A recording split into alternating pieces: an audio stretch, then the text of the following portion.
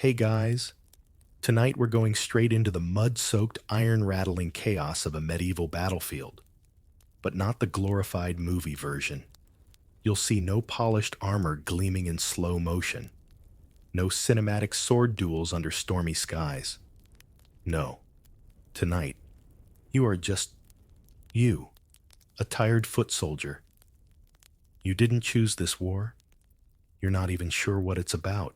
You just woke up, same as always, on a thin blanket laid over damp grass, with your back aching and your dreams still stuck somewhere in the hayloft of a village long behind you.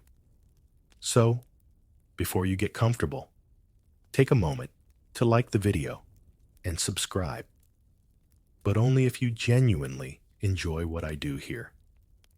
And while you're at it, drop your current location and local time in the comments. I always love seeing where and when you're tuning in from. Now, dim the lights. Maybe turn on a fan for that soft background hum. And let's ease into tonight's journey together. The air is cold, biting, even carrying a thin fog that makes everything slightly sour. You smell wet wool, yesterday's onions, and something like old blood. Not fresh blood, mind you, more like rusty iron that's been sitting in a water bucket too long. You sit up slowly, brush straw off your face, and grunt as your knees complain. Welcome to Battle Day. Your tent is just a canvas lean-to. You're sharing it with two other men, both snoring, both barefoot. One of them clutching a sausage that may or may not have fallen in the night. You won't ask. Outside, there's already noise. Not the exciting kind. Just the clatter of armor being strapped on, the complaints of horses being saddled, the groans of people who barely slept.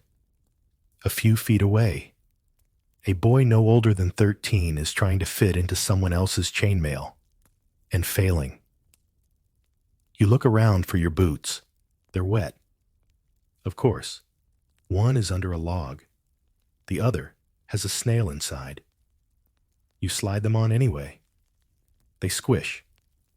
Your breakfast, if you can call it that, is a hunk of hard bread and a strip of dried meat that tastes like salted tree bark. You eat it anyway, chewing slowly while watching your breath cloud the morning air. Someone calls out something that might be your name. You don't answer. You're still wrapping your legs in cloth strips. The trousers are itchy wool. The bindings fray easily, and your thighs already burn from the friction of yesterday's march. You start layering up. Linen under tunic, then a gambeson, a thick padded coat that smells like vinegar and smoke. Over that, someone helps you shrug into your chainmail, which pinches your skin and clinks like cutlery in a sack. It's damp again. It's always damp. A belt tightens around your waist. A knife dangles from it, dull from overuse. A short sword hangs on the other side. It's not yours. It belonged to a man who didn't return from last week's skirmish. You didn't know him well. Nearby, a priest mumbles a blessing that no one is listening to. Someone else jokes about chickens being better soldiers.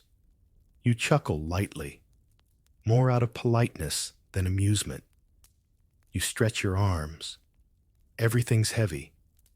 Mail weighs down your shoulders.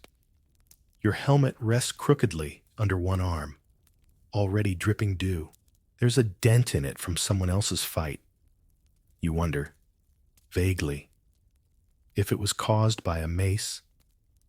You hope it wasn't fatal. You check your boots one last time. There's still mud from 2 towns ago crusted into the soles. You leave it there. It might even help you grip better on today's churned-up battlefield. That's the optimistic thought. Anyway, one of the older soldiers is already sharpening a spear point.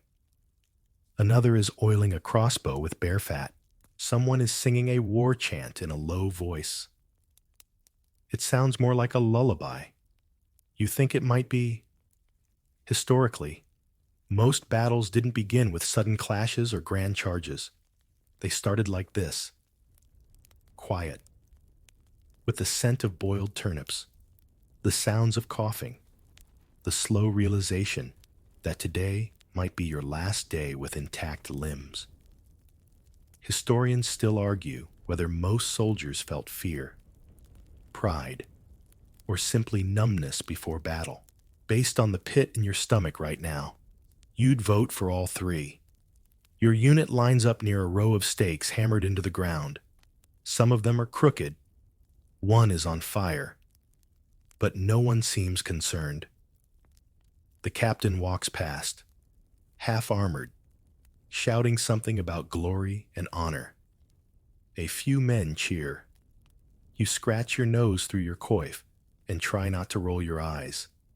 Eventually, someone hands out small wooden badges with the Lord's sigil. It's a goose this time. Last campaign, it was a wildcat. The irony doesn't escape you. You're about to risk your life under the proud banner of barnyard poultry. Still, you pin it on. The sun finally peeks through the clouds, just enough to turn the mist gold for a moment. You try to savor the warmth, however fleeting. So here you are. You woke before the trumpets. You dressed in linen and fear. You chewed on leather. You carry someone else's sword and wear someone else's helmet. You are a thread in the tapestry of battle, not its centerpiece. And oddly, the worst part hasn't even started yet. Your mail shirt is damp again. Not surprising. Really. Everything is damp. The ground, your boots, even the bread in your satchel. There's something about campaign life that makes dryness a fond memory. You shift under the weight of your armor, trying to get comfortable. But comfort gave up and went home weeks ago.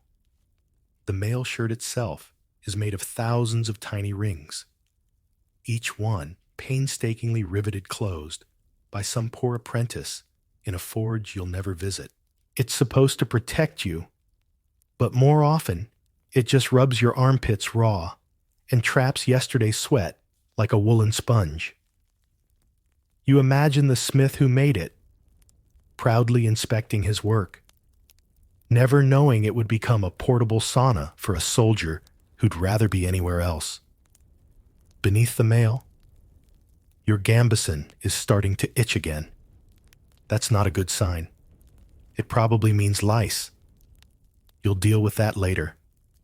Or not. Who has the energy? You glance around.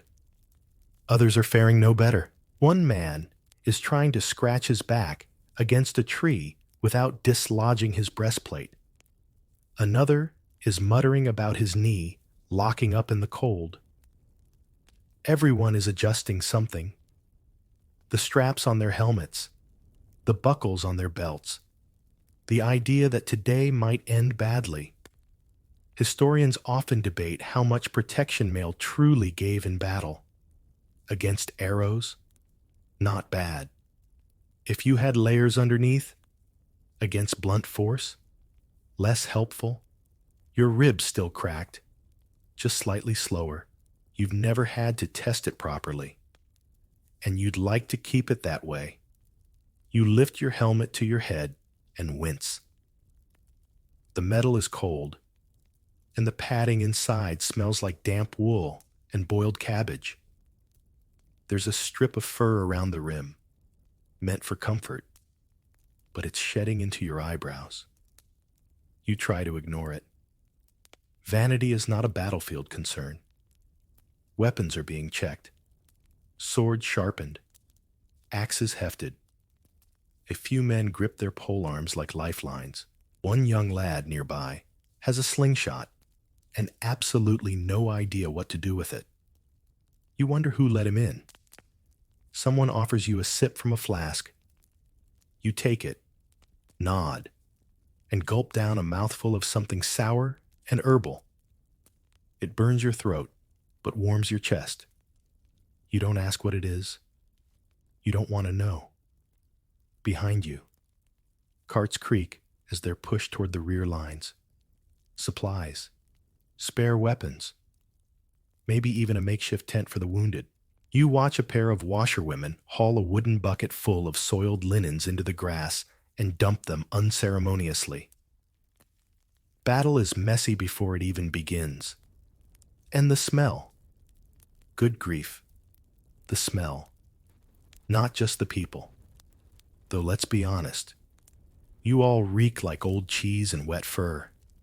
But the entire field, it's a mix of manure, wood smoke, dried blood, moldy straw, and something faintly resembling pickled eggs. That last one is especially mysterious. No one brought pickled eggs, but somehow, all this is preferable to what's coming. The waiting, the stomping, the jarring, bone-deep impact of combat. You remember what the knight said yesterday. A battle is like a wedding. Hours of dull ceremony followed by one awful party. He thought it was clever. You thought he was drunk. There's a brief commotion ahead as a flag drops by mistake. A cheer goes up from the opposing side. They think it's a signal. Your commander waves his arms frantically, trying to indicate that no, not yet. It's a false start. Embarrassing. Really. You lean your shoulder against a crooked pike stuck in the ground. It's part of the defensive formation someone planned last night over beer and questionable stew. It wobbles. Your feet squelch as you shift position. Mud seeps in through a hole in your boot sole. That's going to blister. Again. You flex your toes, trying to spread the wetness evenly. That's your idea of comfort now. Strategic sogginess. A horn blows in the distance. Not your side. Probably just some early warning call. Or maybe a signal to wake up the horses. The animals have been stamping nervously for hours. One of them has already thrown its rider. That man is now limping around muttering about angry hooves. You glance up at the sky. It's brighter now. A bland, featureless gray. No sun. Just light. The kind of light that makes everything look flat and indecisive. Will it rain? Maybe. Will it matter? Not at all.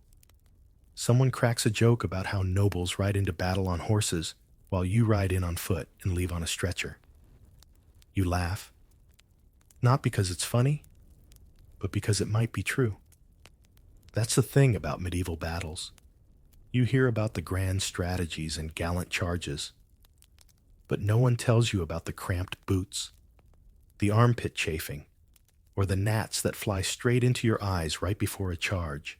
There's a theory that soldiers in the 14th century often relieved themselves before battle to avoid doing it during, based on the smell wafting through the ranks. You suspect some people skipped that step. The dampness creeps higher now. Your gambeson is sticking to your back, a slow, spreading discomfort. You could wring it out. But what's the point? You'd be wet again in 5 minutes. You grip your sword loosely, not out of readiness. More to stop your hands from trembling. You tell yourself it's from the cold. It's not. Somewhere nearby. A priest is still chanting. You can't hear the words, but the rhythm is comforting, like rain on a tent. You wonder if he's praying for victory, or just for a quick ending. You adjust your helmet one last time. The fur rim scratches your cheek. The mail tugs at your shoulders. Your belt is off center, and your boots are squishy. But you're ready. Sort of. You are a foot soldier. You are armored in damp linen, chain mail, and mild discomfort. And the battle hasn't even started. No one knows who's in charge. Not really. There's technically a chain of command, names on parchment, titles etched into rings, banners waving hopefully in the wind.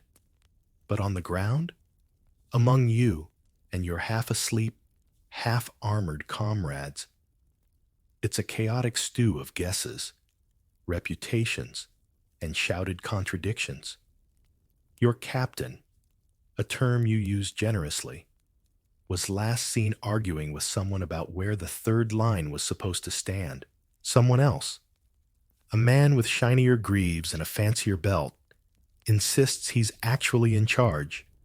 Neither of them has a map, or if they do, it's written in Latin and soaking wet. Someone shouts, "Form up," from the left. Then someone else yells, "Fall back," from the right. Everyone in between just shrugs and stays put. It's like trying to rehearse a choir when no one knows the song and the sheet music is on fire. You find yourself next to a man named Alric.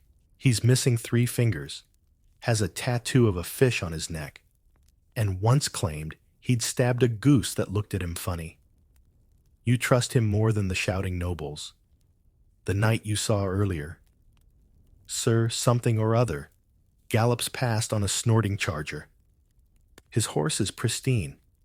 He is not. His breastplate is polished, but his expression is pure panic. He seems to be looking for someone, or maybe just a decent excuse to leave.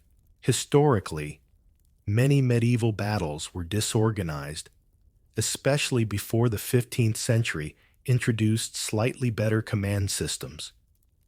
Most armies relied on shouted orders, colored banners, and blind optimism. Some historians still argue whether commanders genuinely tried to coordinate entire armies, or if they mostly just hoped things worked out. You, personally, are in the hope category. A trumpet sounds again. Not the fancy, brassy kind. More like someone blowing into a wet goat horn. It doesn't help. You look around. Nothing has changed, except that more people are shouting now. A nearby sergeant tries to calm everyone by saying, "Stick with your 10-man unit." You look around. You have no idea who your unit is. Maybe Alric counts. He nods at you. That makes 2. Then someone shouts, "Spears to the front!" And dozens of men begin jostling forward, many of them with clubs, axes, or absolutely nothing that resembles a spear. The result is a sort of awkward shuffle. You move sideways to avoid a man with a piglet tied to his belt. He claims it's for luck. You don't ask. The banners flutter above. They're supposed to help guide movement. Blue goose for the left flank, red lion for the center, yellow, something for the rear. But one has already fallen. Another is tangled in a tree, and the third is being chewed on by a horse. You squint toward the hill, where the higher-ups are presumably coordinating. It's a mess of cloaks, scrolls, and yelling. One squire is furiously pointing at something on a chart. Another noble is drinking from a wineskin like he's already given up. You hear a loud clatter behind you. Someone's cart has tipped over, spilling barrels of dried peas across the mud. Half the line turns around to look. The other half assumes this means retreat and begins backing up. A captain screams for order. His voice cracks. This is what passes for leadership today. A crow circles overhead. It lets out a disinterested caw, as if to say, "Told you this would happen?" Someone starts chanting a prayer. You recognize it, not because you're devout, but because it's the same one people mumbled before crossing rivers or entering that one tavern with the unstable balcony. You shift your weight again. Still no firm orders. Just murmurs of, "Wait for the signal." And, "Which signal?" And, "Did anyone bring the horn?" Nearby, a drummer tries to establish a rhythm. It's slow, steady, almost meditative. Then someone yells, and he panics, switching into something more like a funeral march played by falling rocks. The confusion deepens when two groups of infantry start walking in opposite directions. One yells, "You're going the wrong way." The other shouts, "No, you are." It's like watching a school of fish split apart and then decide they were fine where they were. You remember reading, or being told, more accurately, that knights trained for years in strategy and tactics. That's probably true. But strategy doesn't matter much when half your men are barefoot. Your archers are asleep, and your commander is off chasing a dog that stole his plume. There's a sudden shriek as a nearby warhorse rears. Everyone flinches. A few men duck.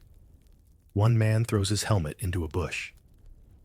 Panic is contagious. So is confusion. But somehow, no one actually moves. The man next to you mutters, "This is fine," while cinching his belt tighter. It is not fine. And yet, this is exactly how many medieval battles unfolded. Miscommunication, long waits, contradictory orders, and frequent, sometimes comical delays. It wasn't always chaos, but it was rarely the elegant choreography of legend. Eventually, someone with enough sense, or maybe just a louder voice, shouts a coherent order. "Hold the line." Everyone freezes. A few nod. A few whisper. Finally, you hold your breath. For now, it seems like you have direction. You're not sure if it's coming from the right leader, but honestly, at this point, you'll take anything. The longest wait of your life begins. You're standing in formation, more or less. It's less a straight line and more a lumpy, uneven collection of people hoping to look like a line from far away. The horns have blown. Orders were sort of shouted. And now, nothing. Absolutely nothing. You shift your weight from foot to foot.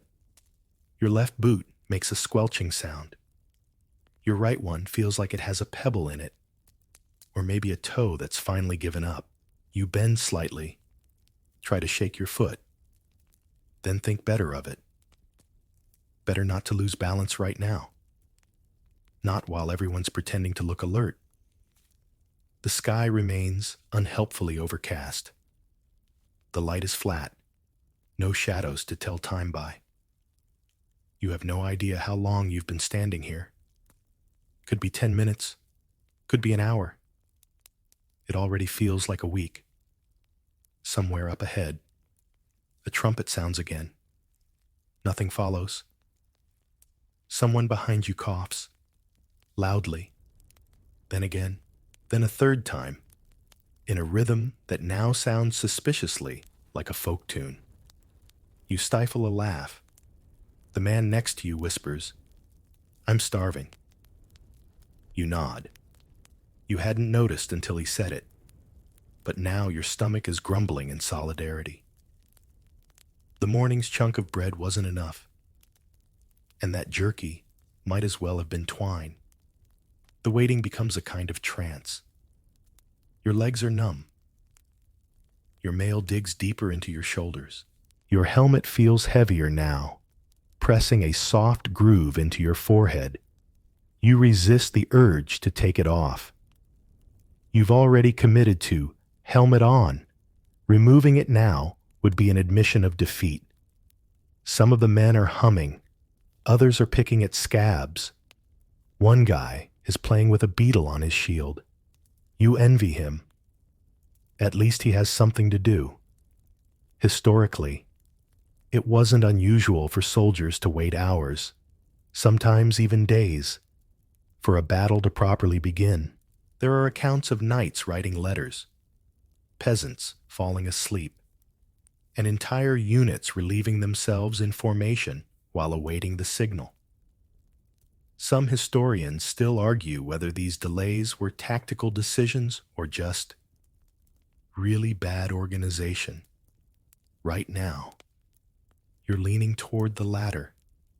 Someone finally breaks the silence. I need to pee. This sets off a chorus of groans, laughter, and sympathetic nods. A few men, less bashful, simply step behind the line and do what needs doing. You consider it, then decide you'd rather suffer than explain the damp spot later. The longer you wait, the more surreal it feels. Battle doesn't come as a thunderclap. It creeps, slowly. Your body starts to believe maybe it's not happening after all. Maybe this is just another training drill. Maybe someone called it off and forgot to tell your flank. You take a deep breath. The air smells like trampled grass, steel, and something earthy. Moss, perhaps. There's a brief breeze that makes the banners flap half-heartedly, like they, too, are tired of standing still. Someone starts reciting a poem. It's terrible. Something about love and chickens. You don't know whether to laugh or cry. The man reciting it seems earnest, though, so you let it play out. Another soldier, farther down the line, has found a piece of straw and is chewing it thoughtfully, as if he's sitting on a fence rather than waiting to possibly die. He gives you a thumbs up. You nod back. It feels oddly profound. A butterfly lands on your shoulder. It flaps its wings a few times, then sits still. You glance at it, cross-eyed. For a moment, you forget where you are. Then, off in the distance, movement. You squint. A shimmer, a flash of something metallic, could just be a glint from a helmet. But everyone around you tenses, subtly. Weapons shift in hands. Feet dig into the ground. The trance is breaking. The flutter of tension spreads like wind through tall grass. A murmur passes down the line. You can't hear what it says, only that it's urgent, or pretends to be. You ready your grip? Your sword, not particularly sharp, feels suddenly too light. Or maybe your arm feels heavy. Hard to tell. And then, nothing again. False alarm. The shoulders sag. The tension deflates. You hear a frustrated ugh from someone ahead. The butterfly flies away. This is psychological warfare, not from the enemy, from time itself. Your nerves are stretched thin, strummed by every shadow and flicker in the distance. One of the lads behind you starts beatboxing. Badly. It actually helps. You try to think of something pleasant. Warm soup. A proper feather bed. The tavern girl in that one village whose name you never got, but whose bread pudding still haunts your dreams. You miss her. And the pudding, equally. A bee circles your helmet. You stand absolutely still. It lands, then lifts, then lands again. You do nothing. You've made peace with the bee. You think about home, not in a dramatic way. Just the dull, dusty yard, the smell of baking barley cakes, the slow turning of the windmill. A life where waiting doesn't end with stabbing. Someone sneezes hard and drops their spear. It falls with a clatter. Everyone jumps. The tension returns. You all look around. Nothing. Just a sneeze. The man mutters an apology. You close your eyes. Just for a second. You don't sleep, but you drift a little. Because this, more than anything, is what actual battle feels like in the beginning. Standing, waiting, getting cold, getting bored, fighting with your boots, imagining soup, watching butterflies, resenting the bee, and desperately needing to pee. Horns blow. Again. And still, you don't move. You hear them loud and clear this time. They echo across the field, bouncing off hillsides and tents, full of urgency and ancient bravado. But your feet remain planted in the same sticky patch of churned-up earth they've occupied for what now feels like a decade. This isn't the dramatic surge you were promised as a boy. There's no wild cheer or sudden sprint. No adrenaline-fueled charge into destiny. Just more squinting, more waiting, and the collective sigh of 50 men pretending they know what's going on. The horns are supposed to be a signal, but they're not followed by anything. No charge, no arrows, no movement from the cavalry. Just a vague rustle and a few birds flying up from the far trees, startled and utterly uninterested. A man near you mutters, "Was that for us?" Another replies, "I thought it was lunch." The confusion settles in again like fog. You glance toward the rear lines. The banner is still upright. Well, mostly. It's drooping a bit. The standard bearer looks exhausted and possibly asleep. No one nearby seems to be paying him any attention. You look down your own line. Half the men are standing, half crouched, a few fidgeting with the leather straps on their scabbards. One man appears to be plucking grass and braiding it out of boredom. He's quite focused on it. He may be the calmest person here. Behind you, someone sneezes, again, loudly. A bit of snot hits your back. You choose peace. You don't turn around. Historically, many horns blown before medieval battles were false starts or morale boosts. A psychological tactic, if you're being generous. A theatrical cough, if you're not. Historians still argue whether early battle horns were part of real signals or just tradition that no one had the heart to revise. Another horn sounds, slightly longer. Still no movement. It's like the battle is being announced in Morse code. But no one brought the translation. Then finally, movement ahead. A ripple in the front line. A knight rides up and begins talking to someone with a lot of finger pointing. You can't hear them. Of course, you're 3 ranks back. But the hand gestures suggest disagreement, or possibly mime. Eventually, someone waves a flag. Not the main one. Just a small one. Probably meant for archers. The archers don't respond. One of them is sitting down. Another is chewing on a stick. You sigh. You think back to training. Such as it was. A few weeks of marching. Some target practice. And a man named Odo trying to teach you swordplay with a broken chair leg. He died, ironically, in a tavern brawl. Not very glorious. You shift your shield into a slightly higher position. It's wooden, painted with a faded red stripe, and has a dent the size of a fist near the top. You don't know if that came from battle or someone falling on it during a drunken stumble. Either way, you tell yourself it's lucky.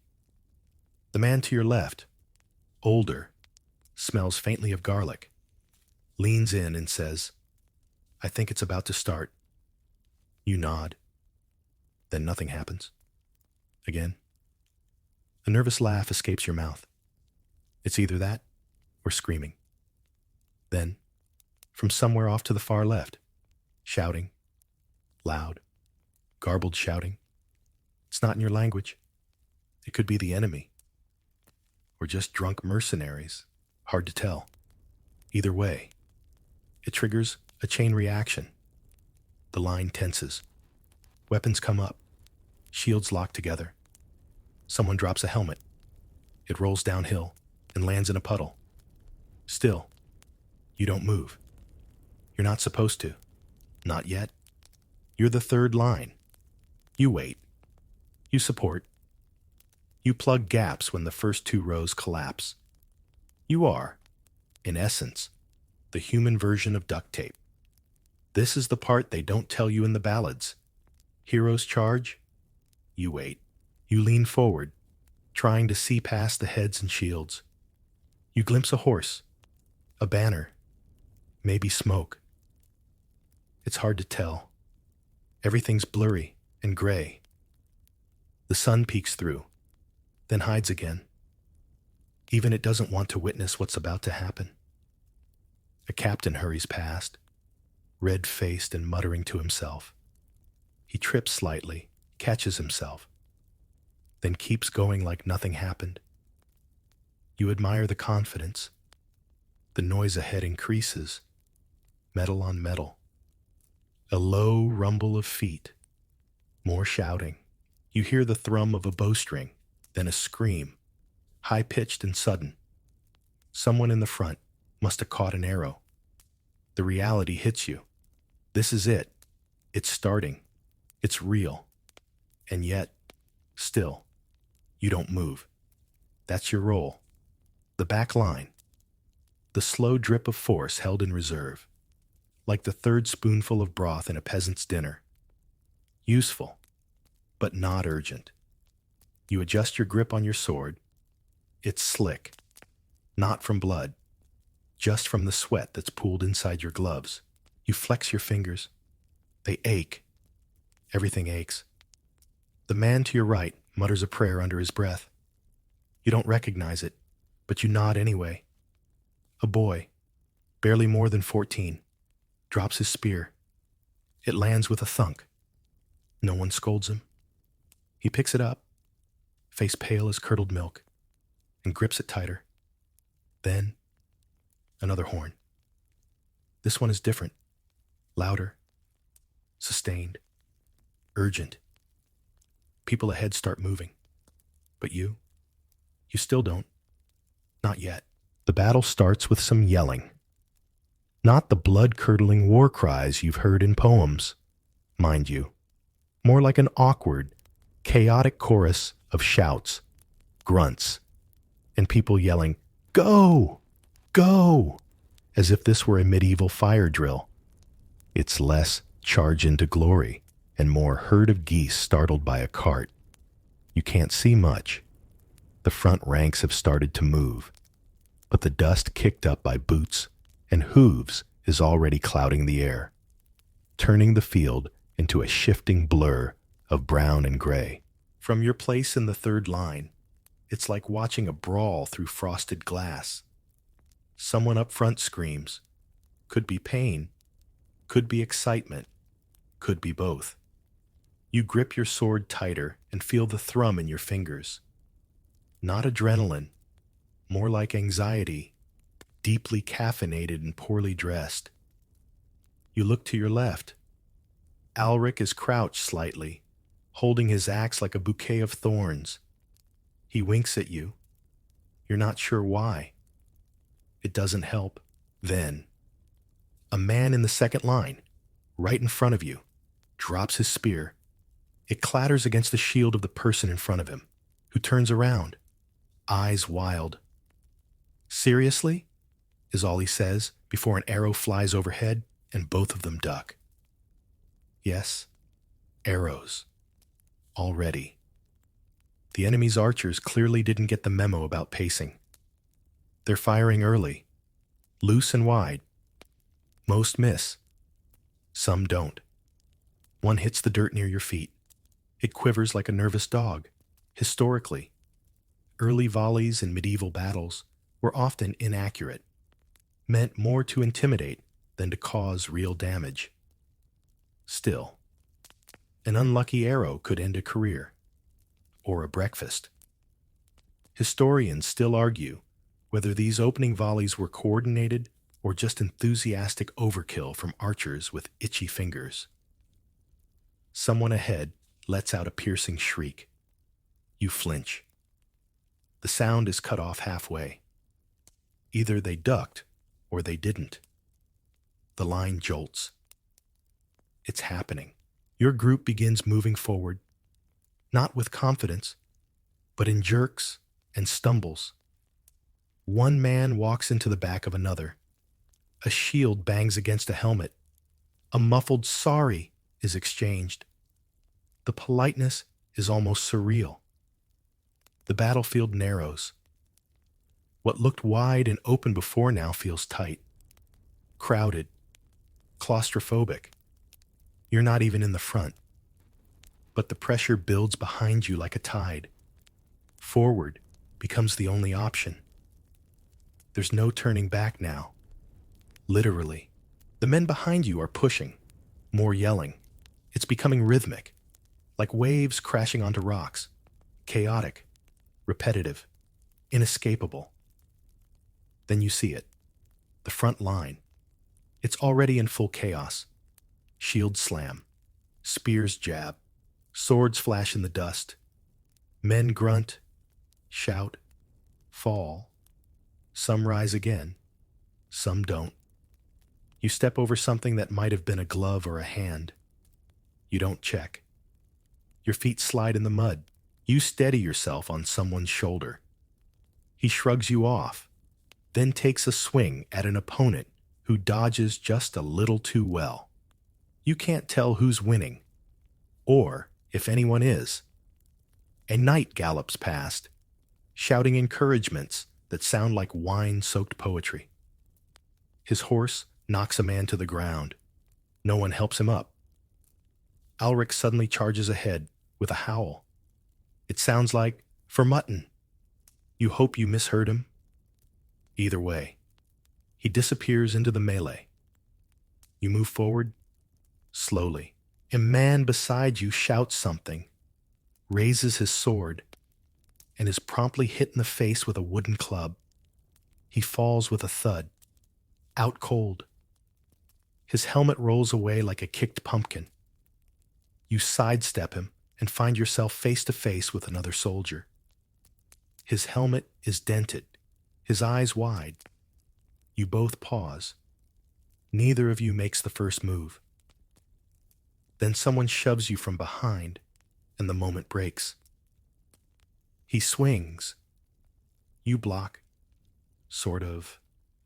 Your sword scrapes along his. Both of you stumbling like dancers with different music. He snarls. You grunt. It's not elegant. It's barely controlled. He backs off. You don't follow. The noise grows louder, metal against metal. Shouts layered over screams, layered over trumpet blasts.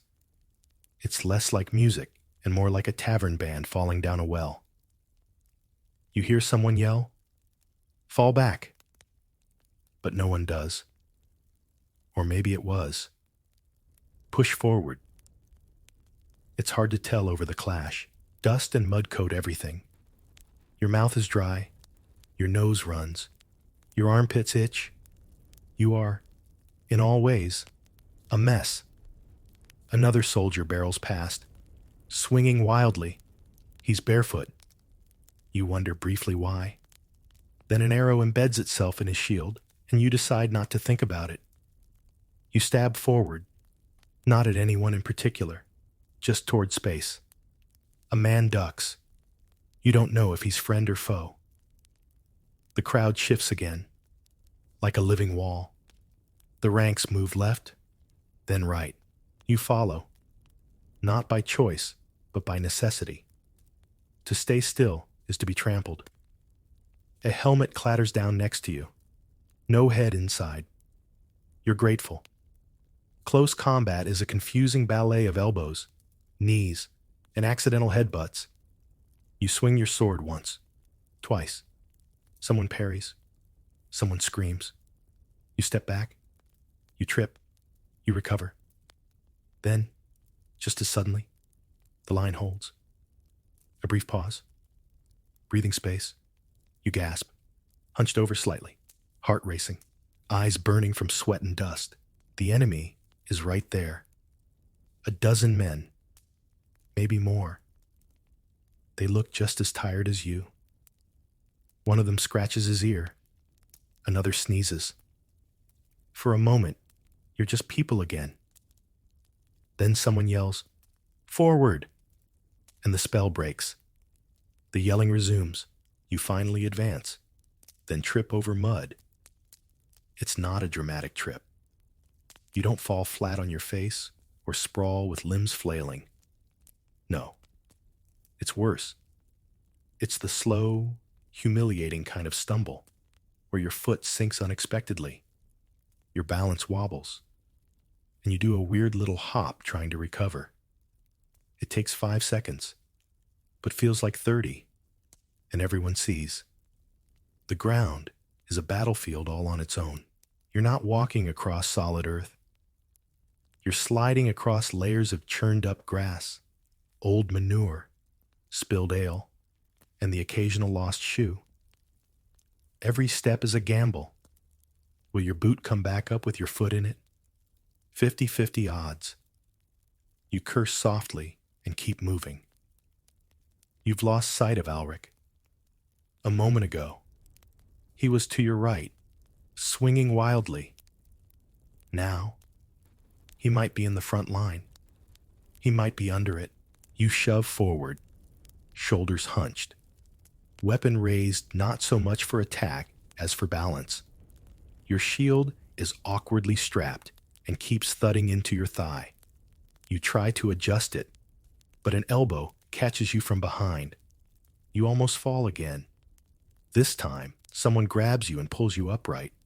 You don't see who it is. You're already being pushed forward again.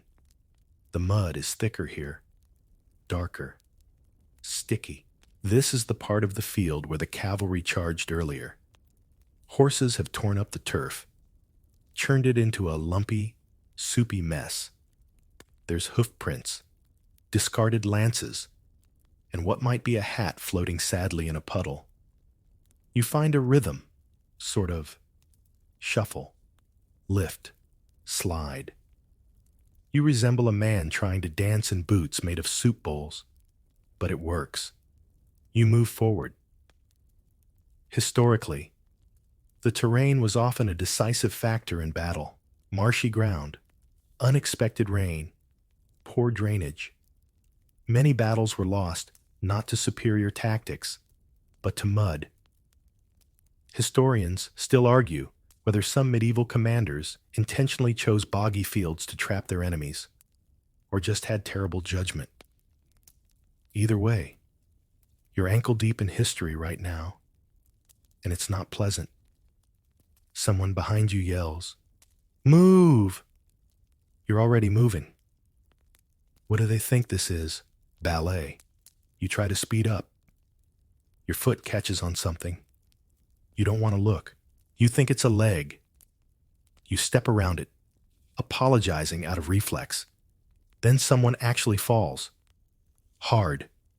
The man next to you, tall, grumpy, carrying a mace, slips and goes down with a wet thwop. His shield skitters across the mud. His helmet pops off like a cork. You reach for him, but he waves you off. "Just go." He grunts. So you do. You keep going. A few steps later, your boot sticks again. This time, you wrench it free with a squelch loud enough to make the soldier beside you gag. You glance down. You're not sure if what you're stepping in is mud anymore. You stop looking. Then someone shouts from the right flank, "They're coming around." You turn. You see shadows, motion, confusion. You raise your sword instinctively. Your arm feels like it's made of bread dough. Still, you swing. The blade meets something. A shield. Maybe. It bounces off. Your wrist stings. The man ducks, retaliates. You block, sort of. It's messy. It's not pretty. But you're still standing. Suddenly, someone else is beside you. Not one of yours. Their armor is different. Their eyes meet yours for half a heartbeat, wide, unsure. You both hesitate. Then a third soldier slams into both of you, sending you sprawling sideways into a clump of sod and wet grass. You roll. Your shield lands on top of you. Your sword is somewhere in the mud. You breathe, wide-eyed, heart hammering. Your ears ring. Someone screams nearby, then laughs, then coughs. You crawl back to your knees, wipe mud from your face, and grab the first weapon you see. It's a broken spear shaft. Good enough. You stand, wobble, take a breath. The line is moving again, forward this time. You fall back in, adjusting to the flow like a fish rejoining the current. Someone ahead yells for reinforcements. You are the reinforcement. Congratulations.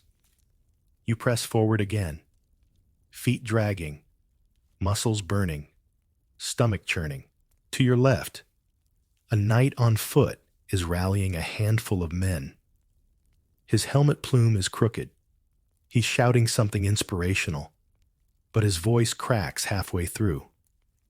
The men cheer anyway. That's something.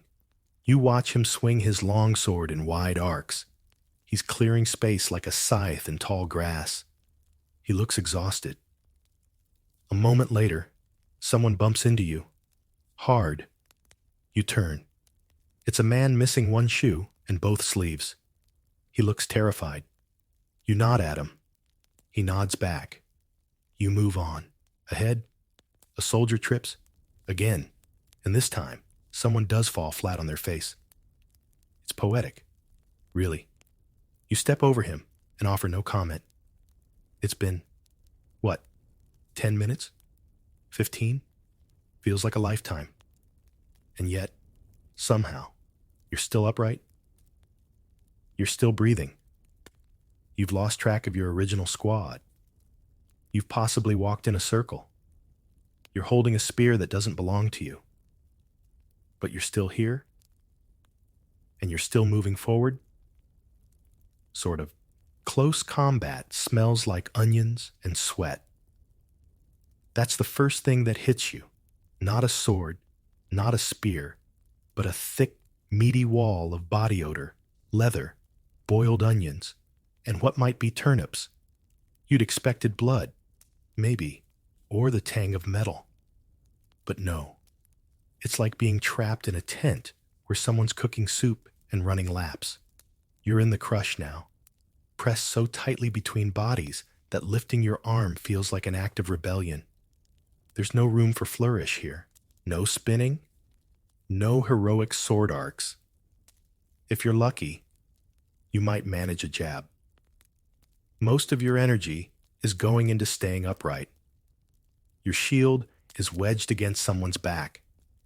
Your sword arm is pinned by your own elbow.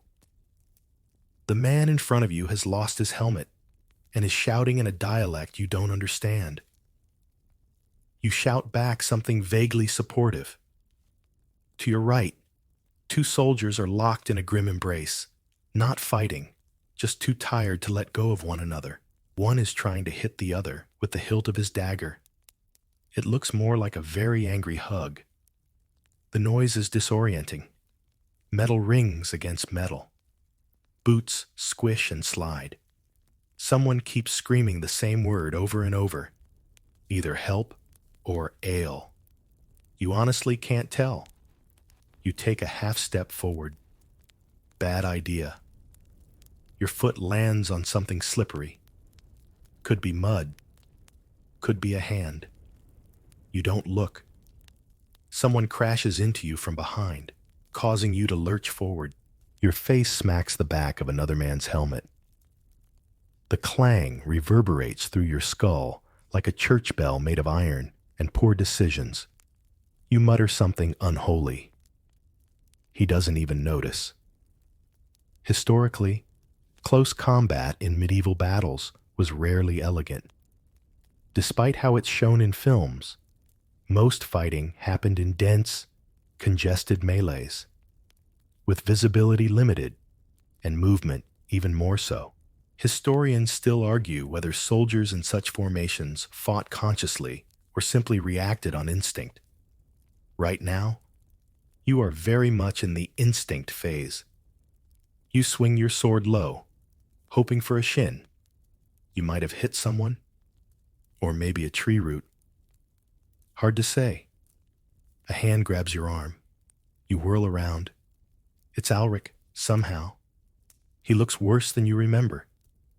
Mud smeared, eyes wild, hair stuck to his forehead like damp straw. He's holding a sword that is visibly chipped at the edge.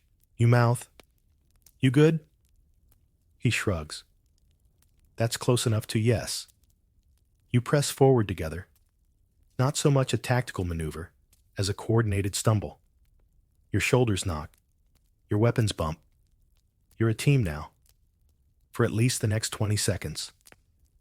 Suddenly, a man with an axe swings in your direction. Alric deflects it with a shield you didn't realize he had. You jab forward in return. Your sword glances off the man's chainmail. He grunts, retreats, slips, and vanishes into the crowd. You look at Alric. Alric looks at you. That went well, you say, surprised. He responds by spitting out what might be a beetle. Someone behind you screams, guttural and desperate. You don't look. You keep moving. Another soldier shoves past you, blood on his forehead, wielding a club made from a table leg. He swings wildly, yells something about goats, and disappears into the fray. You admire his enthusiasm. The smells get worse. Now it's onions, sweat, something burning, and, oddly, mint. You hope that last one is just from someone's herbal pouch, or maybe someone dropped their tea. Your eyes sting from the dust and sweat. You blink furiously. For a moment, everything swims. Shapes blur, colors smear. You duck instinctively, and something heavy whistles past your ear. Alric shouts, "Left!" You lurch that way. You bump into a man who is clearly not on your side. His tabard is the wrong color, and his expression is pure alarm. You both freeze. You blink. He blinks. Then someone tackles him from the side. He's gone. You don't even try to understand what just happened. You press forward again. At some point, your shield splits along the bottom edge. You're not sure how. It still works. Mostly. You hold it like a broken door. Better than nothing. The man in front of you stumbles. You step around him. Your foot lands in a puddle that goes up to your shin. You say something unkind to the puddle. Every inch forward feels like crawling through honey made of elbows and bad breath. You've now been in close combat for, what? 5 minutes? Maybe less? It feels like days. You get a break, briefly. When your line surges forward, pushing the enemy back, you gasp. Your arms are shaking. Your legs burn. Your back feels like it's been stepped on by a mule. But you're alive. You look at Alric. He's gone again. Classic Alric. You raise your sword, pointlessly, and shout something that sounds inspiring. It comes out more like a cough. Still, it's the thought that counts. You stagger into the next wave of chaos. More smells. More shouting. More sweat. More history. One onion-flavored breath at a time. You can't hear the orders anymore. Not that they were all that clear to begin with. But now it's like trying to make out announcements from a broken trumpet underwater while wearing a soup pot on your head. The battlefield has descended into pure noise. Not structured chaos. Just chaos. Shouts come from everywhere. Some are commands, maybe. Others are just names, or curses, or the anguished cry of a man who's just lost his sword again. You try to focus, to listen for anything official, but all you hear is a swirl of overlapping nonsense. Pull back. Push forward.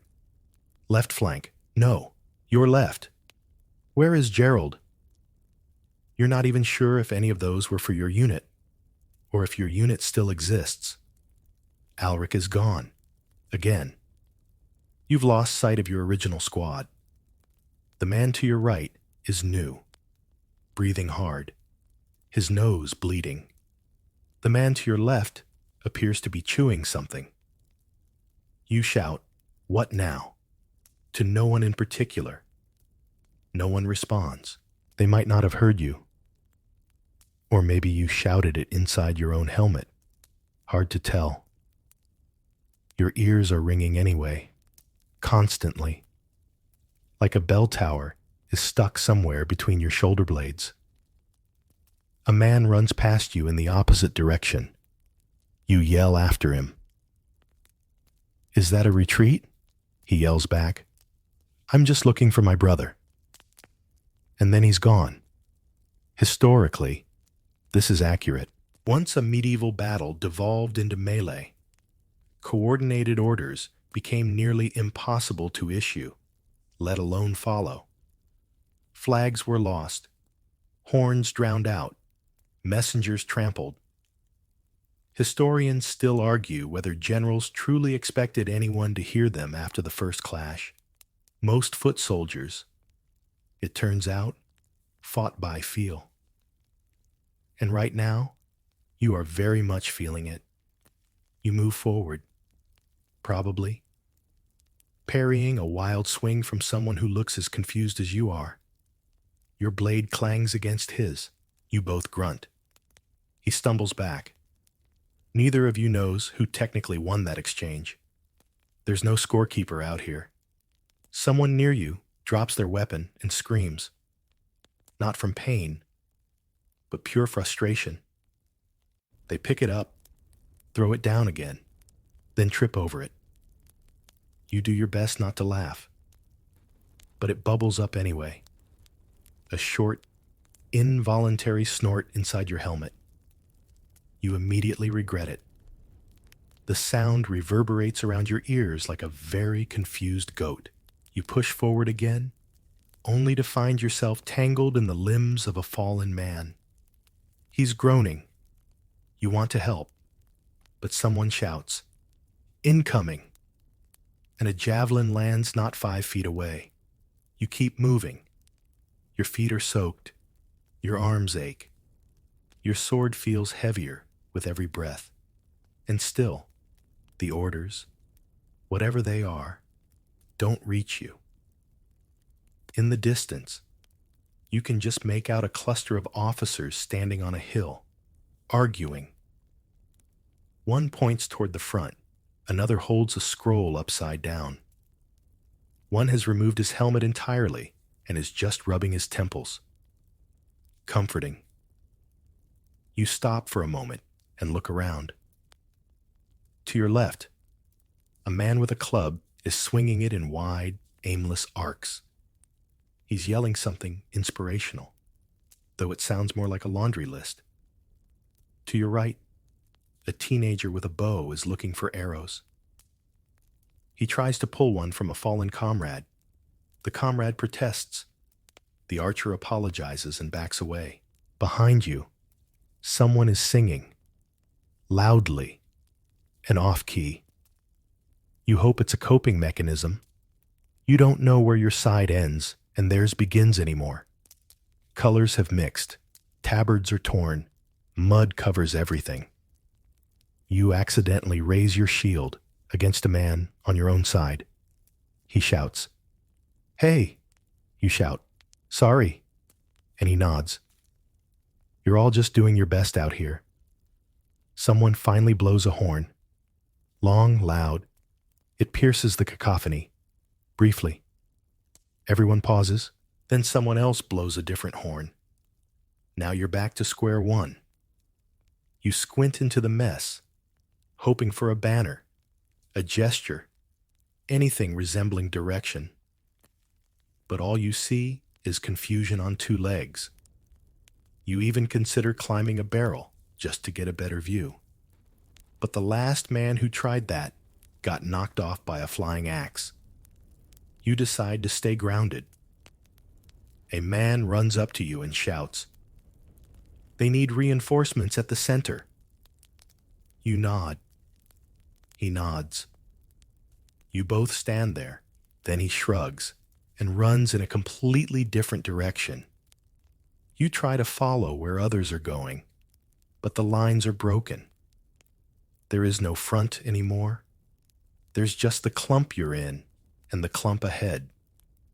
So, you do what most soldiers probably did in medieval battles. You look for the nearest enemy. You swing if you must. You protect whoever's beside you.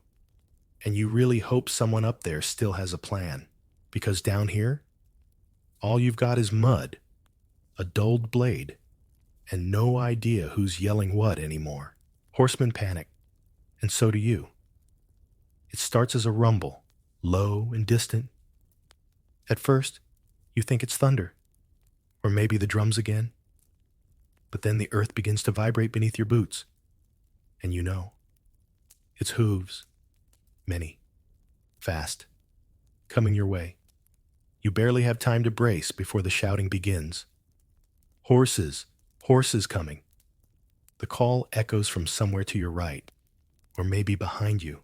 You spin around just in time to see a mounted unit burst through the fog and dust, hooves pounding like war drums, lances angled, eyes wide, both riders and horses.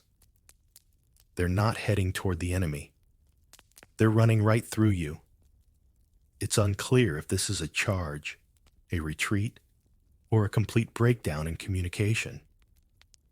Regardless, the result is the same. Panic. Men scatter. Some dive to the ground. Others try to form a wall with their shields. But the horses don't care. They're trained. Yes, but not immune to fear, confusion, or the sight of another horse panicking nearby. One soldier gets knocked clean off his feet by a flailing stallion. Another stumbles backward into a thorn bush, lets out a string of very medieval curses, and stays there. You freeze. It's instinctual. You don't duck. You don't run. You just stand there, eyes wide, mouth open, heart trying to climb out through your ribs. A massive brown warhorse charges toward you, foam at the mouth, nostrils flaring, rider yelling something you can't hear. You raise your shield purely out of habit. The horse veers at the last second. You don't move for a full 3 seconds after that. Then, as if remembering that you're part of this story, you stumble sideways into a hedge, land on your side, and knock the wind out of yourself. Historically, cavalry wasn't always the perfectly coordinated, flanking force we see in textbooks. Horses, despite training, were living creatures, unpredictable, easily spooked, and terrifying in a crowd. Historians still argue whether friendly cavalry caused more confusion among foot soldiers than they prevented. Right now, you're leaning toward yes. You sit in the hedge for a moment, catching your breath. The battle around you continues, oblivious to your brief, leafy vacation. Arrows whiz overhead. The shouting never stops. Someone yells, "Hold the line!" Someone else yells, "What line?" You climb out of the hedge slowly. You're scratched. Your pride is bruised. Your helmet has a new dent shaped suspiciously like a saddle horn. But you're upright. Just as you rejoin the melee, another group of horsemen gallops past, this time moving away from the center. You nearly get trampled again, this time by a knight with half his armor missing and a bag of onions tied to his saddle. You don't ask. You dive to the side, roll, poorly, and land face first in a muddy rut. There's something in it. Possibly a carrot. Possibly something worse. You crawl out, sputtering, and immediately collide with another soldier. He screams. You scream, and the two of you stand there wheezing like startled goats. Who are they charging? You ask. I don't think they know, he says, before limping off toward the rear. You're beginning to suspect that this entire battle is being directed by a series of bad guesses and accidental gestures. You try to find higher ground, or at least a barrel or stump. No luck. You settle for a shallow rise in the earth and climb up just enough to look around. What you see is a mess. Cavalry circling like confused ducks. Infantry lines broken. Banners lying in puddles. Someone is using a tent pole as a lance. Another is chasing a stray horse that seems to be running purely for fun. And yet, somehow, the battle continues. You hear the familiar voice of Alric yelling somewhere to your left.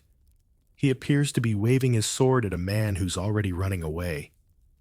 Yeah, you better flee, he shouts, then doubles over, coughing.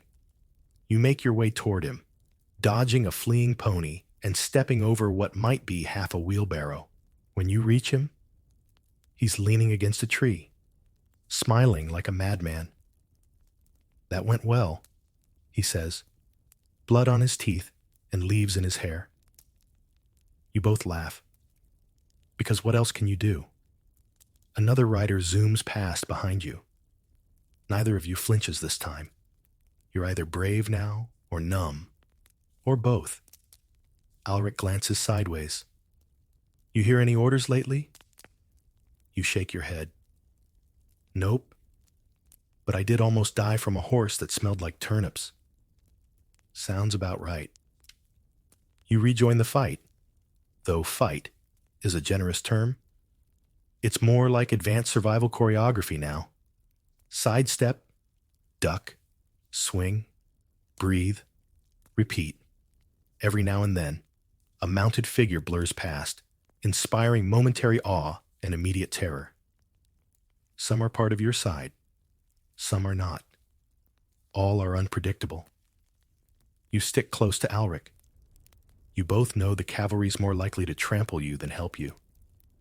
So, you keep to the edges, ducking into dips, climbing over logs, swearing at shadows. Because in medieval warfare, you don't just fight the enemy, you fight the horses, too. The archers are still shooting. Why? You'd think by now they'd stop.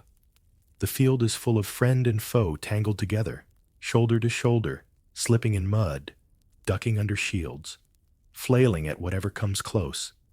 A reasonable person might say. Perhaps this is not the best moment for blind volleys from 200 yards away. But the archers? No, the archers are still up there on the ridge, or maybe behind the second line. It's hard to tell, and they're loosing arrows like it's their sole purpose in life. Which, in fairness, it kind of is. The result is chaos. You hear the telltale whiss of an incoming volley, and instinct takes over. You crouch, not dramatically. There's no time, just a subtle hunch, a drop of the chin. You feel one zip past your ear. Another thunks into a nearby shield. A third lodges in the ground like a rude surprise. Are they shooting at us? Alric shouts from behind a tree stump. You yell back, I think they're just shooting. Historically, this happened more often than you'd think. Archers were trained to fire in arcs, blanketing areas, rather than aiming for specific targets. Once battle lines collapsed, and everything turned into a scrum. Friendly fire became, well, let's just say, not rare. Historians still argue whether commanders trusted their archers too much, or simply forgot they were still firing. A man to your left catches an arrow in the thigh. He screams, drops, rolls. Our side, someone asks. No one answers. It doesn't matter. He's bleeding the same either way. You scramble behind a fallen cart for cover. Alric follows. The cart smells like fermented hay and regret. Arrows continue to fall with occasional, terrifying rhythm. One thuds into the side of the cart. You both flinch. We should move, Alric says. We shouldn't move, you say. You both stay put for another full minute. The volleys continue. Then a pause. Then another. Maybe they're done. You peek around the edge. Nope. Another volley. You duck again. The ground is littered with spent shafts, some stuck into tree trunks, some broken underfoot, some quivering in bodies no one has time to drag away. It's like standing in the middle of a porcupine sneeze. You crawl to a slightly better position, behind what used to be a food barrel, now split open and leaking what might be mashed peas. It's disgusting, but solid. From here, you see the source of the arrows. A line of archers, way off in the rear, still following their orders with methodical calm. Draw, loose, repeat. The elegance of it is maddening. Here you are in the mud, face smeared, half limping, bleeding slightly. And those guys? Clean tunics, calm faces, a rhythm like dancers. It's unfair. You spot one archer, pause and look up, as if realizing, oh, are they still down there? You shake your fist in his general direction. He cannot see you. A loud crack snaps you back to the present. A shield just took a direct hit beside you. The man behind it swears with such creativity that Alric whistles low in admiration. Look, Alric says, pointing. That banner's down. You glance where he's pointing. Sure enough. One of the main flags, the one that had been waving gallantly half an hour ago, is now drooping in the mud. It might have been hit by an arrow. Or maybe someone tripped over it. Either way, it's down. Think that means anything? You ask. He shrugs. Dunno. Could mean retreat. Could mean lunch break. You both laugh, which is probably a bad sign. People start to laugh when things stop making sense. A sudden shout jolts you both. Make way! You look up to see a group of soldiers sprinting past, eyes wide, blood on their arms. One has no weapon. One has two. All are running in your direction, away from the front. You look at Alric. He looks at you. You both stand up. Another arrow lands nearby. You both sit back down. The storm of arrows begins to thin. Either they've run out, or someone's finally waved a flag. Or perhaps, mercifully, they've realized there's nothing left to hit but their own side. You wait. One more arrow. Then another. Then, stillness. You both stand again, cautiously. You re-enter the open. No arrows, just moans, footsteps, and distant yelling. You step over a soldier curled on the ground, arrow in his boot. He's awake, just muttering angrily to himself. You nod in sympathy. He nods back. Nothing else to do. You pick your way across the field, past scattered corpses, broken shields, a helmet sitting neatly on a rock. It's eerily quiet now. Well, quieter. Your ears still ring, but the sky feels open again. The wind stirs the grass. You catch a whiff of wood smoke, blood, and somehow honey. You find Alric again. He's holding a bow. You raise an eyebrow. Found it, he says. Don't worry. I have no idea how to use it. You grin. Because, of course, the archers are still shooting. Because nothing in this battle is coordinated. Nothing makes complete sense. But somehow, you're still here. Still dodging arrows. Still alive. Someone important dies. You don't know who. There's shouting. Of course. There's always shouting. But this time, the pitch changes. It cuts through the din like a cracked bell. Higher. More panicked. A collective intake of breath you can feel rather than hear. You glance up. A banner is falling. Not drifting. Not slowly lowering. Falling. Snapped from its post. Caught on the wind. Flopping into the mud like a great wounded bird. All around you. Heads turn. Some duck reflexively. Others stop in their tracks. Somewhere far off, a trumpet starts, stumbles, and chokes mid-note. And just like that, the rhythm of the field shifts again. You don't know whose banner it was. Could be the enemy's. Could be yours. Could be one of those minor lords whose name you've never bothered to learn. Sir Humbert of What's His Face. But the people around you seem to care. Several gasp. One man drops to his knees, either out of grief or exhaustion. Hard to say. Alric appears beside you, breathing hard, blood trickling from his eyebrow. What happened? You ask. He shrugs. Banner's down. Yeah, but whose? He just shakes his head. Does it matter? And honestly, it doesn't. The effect is the same. Soldiers on your side begin to falter, pulling back, looking around for guidance. A few clutch their weapons tighter. Others loosen their grips like they're suddenly unsure whether this fight is still valid. It's like someone kicked over the game board halfway through the match. People aren't running, but they're thinking about it. Historically, the death of a commander or nobleman often sent ripple effects through the ranks. Morale depended heavily on figureheads, leaders whose survival symbolized order. Historians still argue whether the loss of a leader truly doomed battles, or if the panic simply accelerated what was already inevitable.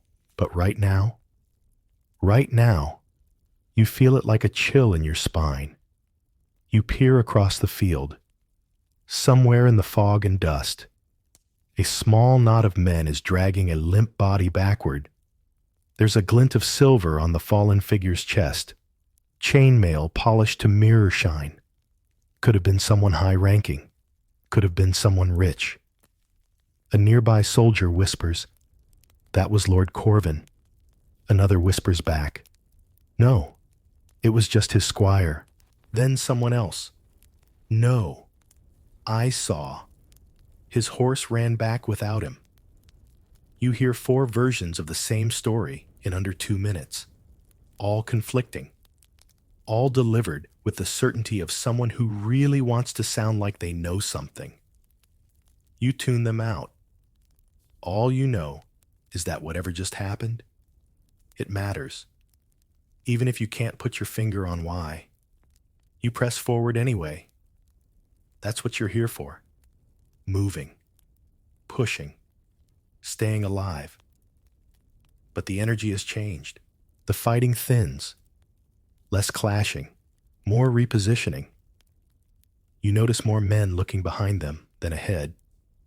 One drops his weapon without realizing it. Another kneels beside a fallen friend, no longer in a rush. Even the enemy seems to sense it. Their movements slow. A few raise shields cautiously, but don't press forward. Everyone's waiting for someone else to do something bold. But no boldness comes. You walk past a man kneeling in prayer. He's got a sword in one hand and a rosary in the other. His lips move, soundlessly. You don't interrupt. You also don't stop. You can't stop. You keep moving, because stillness right now feels too much like giving up. And then, over the hum of battle fatigue, someone shouts something distinct. "Back to the ridge!" You don't recognize the voice. It's not the usual captain, not one of the shiny helmet crowd, but it's said with such force that a few soldiers immediately turn and begin to obey. Retreat? Or reposition? Hard to say. You exchange a look with Alric. His face is unreadable. He says, "If we go, we might live." You nod. "If we stay," he finishes it, "we might live." You both laugh. It's dry, breathless. Too tired to be bitter. Too real to be funny. You see a cluster of men helping one another hobble toward the rear. One is limping. Another is bleeding from the arm. None of them speak. They just move. You follow. As you go, you glance over your shoulder. The fallen banner lies in a puddle, barely moving. The fabric is torn, the symbol obscured. It could belong to anyone. And maybe that's the point. You're not here for glory. You're not here for names. You're just trying to walk away breathing. Because someone important may have died, but you didn't. Not today. Retreat feels just like victory. You're not sure what triggered it. Another horn, a hand signal, someone shouting loud enough to make it sound official. But the moment arrives subtly, like rain fading into mist. One moment, you're edging forward cautiously. The next, you're part of a wave slowly backing away. No sprint, no panic, just movement in reverse. At first, you're suspicious. It feels wrong. You check over your shoulder, expecting to see a cavalry charge headed straight for you, or a commander screaming, "Hold the line!" But no one is stopping you. No one is shouting. The field, as far as battlefields go, seems to be calming down. "Are we retreating?" you ask Alric. He's wiping muck from his sword, smearing it more than cleaning it. Looks like it. Is that allowed? He shrugs. It is now. And just like that, you're walking backwards through the battlefield, trying not to step on corpses or dropped weapons.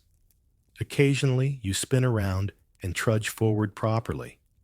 Less noble, but far more efficient. The strangest part? No one's chasing you. You pass a man sitting on a rock, helmet off, just watching the clouds. Another limps by, smiling faintly as if he's just remembered something pleasant. You begin to see more people with their helmets slung under arms, visors up, faces exposed. They're not bracing for another round. They're winding down. Historically, this was often how battles ended. Not with a grand final charge, not with a trumpeted victory, but with one side deciding, quietly, collectively, that it was over. There wasn't always a definitive moment, just a slow withdrawal. Historians still argue whether many defeats were really just highly motivated strolls away from danger. That's what this feels like, a highly motivated stroll. You pass a cluster of men pulling a cart loaded with the wounded. They don't look scared anymore, just focused. One of them whistles a tavern tune, off-key, but steady. Your legs are numb. Your hands still tremble. Your mail shirt itches more than ever, and your belt has somehow twisted itself halfway around your body. But you feel lighter. You survived. You made it through the noise, the arrows, the horses, the mud, the yelling, the awkward swordplay, the bad decisions, the archers, the bees, the inexplicable puddles, and the men who kept losing their spears. You're retreating, yes, but it feels like triumph. Alric walks beside you. He's carrying a helmet that isn't his, and you're not sure if he knows. Neither of you says anything for a long while. Eventually, you reach the edge of the fighting, or what used to be fighting. The clatter is behind you now. Ahead, open grass, tree lines, the distant sprawl of your camp. The scent shifts from blood and sweat to something cleaner. Smoke. Maybe. Pine needles. Dirt that hasn't been churned up by 300 panicked boots. You glance back once. The field looks like a broken quilt. Patches of bodies. Flags. Discarded weapons.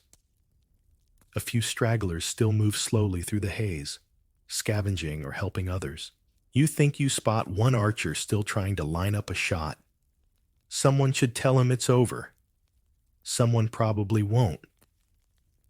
You cross a small stream, the cold water seeping instantly through your boots. You don't care. The sensation wakes you up, reminds you that you're still here, still intact, still sore in every imaginable joint.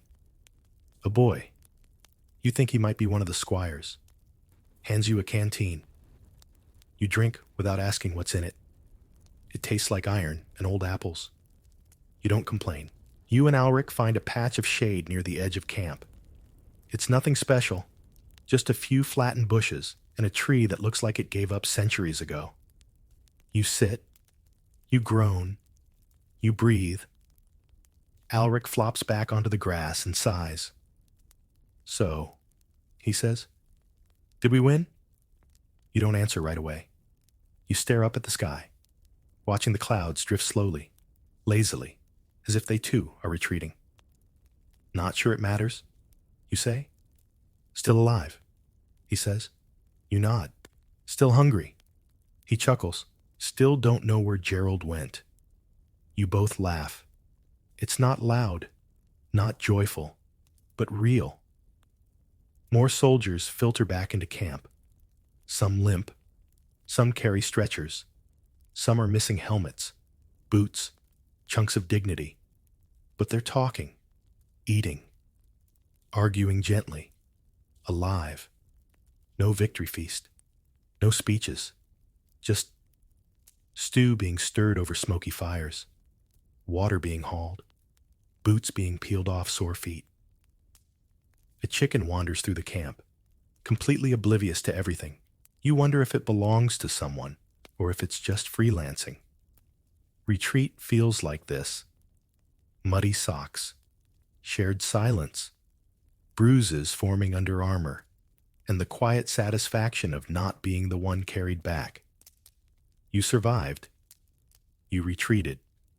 And right now, that's enough. The night camp is weirdly peaceful. You'd think, after everything, the camp would be a chaos of groans, shouting, people arguing over whose sword broke and whose banner fell. And sure, there are a few raised voices, a few limps and bloodied tunics. But mostly, it's calm. Not joyous, not mournful, just quiet. A tired quiet. Someone's already built a fire near the edge of camp. Smoke curls upward into the purple dusk. You and Alric settle near it. Not close enough to get hot. Just enough to warm your boots and pretend you're in control of something. Your legs throb. Your arms feel like they've been hollowed out and filled with porridge. You keep finding flecks of dried blood on your fingers that you think are someone else's. You hope they are. A pot of something vaguely edible is boiling in the center of the fire circle. A stew. Maybe Smells like turnips and regret. But you'd eat anything at this point, even shoe leather, especially if it came with salt. Alric hands you a dented tin cup. Inside is a ladle's worth of the mystery stew. It's mostly liquid, slightly gritty, and tastes faintly of garlic and wet sock. You slurp it anyway. You sit back on a bundle of spare linen, wrap your cloak tighter, and exhale. All around you, the camp settles like a blanket on tired shoulders. Nearby, a wounded man groans softly. Another is being bandaged by a woman who clearly knows what she's doing. She has a pile of clean rags, a pot of hot water, and the exact tone of voice that demands obedience without saying a word. Someone plucks a one-string lute with shaky fingers. The melody is simple, repetitive, a little flat, but somehow perfect. You glance upward. The sky is clearing. Stars start blinking through the haze one by one, distant and cold, yet familiar. Alric pulls off his boots with a grunt and groans in satisfaction. I swear, if I don't get trench rot, it'll be a miracle. You laugh. A real one. He looks at you. Never thought I'd say this, he says. But I kinda miss the mud. You can go back, you say. He makes a face. No thanks. You both go quiet. There's a man across the fire carving something into a block of wood. You can't tell what it is. Could be a dog. Could be a loaf of bread. His tongue sticks out slightly in concentration. Every few minutes, he blows sawdust off the surface and frowns. Another man is asleep already, snoring into a bedroll he clearly stole from someone else. You recognize the pattern on it. It belonged to Gerald, wherever he ended up. The priest walks by, murmuring blessings over the wounded and anyone who asks. He looks exhausted. You wonder if he still believes in what he says, or if he's just playing the part now. Either way, the men seem to take comfort in it. You pick at a scrape on your knuckle and watch the fire flicker. Sparks rise, tiny bursts of light that vanish as quickly as they appear, like ideas, like people. Think we'll fight again tomorrow? You ask. Alric shrugs. Probably. Think it'll be worse? Definitely. You both fall into silence. A dog wanders through the camp, muddy, tail half missing, but happy to accept scraps. Someone throws it a bone. It trots off. Pleased? You feel a strange sense of stillness settling into your bones. Not sleep. Not yet. Just a pause. That's what this camp is. A pause.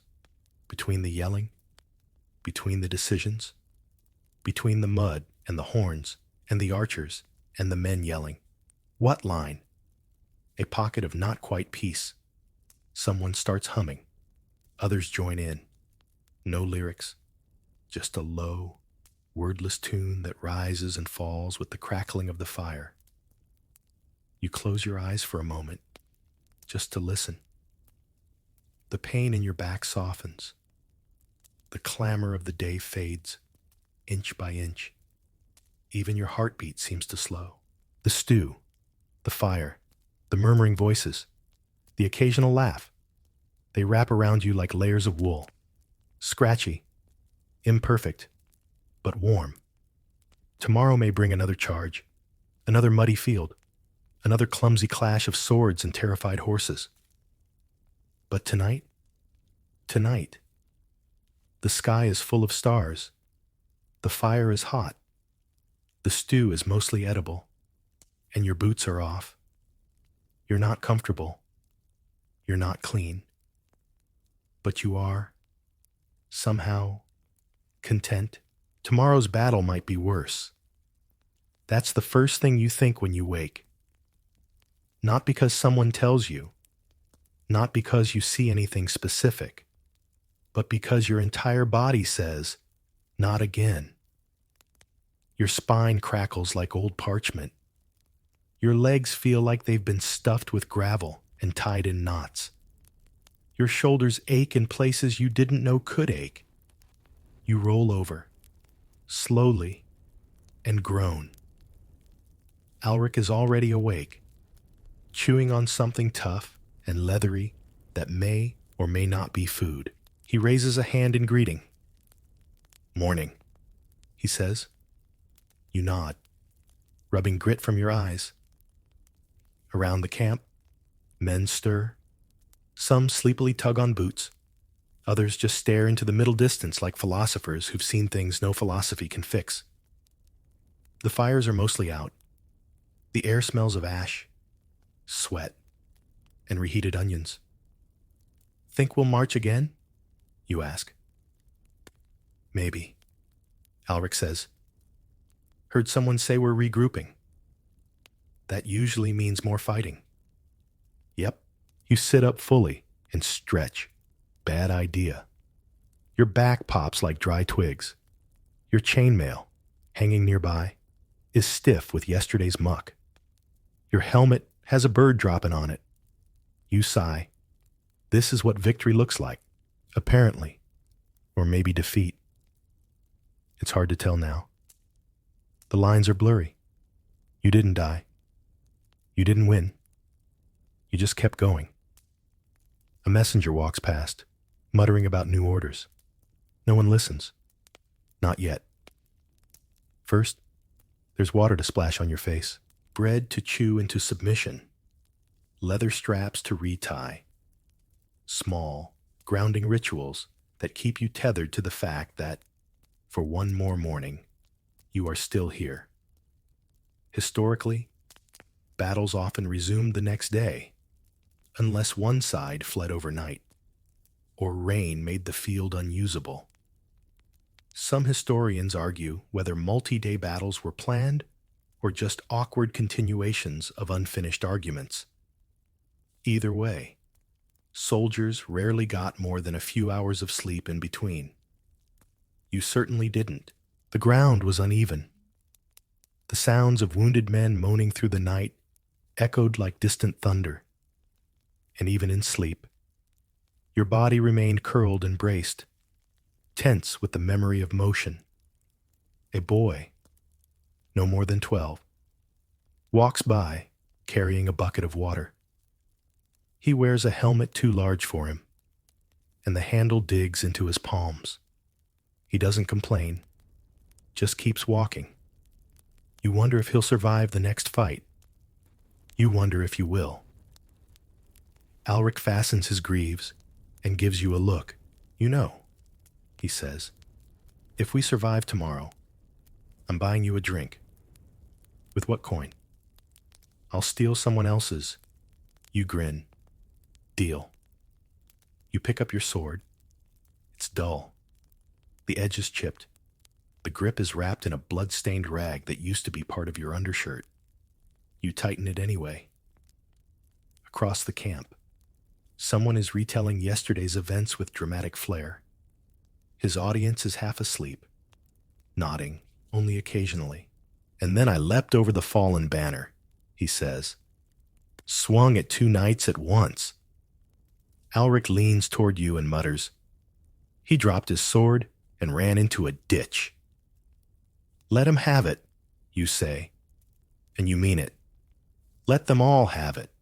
The stories, the exaggerations, the brief glimmers of bravery, remembered however they like. Because whatever comes tomorrow, they might need that memory more than they need truth. You sling your belt over your shoulder. You tie the final strap on your boots. You stand. The field beyond the trees waits, quiet, shrouded in mist, pretending it hasn't already swallowed hundreds of men. It will ask for more tomorrow, and you will go. Not because of duty, not because of glory, not even because someone told you to. You'll go because everyone else is going, and turning back is harder than pressing forward. Alric stands beside you. He slaps your shoulder. One more day? One more, you say. He grins. And then we definitely run away. You laugh. Definitely. The horns haven't blown yet. No captains are yelling. No drums beat. But already, the mood is shifting. The camp is stretching, waking, strapping on weapons like they're extra ribs. You take one last look at the sky. A single cloud rolls by. The sun isn't visible, but the light is there. Soft, dim, enough to see the next step. You take it, because tomorrow might be worse. But today you rise again, and now you can rest. You've walked the field. You've shouldered the mail, smelled the mud, dodged the horses. You've stumbled over turnips, swung blindly in a fog of elbows, and stood too long in a line that never moved. You've seen banners fall and men laugh at death, and you made it, somehow, to the other side. Let that fade now. Let the clang of swords drift away, like old bells fading into the night air. Let the shouts quiet into a gentle hum. Let the bruises in your muscles dissolve, one by one, into soft warmth. You're not in the camp anymore. You're somewhere quieter now, where the fires never smoke too much, and the stew tastes better, and the boots are always dry. Where your armor's off, and your limbs are light, and the stars hang still in the sky. You hear the crackle of a fire, the sigh of wind in the trees, maybe even a night bird calling softly in the distance, the kind of sounds that tuck themselves into the folds of sleep and wait there, gently, for you to arrive. Tomorrow can wait. For now, you breathe slowly, in and out. You did well. You're safe, and you're here. So curl into the blanket of stillness around you. Let the aches unwind. Let your heartbeat slow, because the battle is over. And now, finally, you can sleep. We're going behind the heavy stone walls of a medieval castle, not as royalty, not as tourists, but as someone who's about to defend it. You're not a gallant knight or a clever tactician. You're a foot soldier with sore feet, stale bread in your pouch, and a job no one else wanted. It's early, too early. You're waking up to the chill of stone beneath your spine, the kind that creeps in overnight and refuses to leave. The straw mattress under you has lost most of its stuffing, and you're pretty sure something is living in one corner of it. You try not to think about that. Then the bells begin. It's not the soft chime of a church. This is a flat, metallic clang from the watchtower. 1, 2, 3 rings. Then a pause. Then another. The signal for something. You groan and sit up, the blanket slipping from your shoulders. Your breath fogs in the air. No one yells yet, but the sounds of movement start immediately. Footsteps on stone, clinking armor, a bucket tipping over. You hear a shout from the next chamber. Up, now, they're out there. You don't ask who they are. You already know. Your tunic is cold. Your leggings are damp around the knees. You slide into your gear by feel. Linen shirt. Then your thick woolen outer tunic. Then leather. Your belt goes on crooked, but you don't fix it. Time is now measured in clanging metal and fastened buckles. You grab your helmet from the hook by the door. It's dented. Someone else's initials are carved into the inside. Doesn't matter. It's yours now. You rush down the spiral stairwell, one of those too narrow, too steep towers that make your knees ache just looking at them. The walls are clammy, and your shoulder brushes moss as you descend. You try to move quickly, but quietly. Outside, the courtyard is already alive. Chickens flap. Horses snort. A woman pulls a child out of the path of two soldiers jogging past. A pot of something steamy is knocked over and hisses on the ground. The air smells like smoke and soup and panic. You get to the gatehouse just in time to join the others. The captain, gray-bearded, scarred, never smiles, waves you to the wall. You're late, he growls. I'm early. You say. He doesn't laugh. From the top of the gatehouse you can see everything. Far below, the moat glints in the morning light. Beyond that, trees, mist, the faint hint of enemy tents like little fabric mushrooms dotting the edge of the wood. And beyond that, movement. They're lining up, marching, setting something up. Siege towers? Maybe. Hard to say through the fog, but the pattern is familiar. You've seen it before. You hoped you wouldn't again. Your stomach growls. You pull a strip of bread from your satchel and chew. It's stale. It crumbles too easily, but it helps. Behind you, one of the younger lads, Tommy, asks nervously, "How long do you think we've got?" You shrug. Till the next bell. Maybe. He gulps. A pigeon lands on the crenellation beside you. It cocks its head, looking supremely uninterested in the situation. You envy it. You remember something your uncle once said, long before you came to the castle. Stone makes a fine shield, until it doesn't. You didn't understand it then. You do now. Because while castles look invincible, you know better.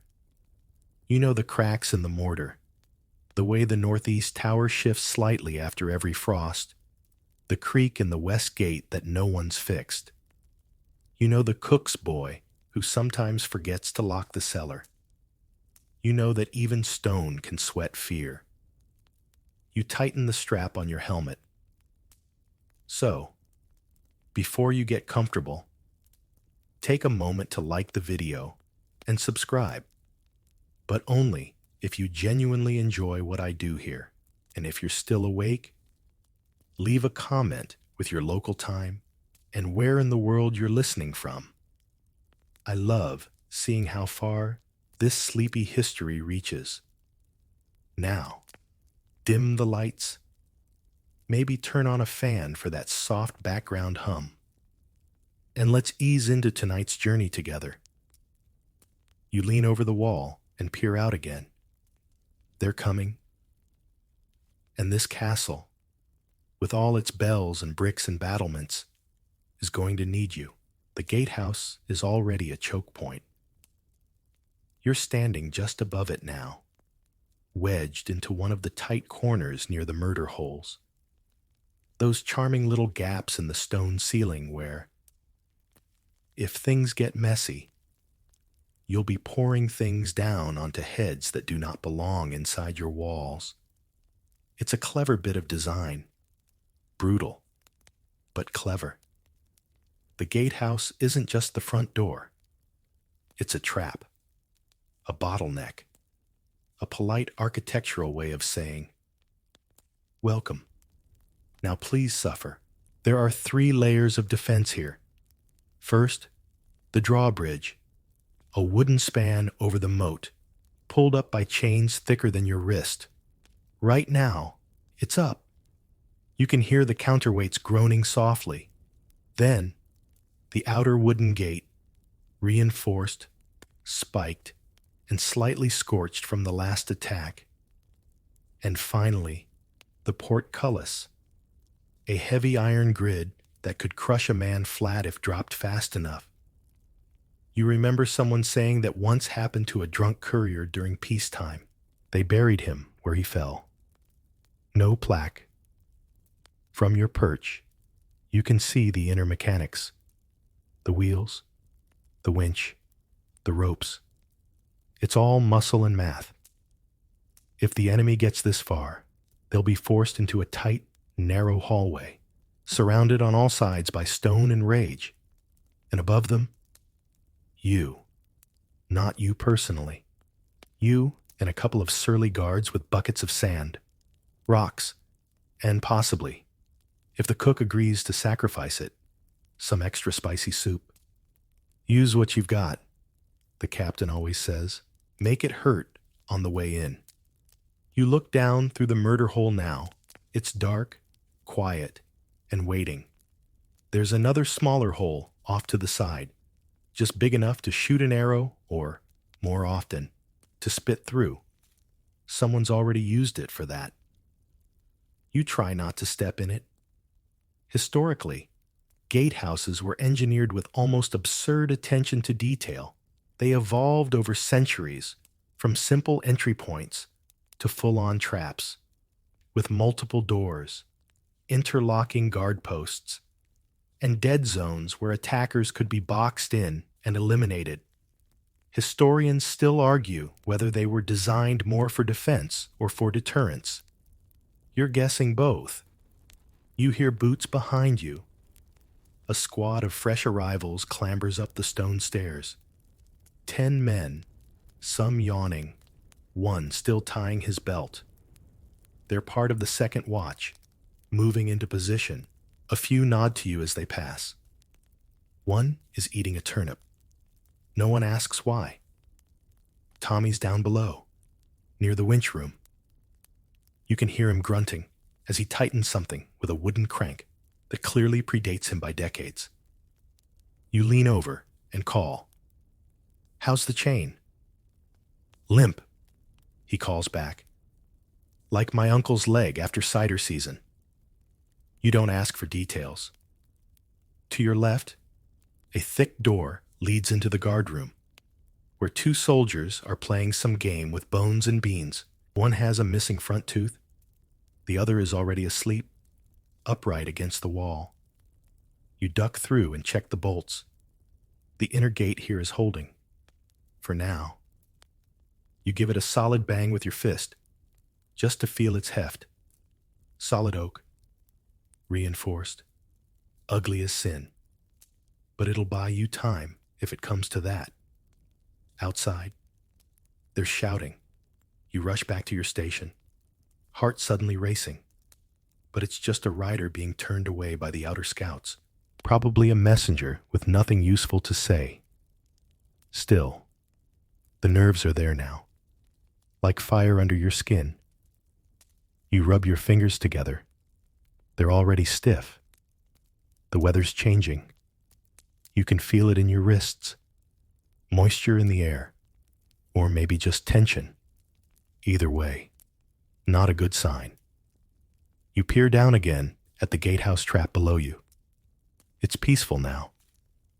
Which, of course, means it won't be for long. The worst part of defending a castle isn't the arrows or the shouts or the heat of the tar. It's the silence.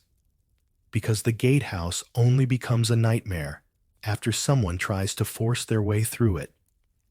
And they will. You glance at the pulley system again. One frayed rope, just one. You make a note to tell the carpenter, if he's still sober. Another soldier comes by, sets a basket of stones beside you, and mumbles, "They're moving." "How close?" He shrugs. "Close enough?" You look out past the portcullis through the arrow slits. Beyond the moat, shapes move through the fog. You count them silently. 3 clusters, maybe more. You think you see something wheeled, wooden, with a covered top. Siege tower? Or just a cart? Doesn't matter. If they try the front gate, they'll regret it. Probably. Hopefully. You take one last look at the rusted iron spikes above you, the ropes holding the portcullis, the bucket of small stones beside your foot. You pat your sword like a superstitious baker patting dough. Because if today goes badly, this gatehouse will be more than a passage. It'll be your coffin. Moats are not just fancy ditches. They smell. That's the first thing you notice. Forget everything you've read in fairy tales. This isn't a crystal clear ring of shimmering defense around a pristine white castle. It's a trench full of stagnant water, soggy reeds, the occasional dead fish, and at least one chicken that's been bobbing on the surface for 3 days now. No one's claimed it. You've named it Jeff. You're walking the outer perimeter now, just inside the inner curtain wall, peering out over the moat's murky edge. It's early enough in the siege that the attackers haven't made any real moves yet, but you can feel them watching. You watch back. The moat curves around the structure like a giant horseshoe, wide, dark, and uninviting. It's deeper in some places, shallower in others. Rumor has it the west side once swallowed a whole donkey cart. They say it groaned for hours. You're not sure if that's true, but the smell certainly lingers. Someone coughs behind you. Martin, a lean man with a scar across his cheek and a habit of chewing bark like it's bread. Still wet, he says, which is perhaps the least helpful battlefield observation of all time. Moat still moating, you mutter. But here's the thing. This ugly little water feature is your castle's first serious defense. It slows the enemy, forces them to gather and bunch up while they plan to cross it, makes siege towers unstable, ruins ladders, and, most importantly, it turns a fast assault into a slow one. And in battle, slow equals opportunity. Historically, moats weren't always filled with water. Dry moats, essentially deep trenches, were just as common, especially where groundwater was hard to manage. Some were lined with sharp stakes. Others had stone revetments to prevent climbing. Historians still debate whether the psychological effect of a moat, oh no, water, was more effective than the physical difficulty it posed. From your position now, you can see the enemy beginning to test it. One man pokes a long pole into the water, as if he's checking for crocodiles. Another gestures with a roll of cloth, probably some plan or map. A few laborers begin laying planks across the narrowest part of the ditch. It's clumsy, amateurish. You watch. You note. They're testing depth. Martin says, more helpfully this time. Won't attack today. Not yet. You nod. You were hoping for that. A torch flares somewhere along your own wall. An archer shifts positions above you, muttering about how the birds around here are too fat to fly. You try not to laugh. You glance down again at the moat. A frog plops into it, creating a ripple that spreads slowly toward the far side. The water is brown, thick, and smells faintly of cabbage. And yet, it's a savior. You've seen what happens when attackers do try to cross. You've seen them slip on the wet banks, their armor dragging them into the drink. You've seen men try to swim across with torches held overhead, only to be plucked off by arrows before they're halfway through. The moat doesn't need to be deep to be effective, just annoying. And this moat? It's professionally annoying. Someone mentioned filling it with oil once. That was a bad idea. Too expensive. And someone else, maybe a drunk guard, suggested alligators, which was met with silence. Then a long conversation about how alligators don't exist around here. He insisted. The others walked away. You remember that fondly now. From the far side, a rock lands with a thunk just short of the water. A test, maybe, or a misfire. You squint, trying to see if anyone is raising a flag or torch. Some signal. Nothing yet. Martin walks off to check the west edge, muttering about snails. You lean your elbows on the parapet and let your eyes blur slightly. A cloud passes over the sun. The light dims. You wonder what it's like on the other side of the moat. If the soldiers feel brave, or bored, or just damp. You wonder how many of them are hoping, like you, that the mud will hold them back long enough for someone to change their mind. Because this ditch, this stinky, algae-laced, probably disease-riddled ditch, is your silent ally. It doesn't talk back. It doesn't move. It just waits. For them. And for you. Arrow slits are your new best friend. They don't look like much. Just tall, narrow openings carved into the stone. A child could barely fit a hand through them. But from the inside, they feel like your only real connection to the outside world, and the only thing standing between you and a flying spear. You slide into position now, one knee resting on the worn wooden bench beside the slit. The stone around it is cold, smooth, from generations of fingers resting exactly where yours do now. You lean your shoulder into the frame, raise your bow, and peer through the opening. The world outside is pinched, just a tiny slice of trees, mist and tense. It's not glamorous. There's no wind in your hair moment, no dramatic drawing of your bow with sunlight glinting off your cheekbones. Your forehead itches, your thigh is cramping, and someone left crumbs on the bench. Again. But still, this is where you belong today. They call them loopholes too, which is funny, because if you're out there trying to break in, this is the last loophole you'll want to test. You draw an arrow and notch it slowly. Not because you're aiming at anything yet, but because it makes you feel ready. The shaft creaks as you twist it slightly into place. Historically, arrow slits, or embrasures, were a signature feature of castle walls, especially from the 13th century onward. They were designed to give defenders a wide range of fire horizontally, while minimizing exposure vertically. Some slits even had fishtail or cross-shaped ends to allow for better aiming angles.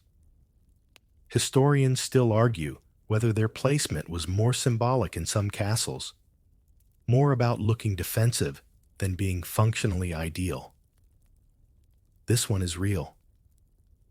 You tested it yesterday, firing into a straw dummy someone had placed below the tower. You hit the dummy. Once. Out of 5 shots. That's a record for you. Outside, the enemy is milling about again. You watch a group of them shuffle across your narrow field of vision. No armor, just tunics, carrying bundles, supplies, building materials, ladders. You whisper, "Try it. I dare you." Your stomach growls. You regret skipping breakfast. Someone walks by behind you and says, "You're in my spot?" You don't look.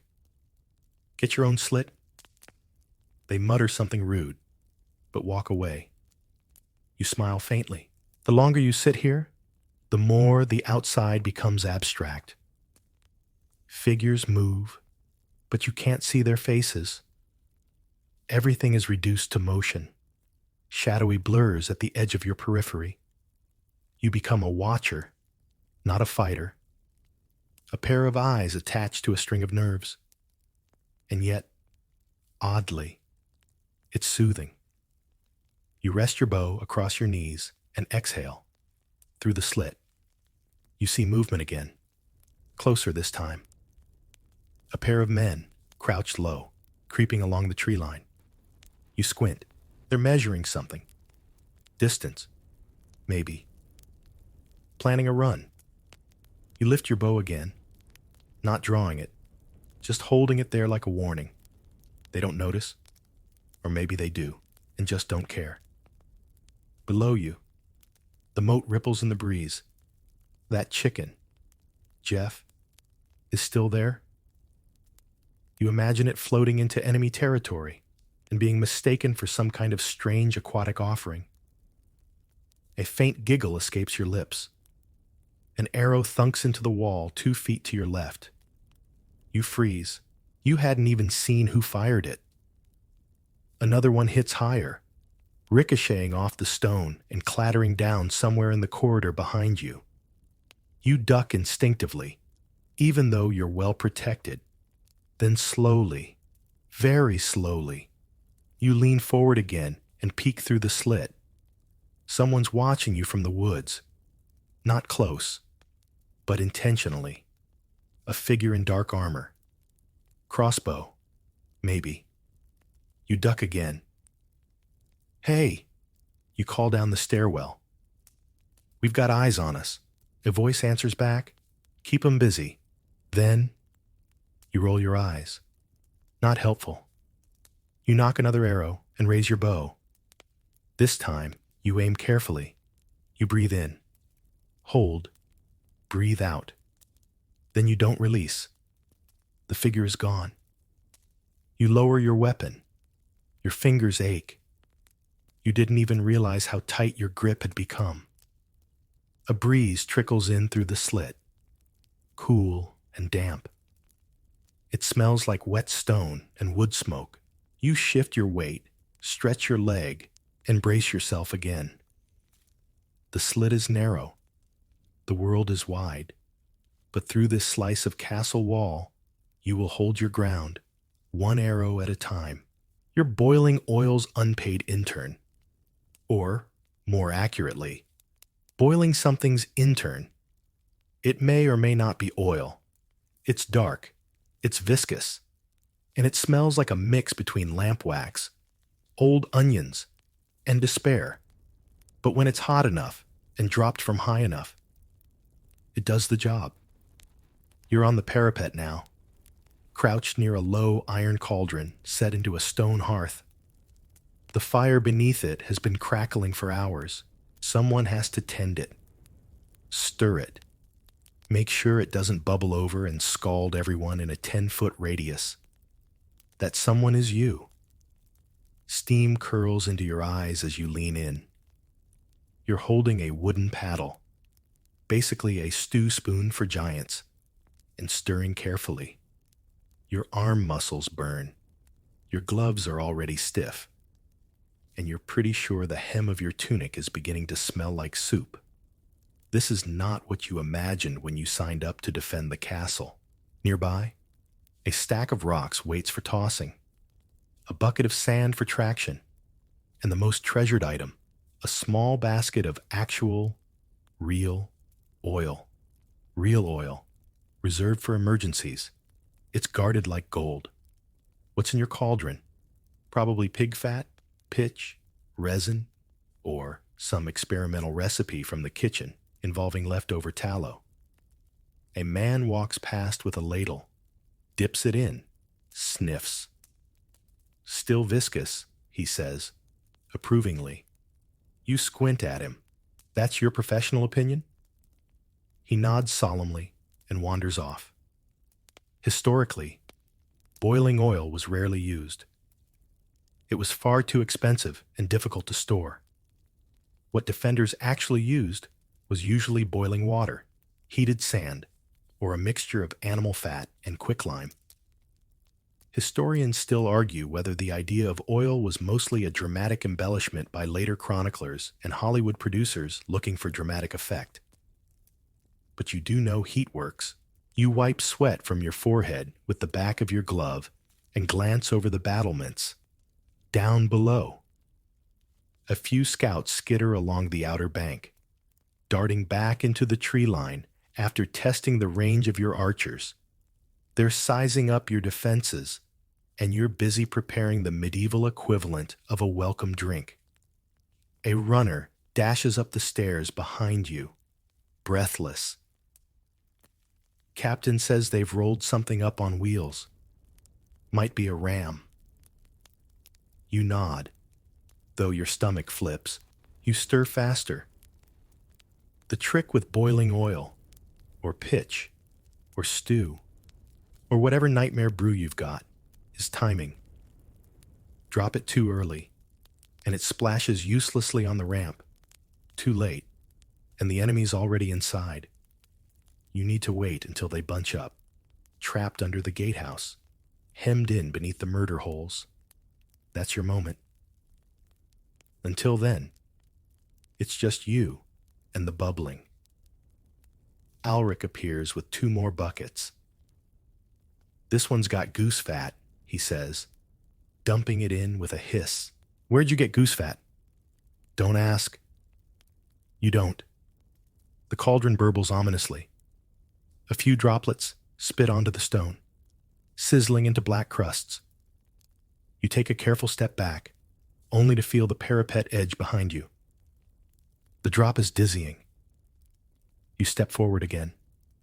A horn blows in the distance, low, long, a different tone than before. You grip the paddle tighter. Alric mutters, "That's the start." You both freeze for a second, listening. Then you resume stirring. Below, voices rise. Orders are shouted. Somewhere, a wheel creaks. You hear the thunk of wood hitting mud, probably a bridge or ladder being positioned. The fire under your cauldron crackles higher. You use your foot to kick a bit of dirt over one side. Can't let it rage too high. A few more defenders join you. One mans the rock pile. Another opens a wooden hatch set into the floor, revealing a shaft that leads down to the murder hole. They lower a bucket on a rope. Your cauldron's contents will go down next. You ladle out a sample and pour it in. It slides thickly, steaming like soup served in purgatory. Someone below yells, "Hot stuff incoming." You smile. For a brief moment, you feel useful. A shadow passes overhead. You glance up, hand instinctively shielding your eyes. It's just a banner, flapping wildly. The wind has picked up. You ladle more. Lower it. Step back. Wait. Stir again. The rhythm is oddly calming. Heat. Bubble. Stir. Pour. Duck. Repeat. Occasionally, you hear screams from below. You try not to think about what they mean. Sometimes, you hear cheers instead. A pebble bounces off the stone beside your foot. You flinch, then realize it came from a misthrown sling somewhere below. It barely tapped the wall. More of an insult than a threat. Alric hands you a crust of bread. Eat now. Later will be worse. You take a bite. It's hard, dry, but warm. You sip from a flask of watered wine. Smoke clings to your tongue. Then, clatter. A battering ram strikes the gate. The wood booms. Your whole body tenses. Another ladle. Another pour. You don't look down anymore. You just listen. The pitch of the voices rises. The panic of wood under pressure. The hope that this bubbling pot really is enough to stop a war. You stir faster, because in this moment, you are not just a cook or a soldier. You are the last line of defense, armed with soup that bites back. The wall walk is a wind tunnel. You've finally been rotated up and around to the highest stretch of the outer curtain, a narrow, exposed walkway that snakes along the uppermost edge of the castle walls. Here, the wind never stops moving. It slaps you in the face, tugs at your hood, whistles past your ears like it has something to say and no patience for polite phrasing. The stones beneath your boots are worn smooth in places and dangerously slick in others. One wrong step, and you'll go skidding into the crenellations, or, if you're really unlucky, over them. You try not to imagine that part. You walk carefully, hand on the inner wall, shield slung over your back. Below you, the courtyard bustles with movement. Runners dart between towers. Men shout over cauldrons. Someone drops a helmet and yells a very sincere apology to no one in particular. From up here, everything looks smaller, more organized. You know it isn't, but there's comfort in the illusion. The wind shifts, and a new smell hits you. Smoke, mixed with pitch, roasted grain, and someone's poor attempt at salted fish. It's not pleasant, but at least it's familiar. The captain appears beside you, panting slightly from the stairs. He's older than most, but his eyes are clear and hard. He leans against the merlin, peers over the wall, and spits. "They've built a mantlet," he mutters. You squint where he points. Sure enough, a row of shields, lashed together and mounted on wheels, creeps forward near the tree line. Behind it, archers squat low, preparing to fire. "Ugh," you say eloquently. The captain grunts. "Don't just stand. Fire back." Historically, wall walks, or chemin de ronde, were narrow defensive paths atop the walls, providing movement and visibility. They connected towers and allowed defenders to launch missiles or move quickly to weak spots. Historians still debate whether some castles intentionally made them uncomfortably narrow to prevent enemy infiltration, or just ran out of money. You knock an arrow and steady your hand. The wind tries to slap it out. You aim, adjust, and release. The shot arcs awkwardly and vanishes behind the mantlet. "Bit high," the captain says, as if you hadn't noticed. You try again. This one thuds into a wooden shield. A satisfying sound. Then the archers fire back. Arrows ping off the battlements. One strikes the stone near your boot and splinters. You duck reflexively. From farther down the wall walk, someone shouts, "Incoming!" A moment later, a bolt from a ballista smacks into the outer wall.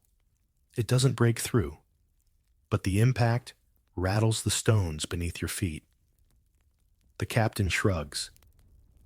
"Seen worse." You move further along the wall, keeping low, avoiding exposed gaps. You pass a tower entrance where 3 men are arguing over whether boiled cabbage is a soup or a stew. You don't stop to weigh in. You pass Tommy, shielding his eyes as he peers through a spyglass. "They've got ladders now," he says, deadpan. You say, "Wonderful," and keep walking. The next stretch of the wall walk is narrower, and the wind seems louder here, funneled through a ruined tower like a giant flute with poor manners. Your cloak slaps against your legs. Your teeth begin to chatter, not from fear, but from the chill of the stone beneath your palms. You crouch at a vantage point and scan the horizon. They're definitely getting bolder. The mantlet moves again. A second one appears. More figures emerge from the brush. You spot a siege tower under construction, half draped in canvas, half held together by hope and questionable ropework. Someone slides in beside you. A woman with braided hair and a chipped axe strapped to her back. "Good view?" she asks. "Great," you say. If you like watching doom unfold in real time, she chuckles. Seen worse. Apparently, that's today's motto. Another gust nearly knocks you sideways. You brace yourself and pull your cloak tighter. You wish you had gloves? She offers a strip of dried meat. Found it in my boot. Tempting, you say, and take it anyway. You chew while watching the enemy move slowly forward, like termites assembling furniture. The kind that bites back. You knock another arrow. Fire. Miss. Then you hear it. A creak. Not from your bow. From below. One of the ladders is up. You raise the alarm with a shout, and within seconds, the wall walk erupts into action. Soldiers converge. Buckets are tipped. Arrows fly. Stones are pushed. You rush to the edge and glance down. An enemy soldier is halfway up the ladder. You lean out, grab a rock the size of a loaf of bread, and drop it. He falls with a satisfying splash. You don't cheer. You move to the next ladder. The wind howls. The captain yells. You fire again, because up here, on this dizzy, freezing strip of stone, it's all about movement. One step, one arrow, one stone, over and over, until they stop coming, or you do. Siege engines begin their grim chorus. It starts with a sound you've never quite heard before, a deep, rhythmic thunk that seems to come from inside the earth. Then another, a slow, deliberate cadence, like a massive wooden heartbeat echoing across the field. You're back atop the wall walk, leaning over the edge with Alric beside you, both of you peering out toward the tree line.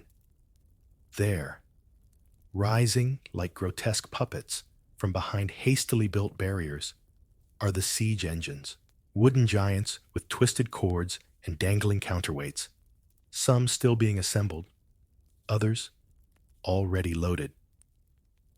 Trebuchets, Alric says, his voice low.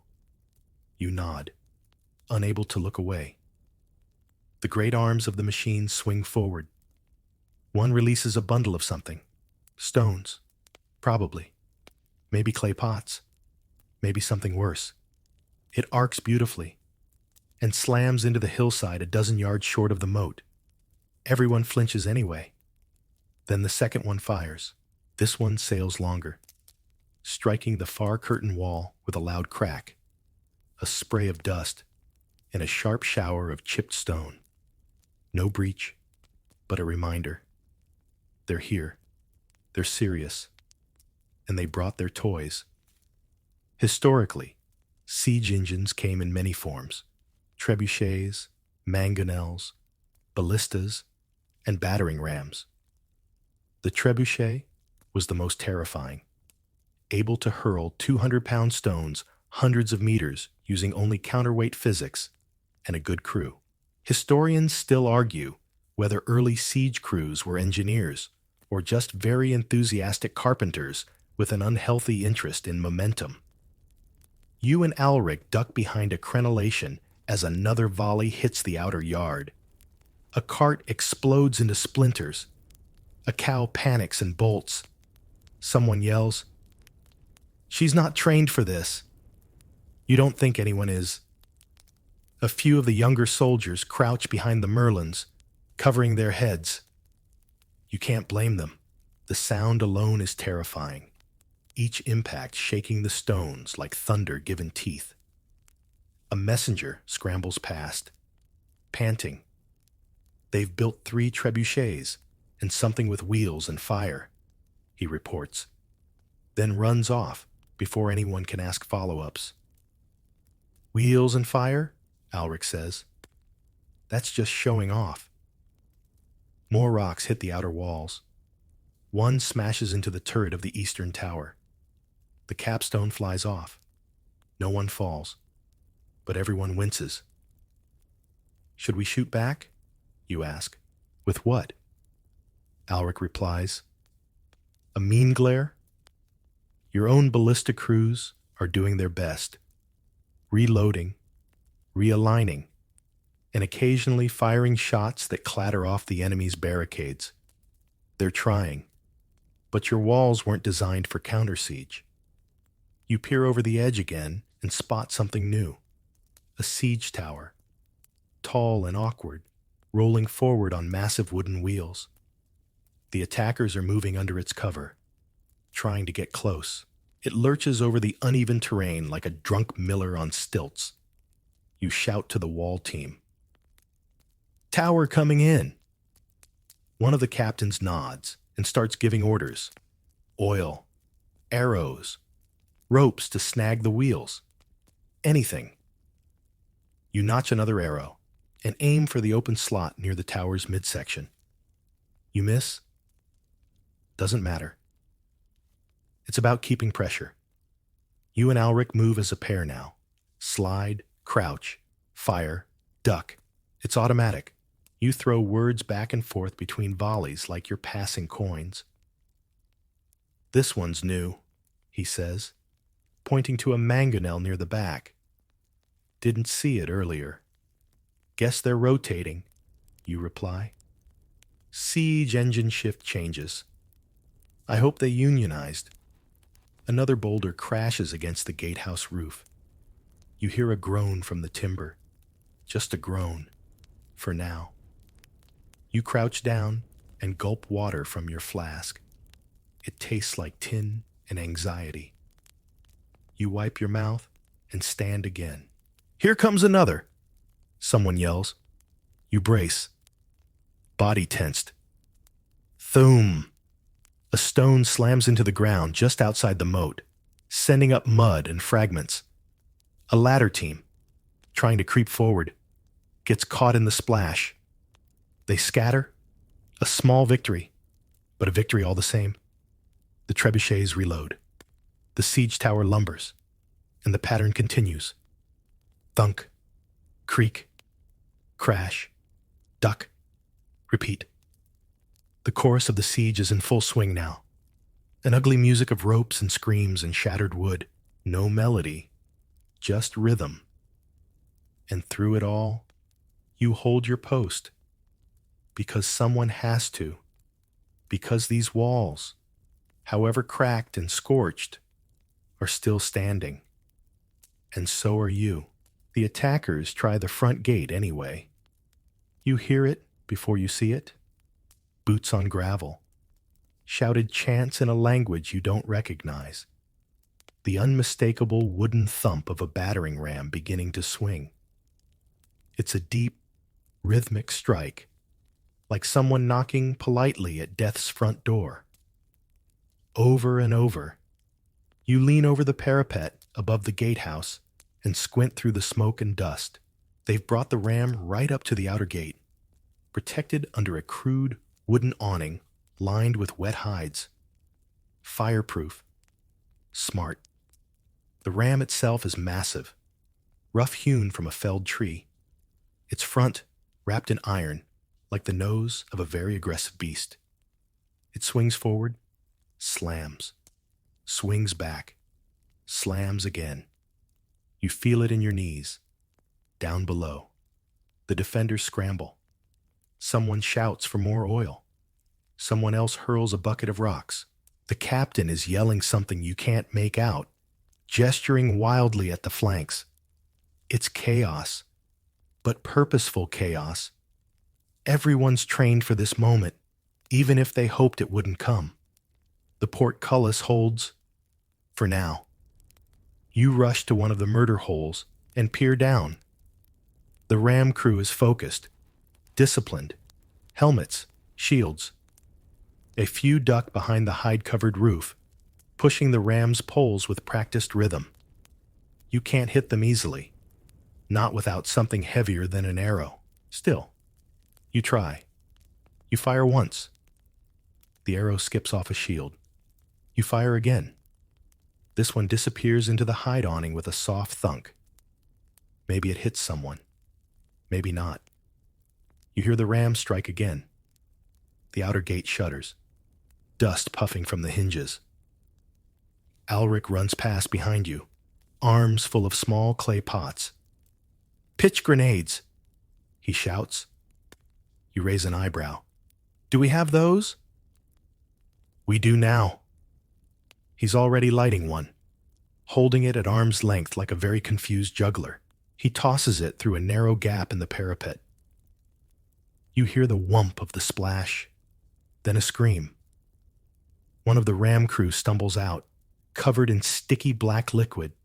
He runs blindly, hits a wall, and drops. Alric fist pumps. "Told you." You reload. The archers to your left are firing rhythmically now. Fletch, knock, draw, release. Becomes its own language. You fall into the pattern. Below, the ram keeps swinging. It's working. A split appears in the gate's upper hinge. You look around. More defenders are pouring into the gatehouse, reinforcing the sides. Buckets of oil are passed hand to hand. Heavy stones are being rolled into position. Someone, for reasons unknown, has brought a chair to throw. Historically, a castle's main gate was the most vulnerable point, but also the most heavily defended. Battering rams were effective, but only if the crew survived long enough to use them. That's why they were always shielded, covered, and flanked by archers. Historians still debate whether most gate breaches were successful through pure force or simply from defenders running out of willpower. Another slam. This time, the crack widens. A piece of wood splinters and flies backward. The men behind the gate flinch. You hear the portcullis creak above you. A reminder, if they get through the outer door, they'll still have to deal with the gatehouse's death trap. It's not over, not even close, but you're losing inches. A soldier beside you drops to one knee and begins lighting the oil troughs. Someone else rolls a barrel of salt onto its side. "For traction," he says. You're not sure if he's joking. You don't ask. More arrows rain down. Some strike true. One hits the ram crew chief in the shoulder. He slumps, but another takes his place immediately. You yell down. Try something new. They don't hear you, or they don't care. They keep ramming. You retreat from the wall briefly to grab more arrows. When you return, the ram has paused. One of its wheels is stuck in a rut. The crew is trying to adjust it, grunting and shoving like angry furniture movers. Now's the chance. You yell. Others see it too. Arrows concentrate on the exposed men. One drops. Another limps away, holding his leg. A well-aimed clay pot hits the awning and explodes with a flash. Fire races up the soaked hides. For a moment, it works. The crew panics. They scatter. The ram stands alone, smoking. You exhale, hands still on your bowstring. Then, another sound. They're bringing in a second team. Of course they are. Alric leans beside you, out of breath. "Still got those pitch pots?" "No," you say, "but I've got one chair." He snorts. And down below, the rhythm begins again. Slam, slam, slam. The gate groans. You square your shoulders, raise your bow again, because today, the enemy wants in. And you're the reason they won't. Rocks, arrows, and the smell of tension. You're back up on the wall walk again, because of course you are. No one's had a rest since the battering ram showed up. And now that things are heating up, literally, with pitch fires still smoldering below, you're part of the range defense rotation. And that means throwing rocks, not elegant, not precise, but deeply satisfying. You're crouched beside a low stack of hand-sized stones. most of them smooth. A few suspiciously shaped like turnips. You don't ask where they came from. You just pick one up, lean over the crenellation, and drop it with all the casual menace of someone putting out a candle. Thunk. You don't see where it lands. That's not the point. Keep them moving, someone shouts behind you. So you do. Next comes an arrow volley. Yours.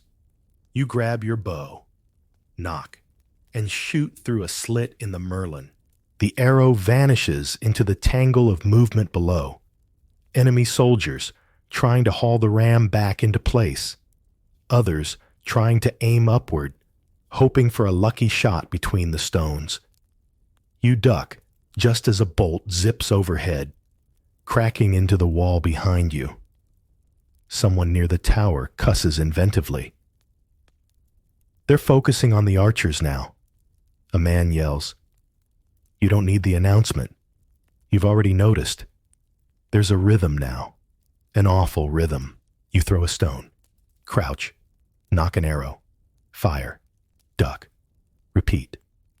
All to the background noise of slap, crack, thud, groan. The castle is alive with noise, and it smells like everything. Smoke, burned meat, wet wool, old iron, unwashed leather, the very particular smell of fear, which is something like sweat mixed with sour wine and desperation. Your own armpits aren't helping. Another stone, another arrow. Then someone hands you a pot. What is this? Paint, he says. You stare. Paint? Boiling red pigment. Kitchen had extra. It stings like mad. You blink, nod, and throw it. It hits the ground near the enemy's cover with a spectacular splash. And sure enough, a few soldiers stumble back, clawing at their eyes. Alric peers over and mutters, We're weaponizing arts and crafts now. Whatever works. He's got a basket of slingshot stones now. You didn't even know he owned a sling. He doesn't. He's just really good at throwing things in vaguely helpful directions. Historically, castle defenders used whatever was at hand. Stones, boiling liquids, darts, slingshots, crossbows, even hot sand. Some castles kept reserves of small projectiles, called munition stones, specifically carved to fit the hands of defenders. Historians still debate whether certain garrisons spent more time prepping ammunition or practicing their insults. You glance down again. The attackers are adapting. Shields held overhead, bodies huddled tight. They're making a push at the eastern postern gate now. 2. A diversion. Maybe. Or desperation. The commander down below bellows orders. You can't make out the words, but the urgency is unmistakable. A squad with tower shields starts edging closer, 1 foot at a time. They're methodical, trained. You grab a larger stone. Alric grabs a bench leg. The two of you lean over and unleash your improvised payloads. The bench leg smashes into one of the shield bearers, knocking him sideways. He yells. His comrades scatter for a moment. Alric grins. That one felt good. Then a horn sounds. Not yours. A long, deep note. You freeze. Everyone does. Even the enemy pauses, like they're not entirely sure what they just signaled. Then, movement. A new wave of attackers. Fresh armor, fresh faces, fresh confidence. They charge from behind the ridge, ignoring subtlety. They're loud, fast, and swinging flails like they've got something to prove. Here we go, someone mutters. You drop another rock. It hits someone's shoulder. He doesn't go down, but he feels it. You hope. An arrow thunks into the merlin next to your head. You flinch, then shoot back without looking. The tempo increases. Everything is louder, faster, more chaotic. You run out of rocks. You get handed broken tiles instead. Someone else offers a sack of expired onions. You throw 3 without hesitation. The smell alone should qualify as chemical warfare. The second wave pushes harder. Shouts go up. They're at the wall. Ladders on the west side. Pull back the line. You glance behind you. More defenders rushing to reinforce the towers. The line is thinning, but it's holding. Barely. Alric taps your shoulder. We're rotating down. Courtyard team's up next. You nod. Stand. Stretch your legs. Your knees crack like old floorboards. You look over the edge one more time. Rocks are gone. Pitch is gone. But the enemy? They're still here. Still climbing. Still swinging. Still trying to punch their way through stone and willpower. You wipe the sweat from your brow and head for the stairs. Time to meet them downstairs. With less height, but no less resolve, underminers make your basement personal. You hear it first in your feet. It's not a sound. Exactly. It's a feeling. A faint vibration. Like someone dragging a heavy crate in the cellar beneath your boots. Except there is no cellar beneath this part of the wall. Just solid stone and packed earth. Or at least, there should be. You pause. Shift your weight. There it is again. Alric notices too. He glances at you, eyebrow raised. Tell me that's thunder. You shake your head. Too steady. He grimaces.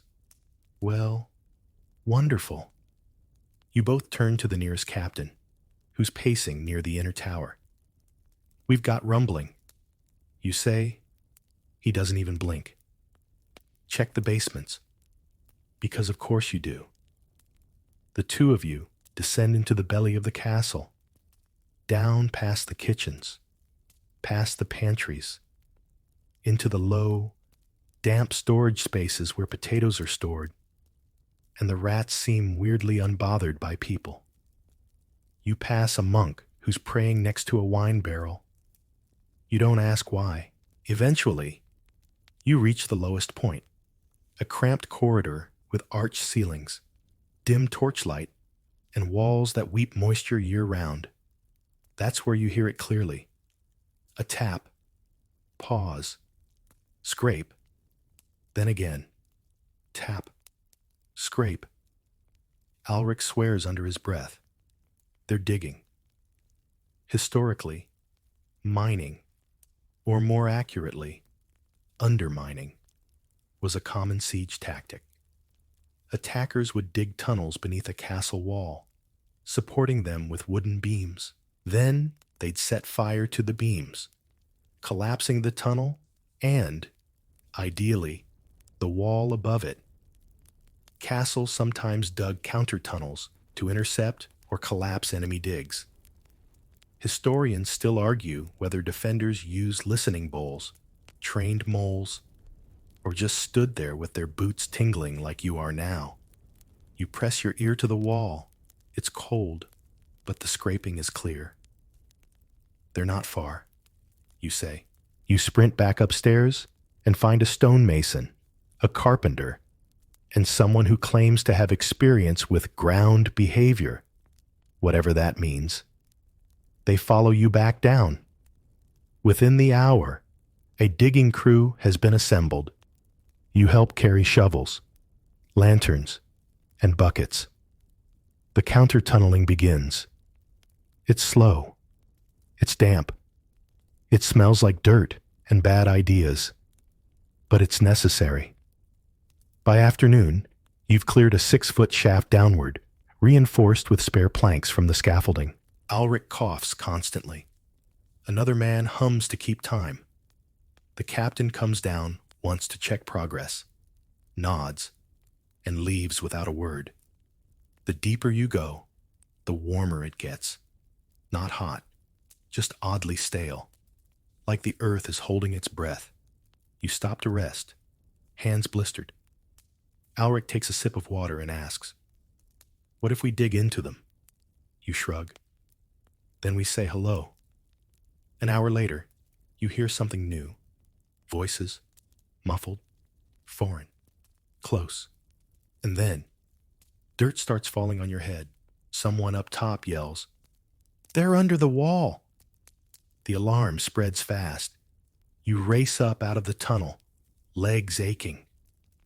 The word passes along the battlements.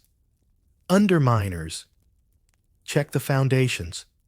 They're trying to bring the gate down." Within minutes, the defenders are reinforcing the inner walls with every available plank, beam, and barrel. Someone even rolls out the chapel pews. You find yourself back in the basement with a bucket brigade, hauling dirt to fill in suspected weak spots.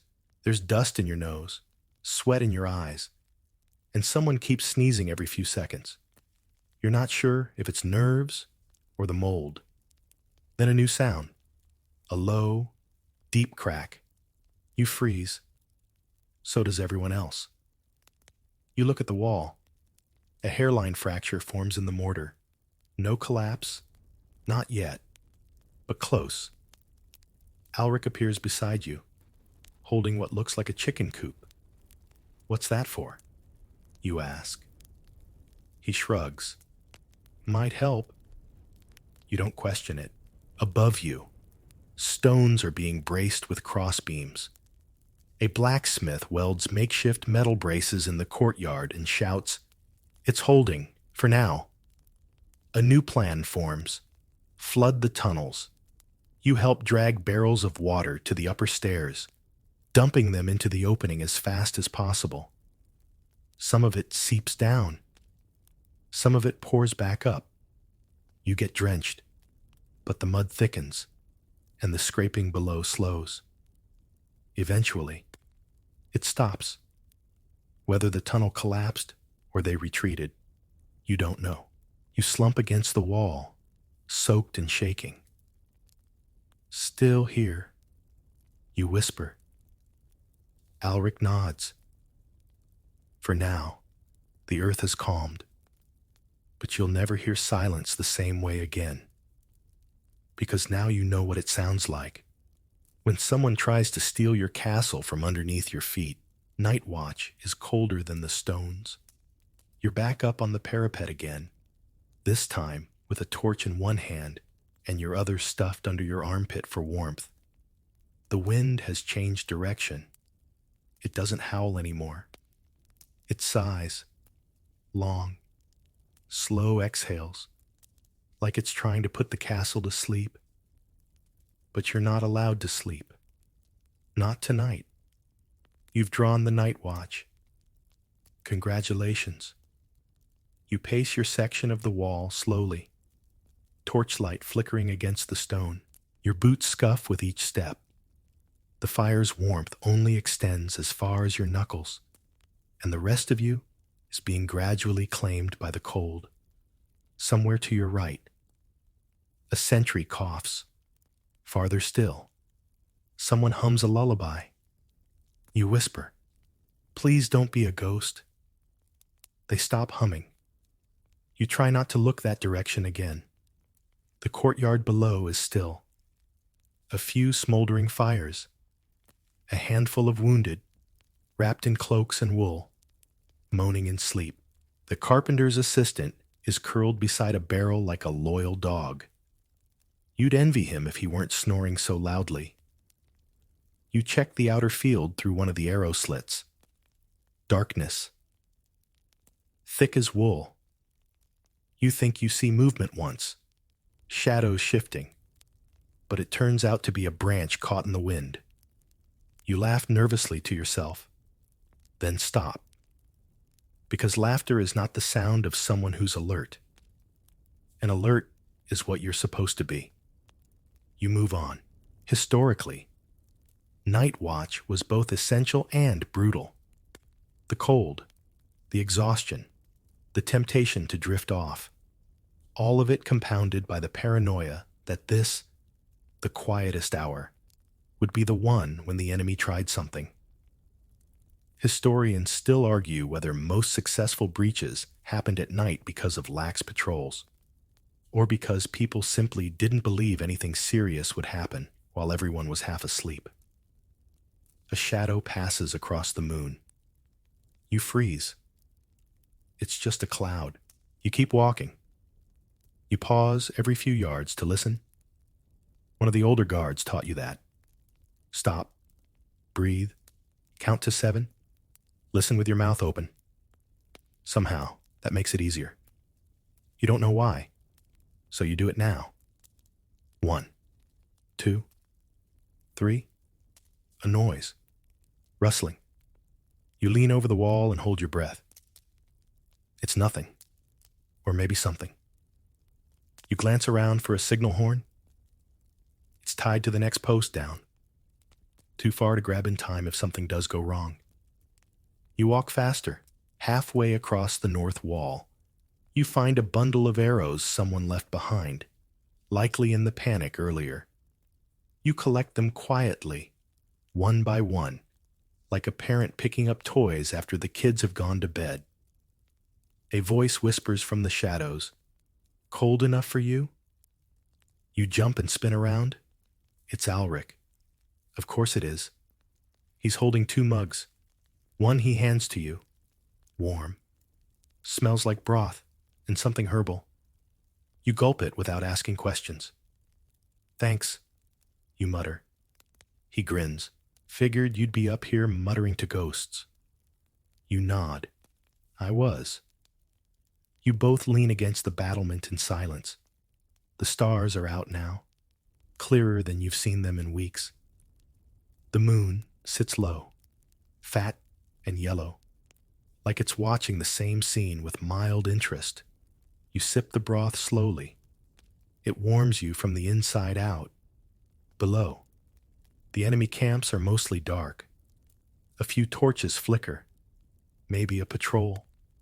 Maybe someone tending a fire. You can't tell, Auric says. "Think they'll attack tonight?"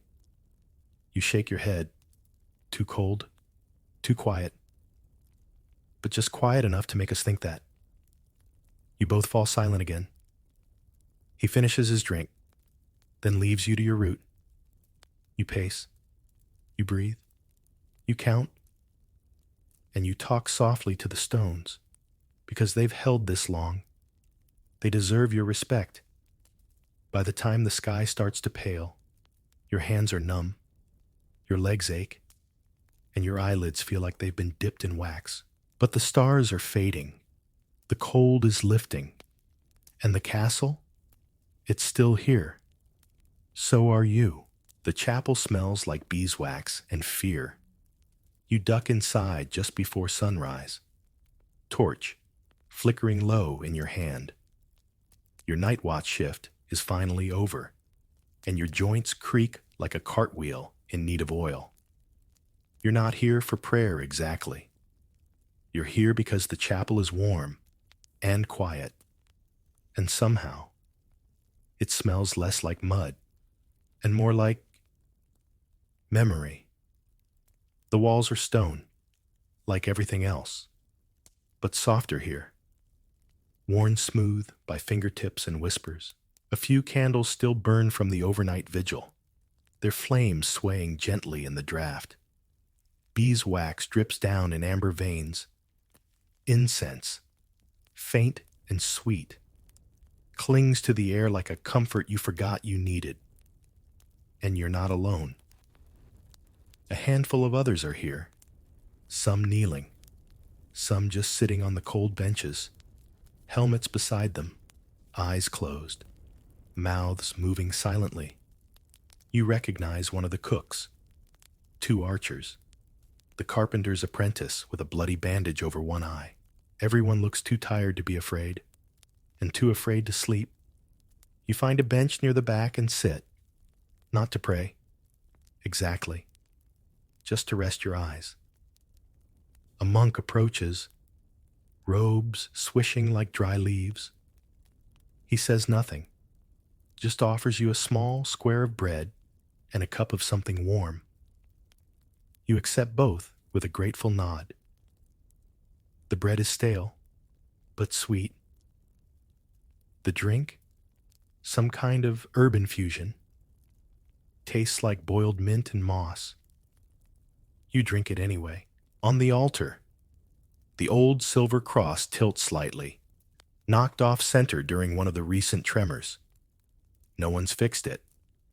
Maybe that feels appropriate. Even sacred things are leaning under the pressure. Historically, castle chapels were more than places of worship. They were sanctuaries in every sense. Soldiers went there for comfort, yes, but also for courage. Blessings before battle, confessions before risk. Historians still argue whether most garrison soldiers believed deeply or simply hoped that someone up there was keeping track of who deserved to live another day. You stare at the flickering candle nearest you. Its tiny flame dances like it's trying to stay awake too. A soldier across the aisle mutters a prayer, hands trembling. Another one just sits with his helmet in his lap, tracing the dents with his thumb. Someone coughs. No one reacts. You lean your head back against the stone wall and let your eyes close for a moment. Not to sleep, just to pause. The weight of the armor pulls at your shoulders. Your sword rests awkwardly against your thigh. Do you believe? A voice whispers beside you. You open your eyes. It's a young woman. Dark circles under her eyes. Her chainmail is streaked with soot. You shrug. Believe in what? She smiles faintly. That the wall will hold. That the sun will come up. That someone, anyone, has a plan. You nod. That last one's tricky. She laughs under her breath, then bows her head again. The monk starts a low chant near the altar. Latin words, slow and steady. You don't know them, but the rhythm is soothing, like a lullaby for people who carry weapons. You look at the faces around you again. None of you are holy. None of you are heroes. But in this moment, you are trying to stay calm, trying to breathe, trying to believe that maybe today won't be the end. A breeze shifts through the room. The candles waver, but don't go out. You take one last sip of the mossy tea. Set the cup down gently on the bench. Stand. No one says goodbye. No one needs to. You push the heavy chapel door open and step back into the cold. The light outside is gray-blue now. Dawn breaking slowly, hesitantly. Like even the sun isn't sure it wants to see what's coming next. Your boots scrape softly on the cobbles as you walk. You adjust your helmet strap, and you head back to the wall. Because faith might be aflame, but someone still has to guard the gate. The walls crack, but you don't break. It starts with a sound like bones snapping underwater. You're halfway up the inner stairwell, heading back to the parapet, when you hear it. Not loud, but low, deep, wrong. You freeze. So does the man in front of you. The two of you lock eyes in silence. You don't say, "What was that?" because you both know. The wall's giving. You rush the rest of the way up. Outside, the wind has dropped. The sky's still gray, but not in that peaceful, sleepy way. It's the kind of gray that presses on your ribs, that expects something, that knows. The eastern curtain wall, where the second siege tower hit yesterday, is cracked, not a little, not chipped or scuffed or scorched, cracked. Hairline at first, now visible, running from the battlements down toward the courtyard like a jagged river of bad news. A dozen men gather around, shouting orders, forming lines, reinforcing with beams and bags of dirt. One man tries to stuff hay into the widening gap. You're pretty sure that's symbolic. You grab a shovel and join the reinforcement crew. Someone hands you a mallet. You begin hammering cross supports into the dirt with the focus of a man building a dam to stop an avalanche. Every thud sends a vibration up your spine. Above you, the captain barks, "Get archers on that gap. If they see the crack, they'll press it." Alric shows up beside you. "Well," he says, "I told you, the wall might not hold. You say that every day. This time, I mean it." Historically, wall breaches during sieges were rare, but decisive. Most castles were designed to hold long enough for reinforcements or surrender negotiations. But if a wall cracked, especially near a gate or tower, it could spiral into collapse. Historians still argue whether most breaches happened due to undermining, overuse of siege engines, or just sheer bad luck. Today, it feels like all three. The rumble comes again. Dust falls from the ceiling. The crack widens. Someone yells, "The outer tower's sagging." You drop your tools and sprint up the inner stairs. At the top, archers are scrambling to position themselves along what's left of the eastern rampart. The view is ugly. Attackers surging forward, seeing your hesitation, pressing harder. You knock an arrow. Fire. Miss. Fire again. Hit. Maybe. Then, boom! A section of the wall buckles inward. Not a full collapse, but enough to shake you off your feet. You hit the stone, elbow first, teeth rattling. When you look up, the eastern wall is no longer a wall. It's a doorway. They're coming through. You hear the captain's voice. Pull back to the courtyard. Form a new line. The call is echoed down the towers, across the walls, through the inner yard. You don't hesitate. You run. Down the spiral, across the cobbles, past the chapel with its flickering candles, into the open space of the central courtyard, where men are already dragging carts and barrels into a makeshift barrier. It's not perfect. It's not pretty. But it's a line. You take your place near the center. Alric lands beside you a moment later, breathing hard, hair covered in dust. He holds up his sword. Still sharp? You nod.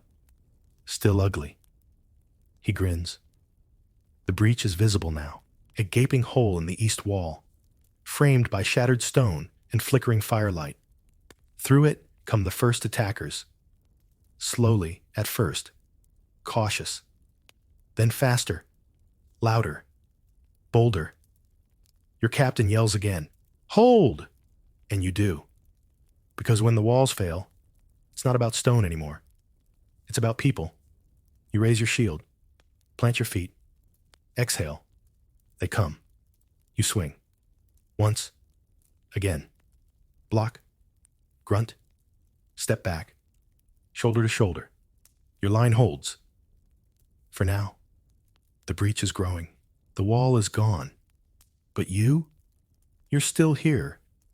And cracked or not, you don't break. One last stand in the courtyard. They're through the breach now.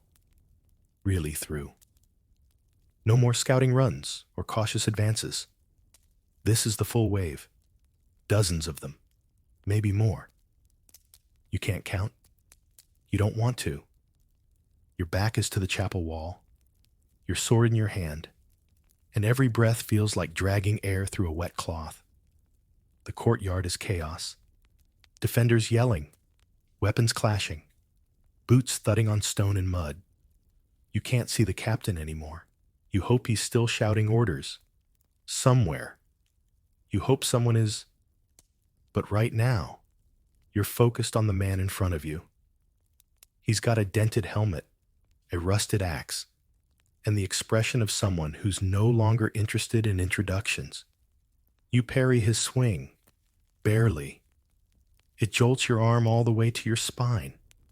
You push forward. He steps back.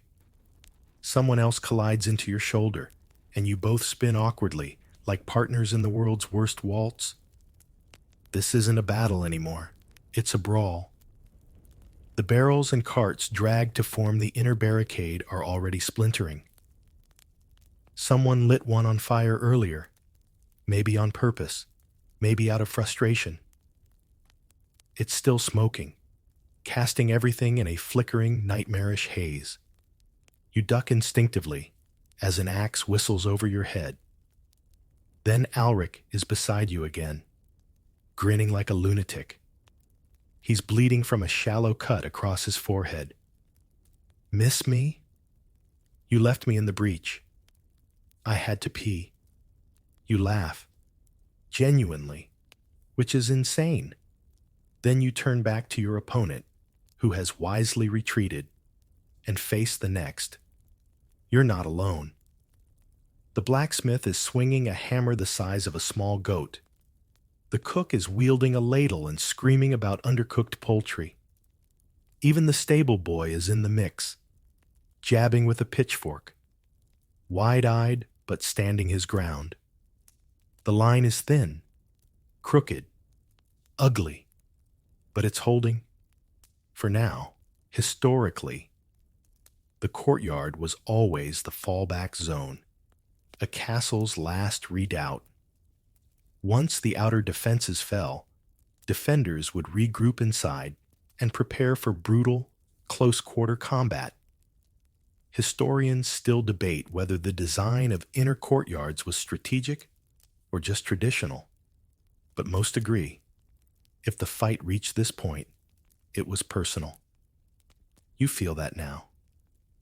Personal.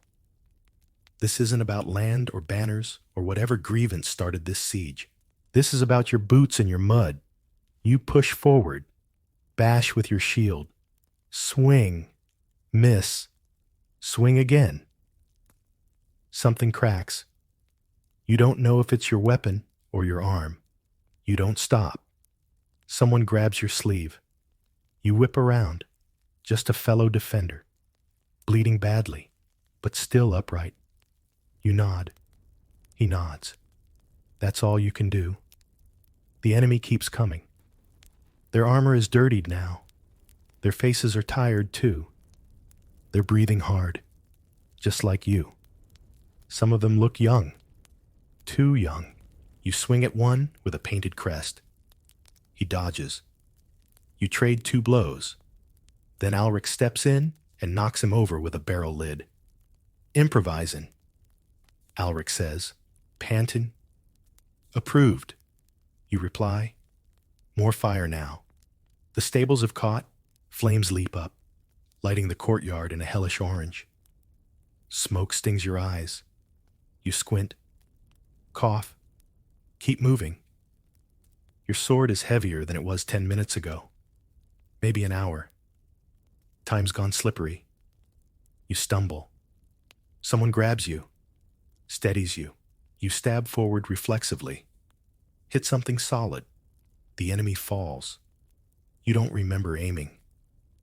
A trumpet blares from somewhere, high and clear. Both sides hesitate for a moment. Just a moment. Then more yelling. More clashing. The lull breaks. But there's something changing. You blink. Rub your sleeve across your face. Peer through the smoke toward the breach.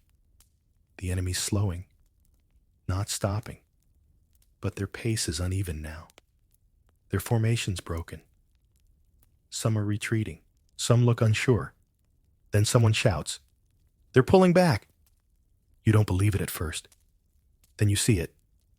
1, 2, 5, turning, running back through the hole they made. Someone throws a shield down in frustration.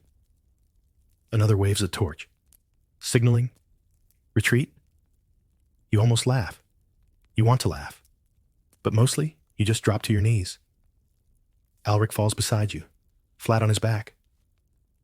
I think, I think they're done. You nod. You can't speak yet. The courtyard is littered. Weapons, armor, bodies. The fire is still crackling. The walls still groan.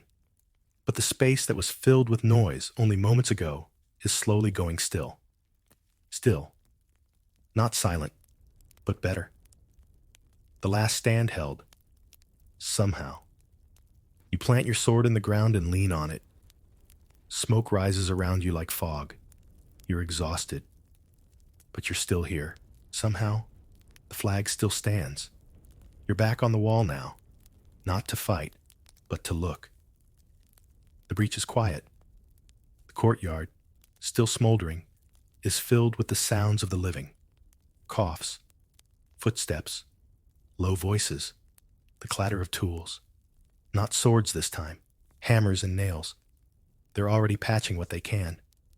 The enemy is gone. No trumpet call, no parley, no surrender flag. Just gone. A quiet retreat, maybe ashamed, maybe regrouping, maybe both. You lean against a cracked merlin, hands scraped and bandaged, and exhale so slowly you almost forget how to breathe back in. You're not wearing your helmet anymore. It's sitting somewhere by the chapel, probably full of rainwater. You're too tired to care. Next to you, Alric sits cross-legged, munching on a piece of hard cheese with the intensity of a scholar. His eyes are bloodshot. His face is filthy. You've never seen anyone look more content. Still ours, he says, nodding toward the inner keep. You follow his gaze. The flag is there, still up. It's a little torn, a little crooked, ash-stained at the edges, but it hasn't fallen. It flaps gently in the breeze, like it knows it survived something without needing to gloat. You stare at it for a long moment. Historically, flags were more than decoration. They were signals, emblems of morale. A raised banner meant the defense was intact, the cause still alive. Historians still argue whether defenders kept flags up for their own sake or despite the attackers. Probably both.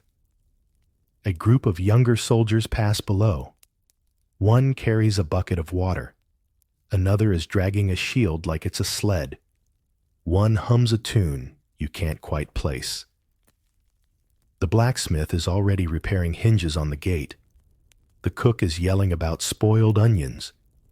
Someone's rebuilding the chicken coop. Jeff, the moat chicken, has apparently survived and is waddling proudly through puddles like he personally defended the east wall. You almost laugh. You do smile. A priest walks past, murmuring thanks under his breath. Not to you, just in general. You stretch your legs and wince. Your whole body feels like a bruise in the shape of a person. But you're upright. You're breathing. You glance over the parapet again, out toward the fields beyond the moat.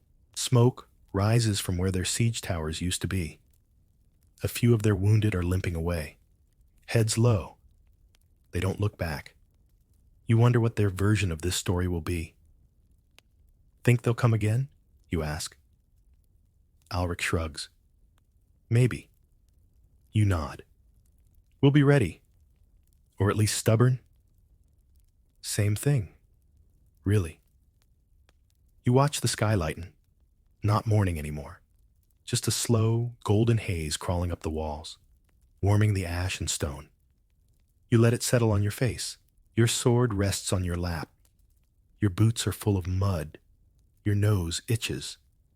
And the flag, up there on the keep, still catching wind, still telling the truth. You made it. The castle held, not because of the walls, not because of the moat, not even because of the pitch and rocks and flaming onions, but because you held, because all of you, filthy, tired, terrified, stood up when it mattered. The next fight may come, the next breach, the next noise in the dark. But for now, this castle breathes, and the flag still flies. Word count, 1089. And now, it's time to let go. You've walked every inch of the battlements, felt every step in your bones, heard the drums, the clangs, the scrape of metal on stone. You've seen smoke curl up past the chapel and smelled the cold sting of pitch in the wind. But you've also seen the sun rise over cracked walls, heard laughter in the quiet after battle, watched a chicken reclaim his puddle kingdom with unapologetic pride. So now, you can rest. Let the fires burn down low in the hearth. Let the hammering fade to soft thuds in the distance.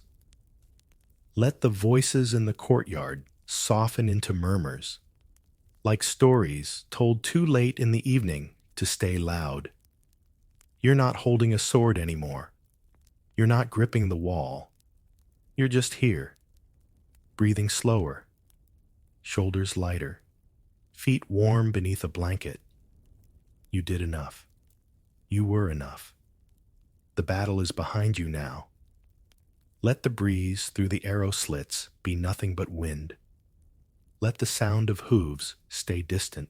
Let your heart beat quiet. Even slower now. Even gentler. You are safe behind the walls. The flag is still flying. And you're still here. So close your eyes. Let the stone grow soft beneath you. Let sleep rise like fog from the fields and drift into the silence, knowing you've already stood your ground. What life was really like for a medieval jester. We're stepping into something ridiculous, frayed, slightly smelly, and just a little bit dangerous. You're about to wake up as a medieval jester.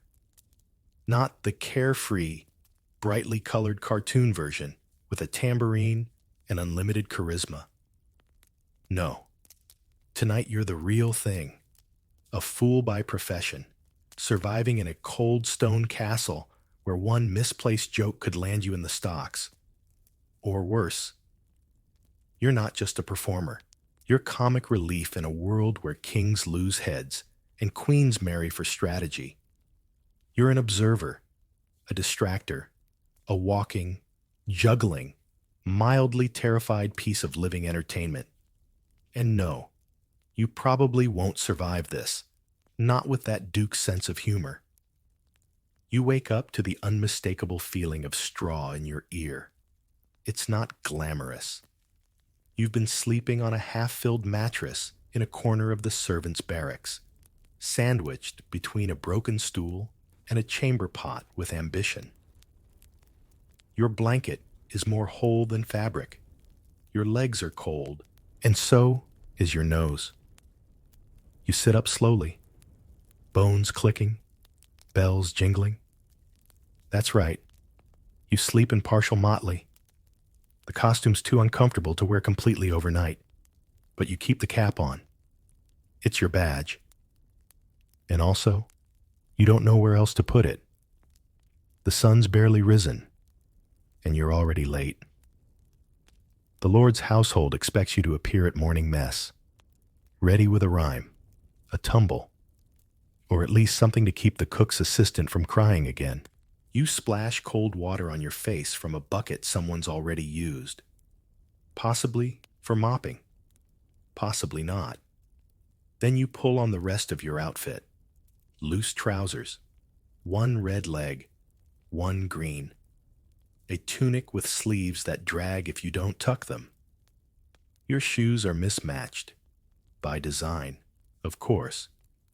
But the soles are thinning, and the left one squeaks. Finally, the hat. 3 floppy points, each ending in a bell. If royalty had crowns, this is yours. But it flops in your eyes every time you bend down, which is often. You grab your juggling balls, wooden, slightly chipped, a short lute, out of tune, and a long stick with a carved face on one end. Your bauble, technically your sidekick. You've named it Sir Frowns a Lot.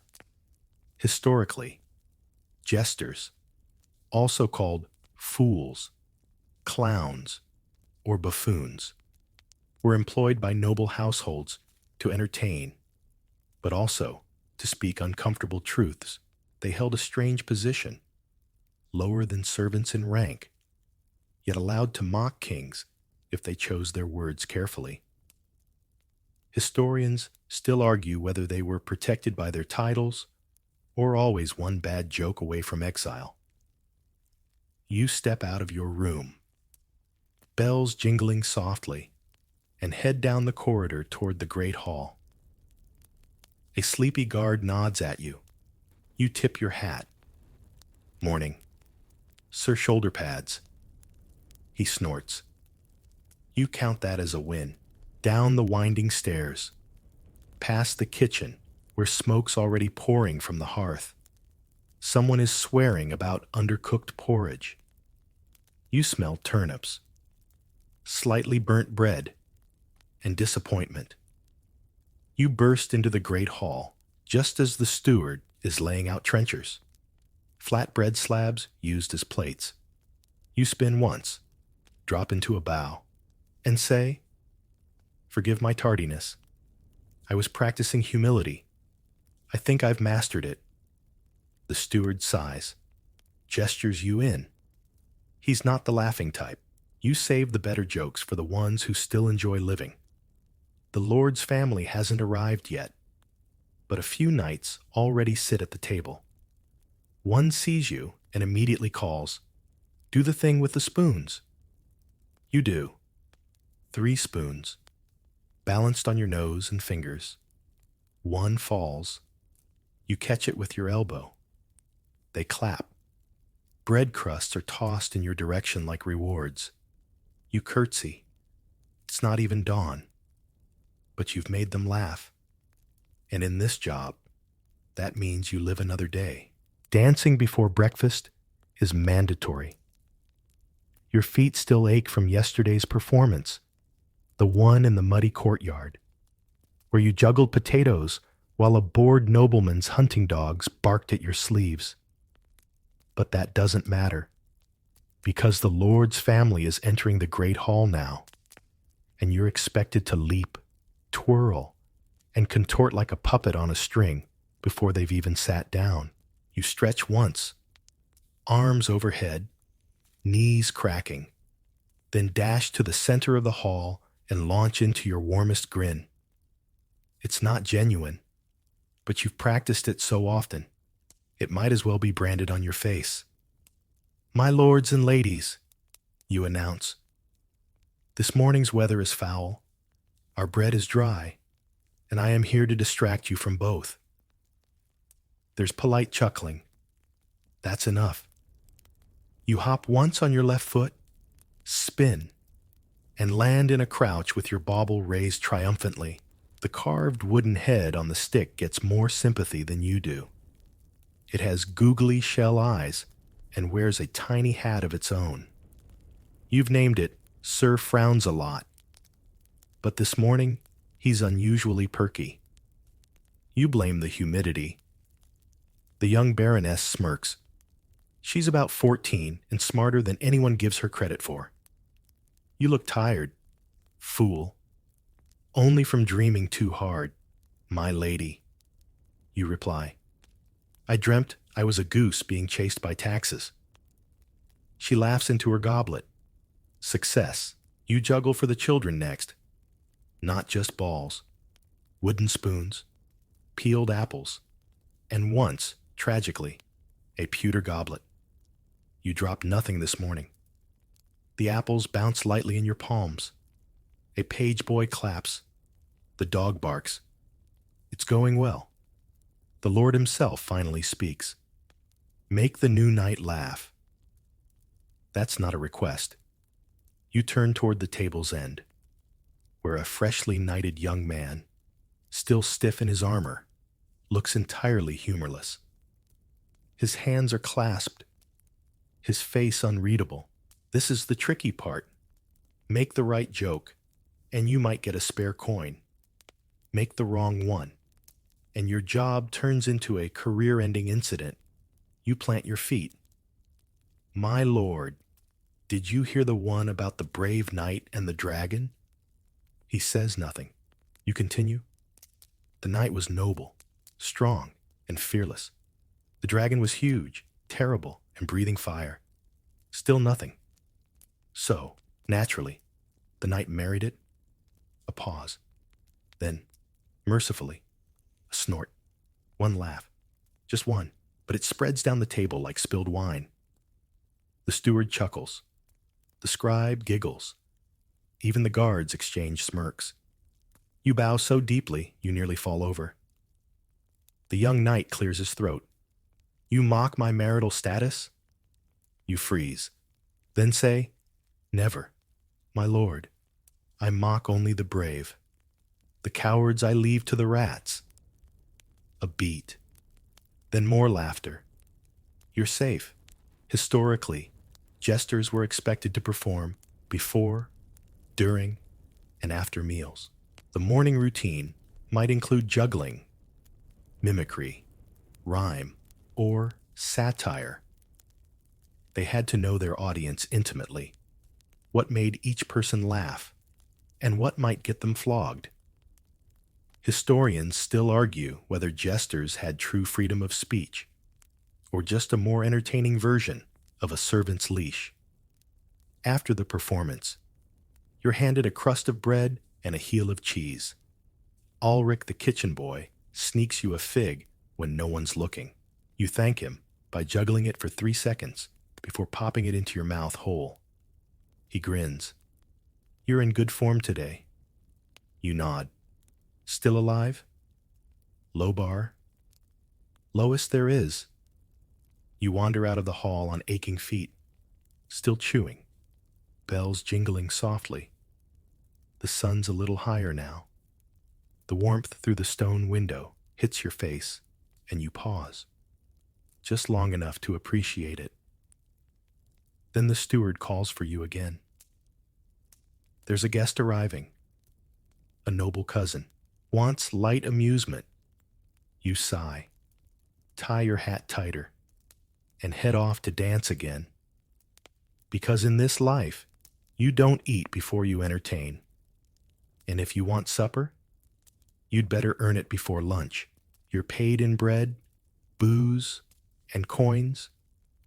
You've finished 2 full performances, and it's barely past mid-morning.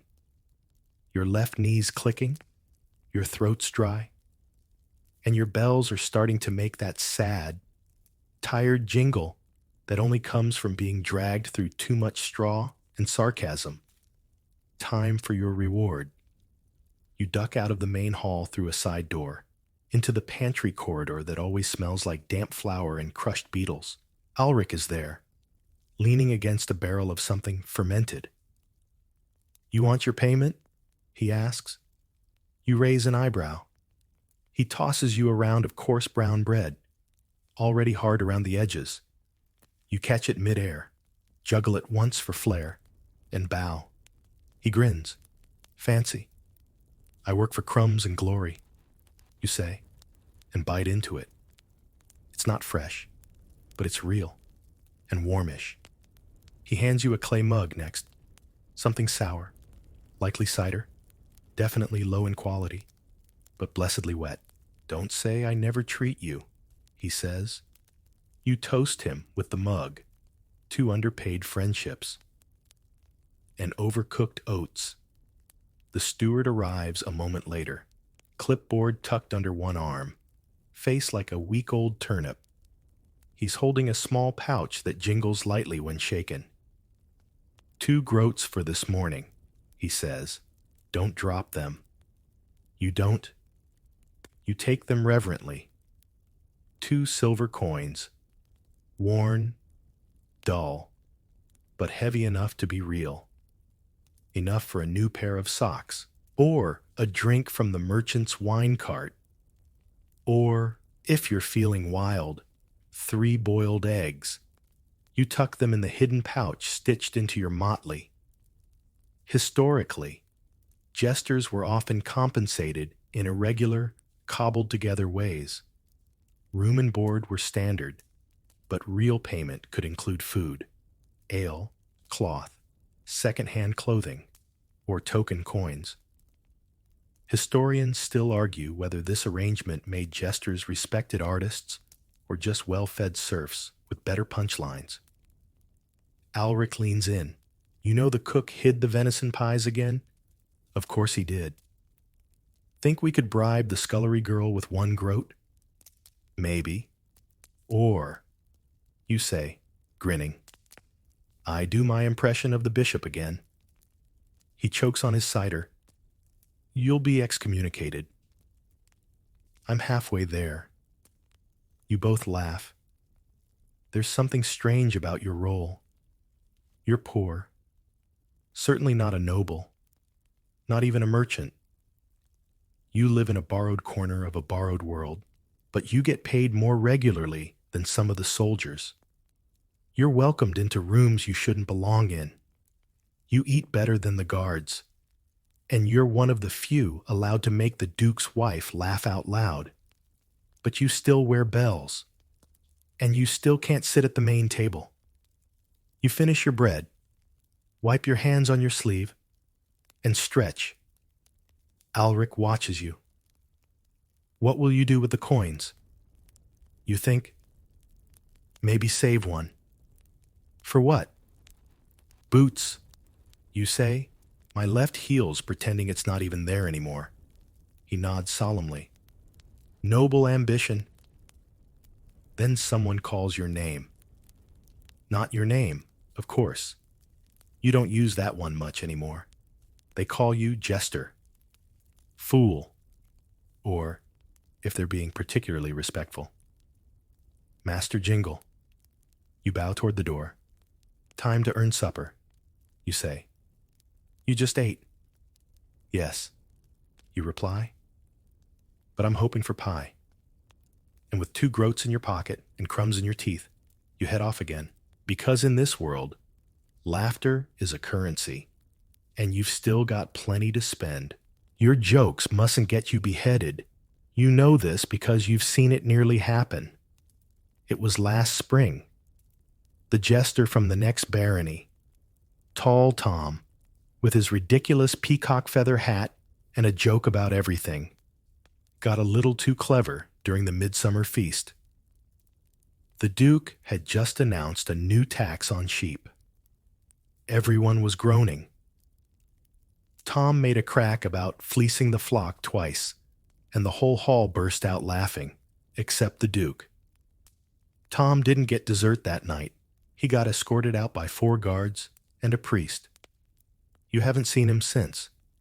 So yes, you've learned where the line is. You just don't always know when it moves. Today, the castle is tense. You feel it in the way the servants walk, heads low, steps fast. In the way the guards glance at one another too often. In the silence at the high table, where Lord Edmund hasn't cracked a smile in 2 days.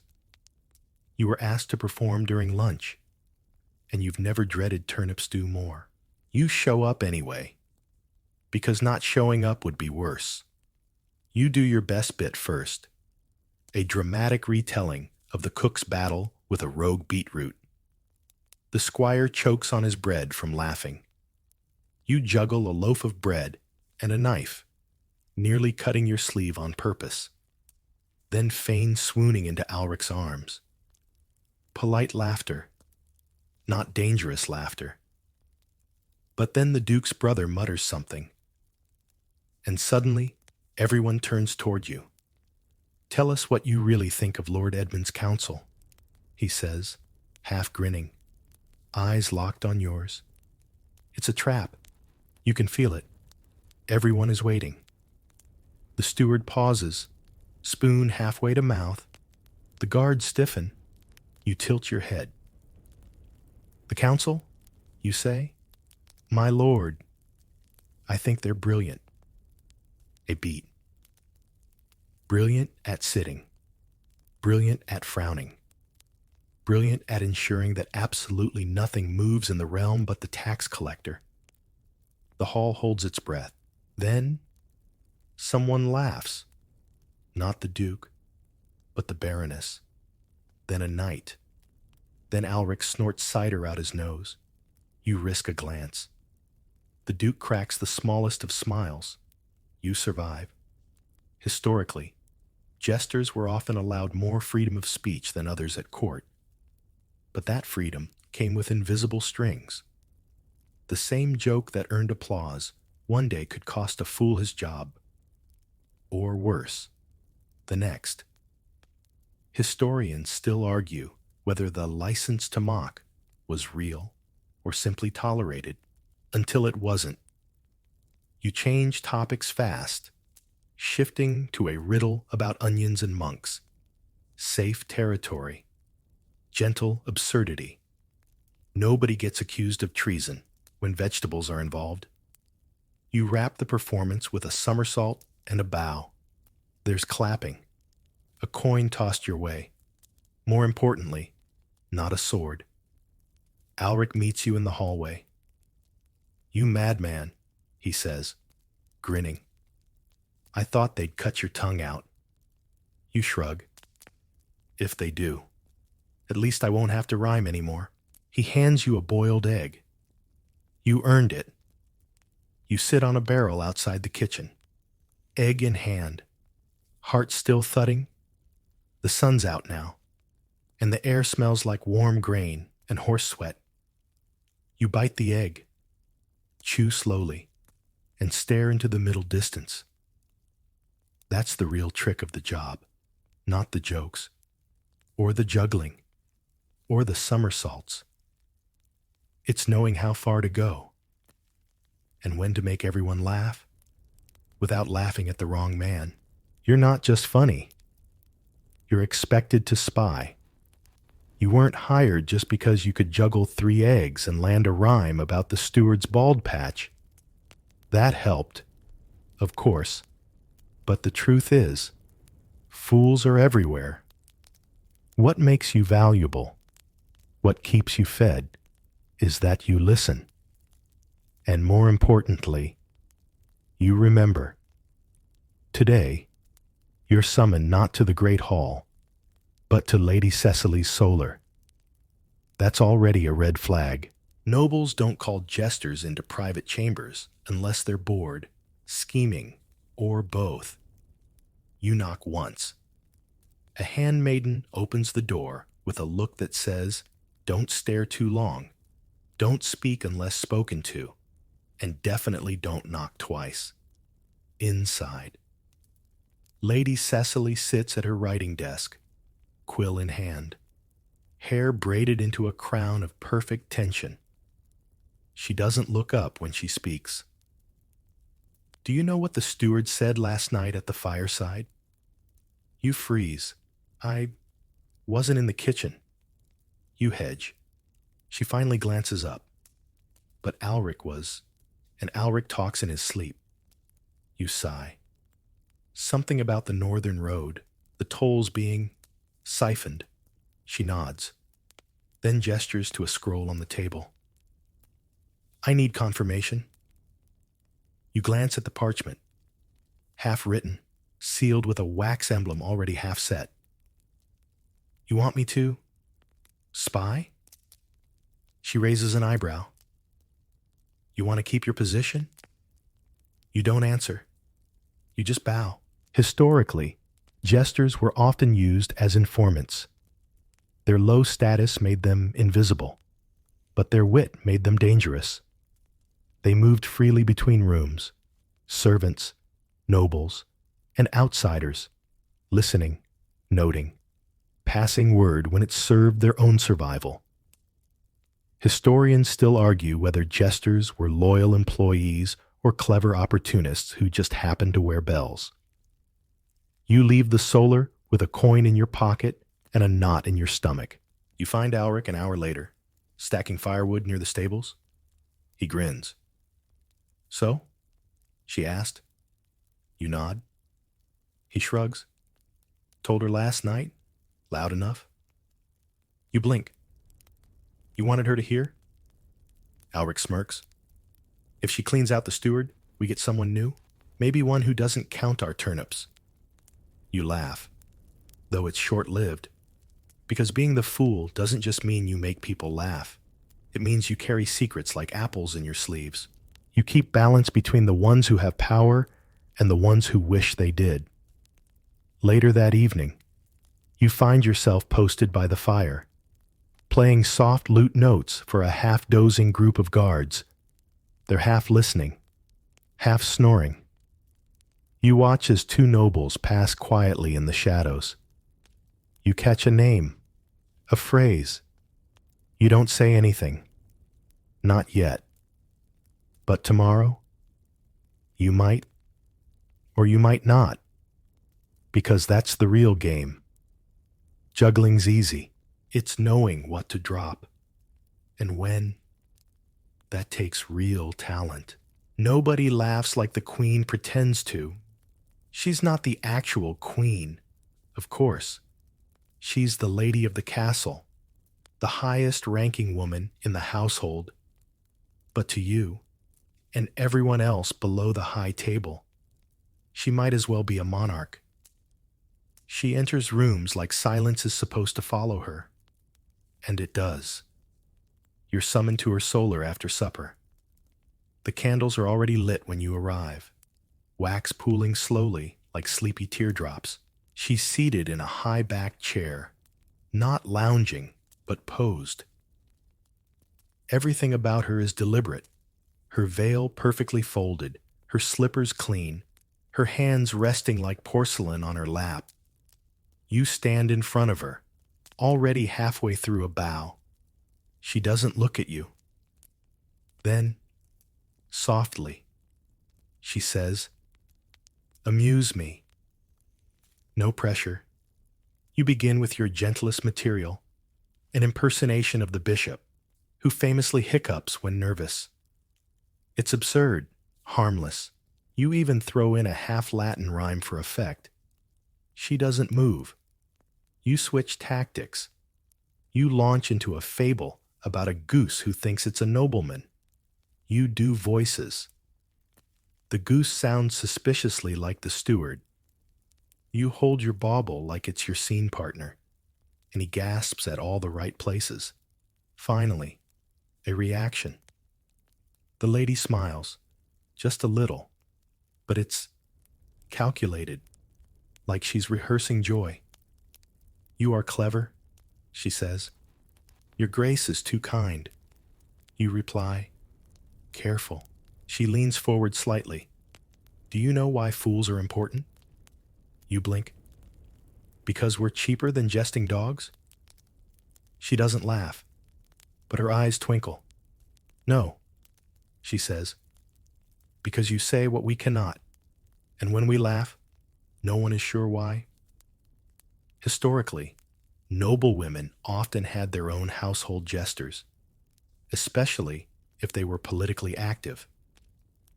These fools were part entertainer, part companion, and sometimes used as emotional intermediaries. Historians still argue whether their presence was for joy or camouflage. The lady waves you closer. You kneel, carefully. "Tell me," she says, "what did Lord Alwyn say about me at dinner yesterday?" Your blood goes cold. You could lie. You probably should. But then again, she already knows. You choose your words carefully. "He said your embroidery is unmatched." She arches an eyebrow. "And?" You swallow. "That your tongue is sharper than his dagger." Silence.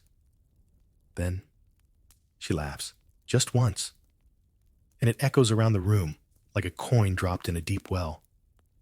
"Good," she says. "You may go." You rise, bow again, and back out of the solar, like someone leaving a lion's cage. Alric is waiting in the corridor. "She laugh?" he asks. You nod. "Did it feel good?" You shake your head. because you've seen real laughter, messy, snorting, infectious laughter, in the kitchen, in the yard, with muddy boots and greasy hair. This wasn't that. This was performance. Polished, controlled, beautiful, but brittle. You whisper. Nobody laughs like she pretends to. Alric hums. That's court for you. You walk the long corridor back to your room in silence, your bells making the only sound. And somewhere behind you, the lady is still smiling, but only because you gave her permission to. Your outfit is loud, and your feet are cold. You don't pick your clothes. Your clothes pick you. And once you're a fool, you wear motley. It's not a costume. It's a declaration. And it's louder than your jokes. This morning, your tunic is half mustard yellow, half cabbage green. The sleeves hang well past your hands unless you knot them. The trousers don't match. One leg is striped, the other is patched from 5 different failed color experiments. The hat is the worst part. It has 3 floppy points, each tipped with a bell, and no sense of symmetry. When it rains, it fills up with water. When it's windy, it slaps you in the face. When children see it, they laugh. When horses see it, they bolt. You wear it anyway, because it tells the world, I'm the fool. You don't have to worry about me. It's a disguise and a target. Your shoes, if you can call them that, are thin leather, soft-soled, curled at the toe like someone was trying to make you into a question mark. The left one has a hole you keep forgetting to fix. Every puddle finds it. Every cold morning reminds you of it. You wrap rags around your feet and pretend it's intentional. Fashion, you say. Layers. Very avant-garde. Alric offers you an old pair of wool socks. You hug him. He recoils. You smell like pickled turnips and fear. That's my signature scent, you reply. You head toward the courtyard, bells jingling in protest. Today's entertainment is for a merchant caravan passing through. Not nobles, not knights, just traders with coin, spice, and unusually large hats. You're meant to entertain while the Lord negotiates tariffs. So, of course, you arrive early, cartwheel through a flock of chickens, and land in a puddle. The bells jingle mournfully. One of the merchants laughs. You smile, soaked to the shin. Mission accomplished. Historically, the motley outfit served not only as a symbol of the fool's role, but also as a form of protection. It made jesters unmistakable. Their clothing was visual shorthand for harmless, a costume that discouraged violence. Usually, historians still debate whether fools designed their own clothes or simply inherited them from a long line of sweaty, underpaid performers. After your set, mostly juggling, some acrobatics, and a surprisingly heartfelt impression of the local goose, you're given a handful of dried figs and a half wink from one of the merchant's daughters. You bow deeply, which causes your hat to fall in the mud. You sigh, pick it up, squeeze it out. It sloshes. You plop it back onto your head anyway, back inside. Alric has started sewing a new patch onto your tunic. What color is this? You ask. Despair, he says. Perfect. You sit down beside him, peeling off your shoes to let your toes dry by the hearth. They're red and mildly offended. You know, you murmur. Sometimes I wonder what I'd look like in boots. Probably disappointing. You nod. There's comfort in the absurdity, in the layers of noise, color, damp, and discomfort. You dress like a walking riddle because it keeps everyone guessing. And because beneath the bells and velvet, there's something most people miss. You're not wearing motley because you're a fool. You wear motley because it makes you invisible, or at least forgettable. And some days, that's safer than being clever. Sometimes you entertain livestock. Today, you've been summoned by name, technically, to perform for an important guest. You imagine a nobleman, a count, perhaps, someone with a cloak lined in squirrel fur and an appetite for metaphors. You're half right. It's Lord Aldwine of Ferndale. His reputation precedes him, particularly the part where he won't share meals with men who wear hats taller than his own, and once insisted his chicken be serenaded before roasting. The problem? He doesn't travel without his prized animals. 2 hunting dogs, a fat goose named Edna, and a goat that wears a collar with little silver bells. The goat's name is Gregory. Gregory, it turns out, is the audience. You arrive in the stables, with your lute slung over your back, your juggling pins in one hand, and your dignity trailing somewhere behind you. Lord Aldwine points to a patch of hay in front of the animals. "Entertain," he says, as though announcing a duel. You nod. "Of course, my lord. Shall I begin with philosophy or fart jokes?"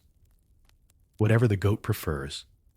You sigh, set down your things, and begin juggling 3 turnips. The goose honks. One of the dogs yawns. Gregory stares at you, like he's memorizing your weaknesses. You launch into a rhyme. There once was a goat from the Vale, who fancied a jester's red tail. You trail off as Gregory lurches forward and chews your belt. You shriek, politely, and sidestep. The turnips fall. One rolls under Edna, who immediately sits on it. Lord Aldwine claps once. "Delightful," you curtsy. "We aim to impress all species." Historically, jesters were often asked to entertain outside the formal court, sometimes at hunts, private meals, or impromptu performances for nobles traveling with their entourages. These entourages frequently included prized animals, and records do suggest jesters were occasionally expected to amuse more than just the human guests. Historians still argue whether these duties were degrading or simply part of the job's unpredictable variety. After the show, you're given a crust of cheese and half a fig. Alric finds you later sitting in a hay pile, chewing slowly and glowering at your newly frayed belt. Did the goat win? You nod. He always wins. Alric offers you a fresh apple. You juggle it once, catch it, and hold it like a prize. "I think the dogs liked the impression of the steward." You say, "They barked?" "Exactly." He sits beside you. The stable is warm this time of year, filled with soft rustling and the occasional chicken-related tragedy. You both watch the light pour in through the wooden slats and thin gold ribbons. You take off your hat and shake the straw out of it. A spider falls gently onto the floor and scuttles away. You whisper, "I sang for a goat today," Alric replies. "And you didn't get bitten?" That's progress. The bell tower rings somewhere above. Another hour passed. More nobles arriving soon. Probably more livestock. You stand, brush off your sleeves, retie your belt, what's left of it, and slide your hat back on. Your role, after all, is to amuse anyone who will listen, even if they bleat, even if they try to eat your trousers. You're the jester. You bring laughter to the masses, goat included. Your best friend is the kitchen boy. Alric wasn't always your best friend.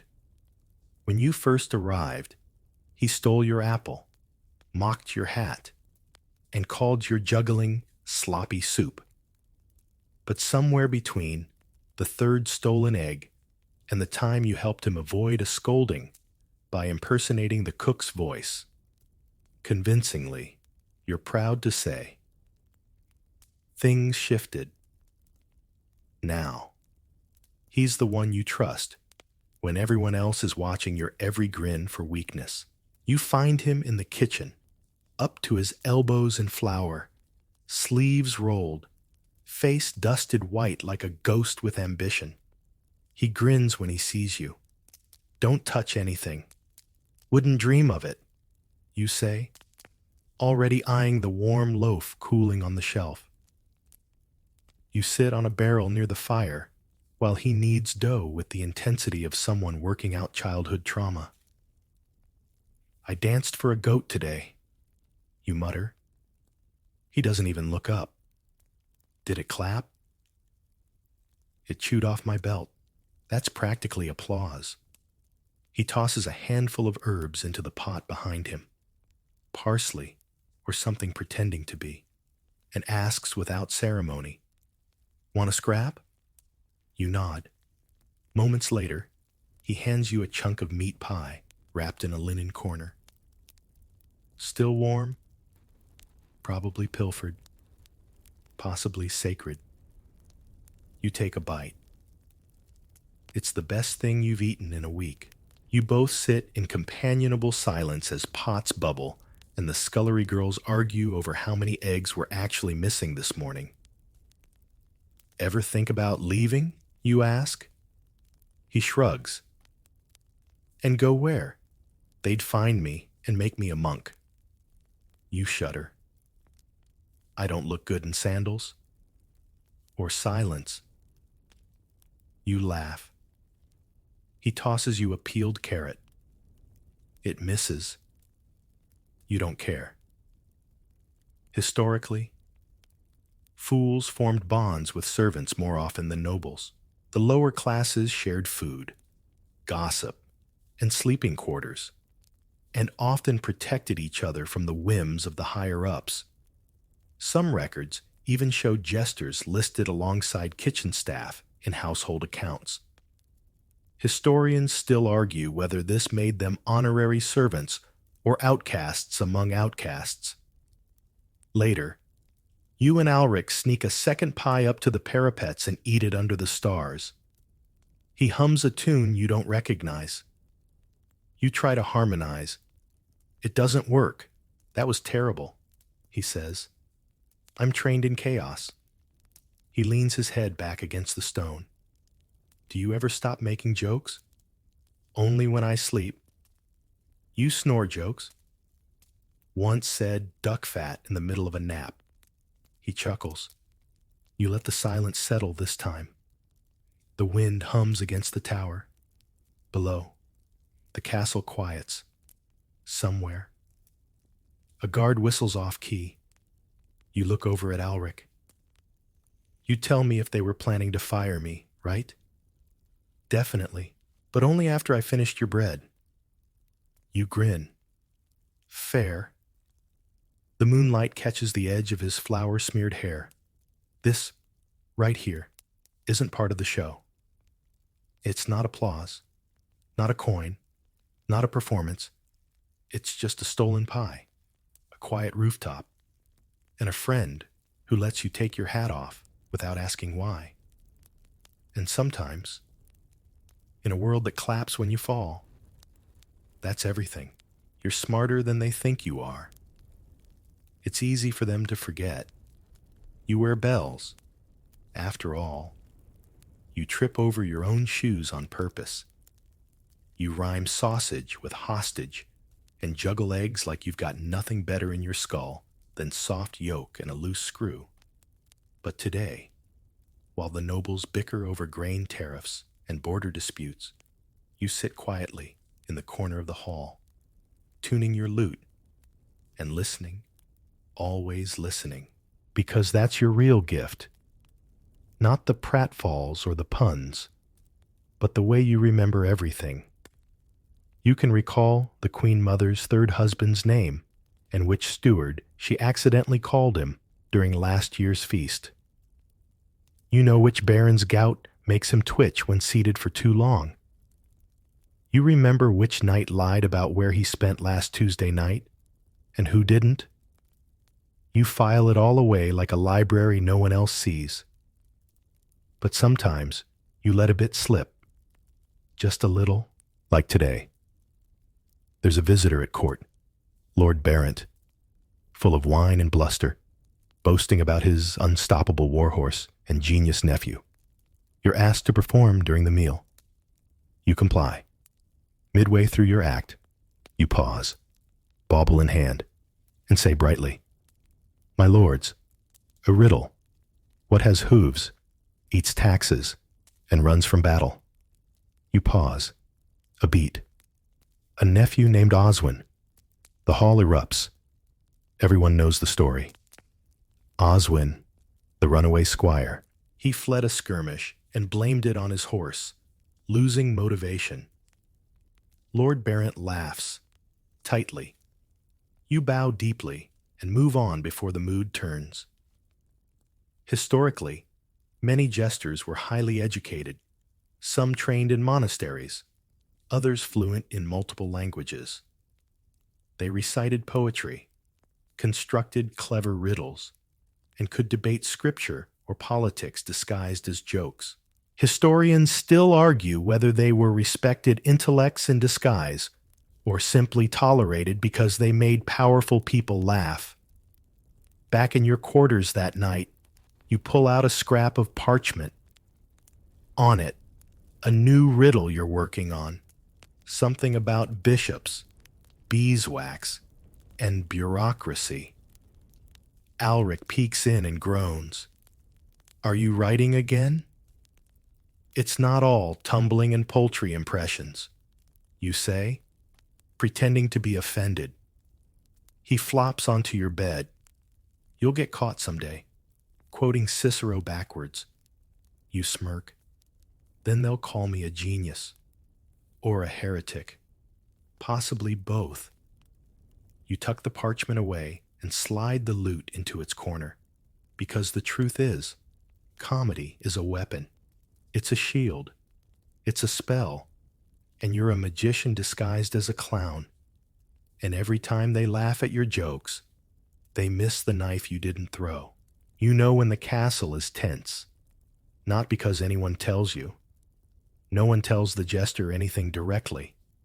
But you feel it in the air.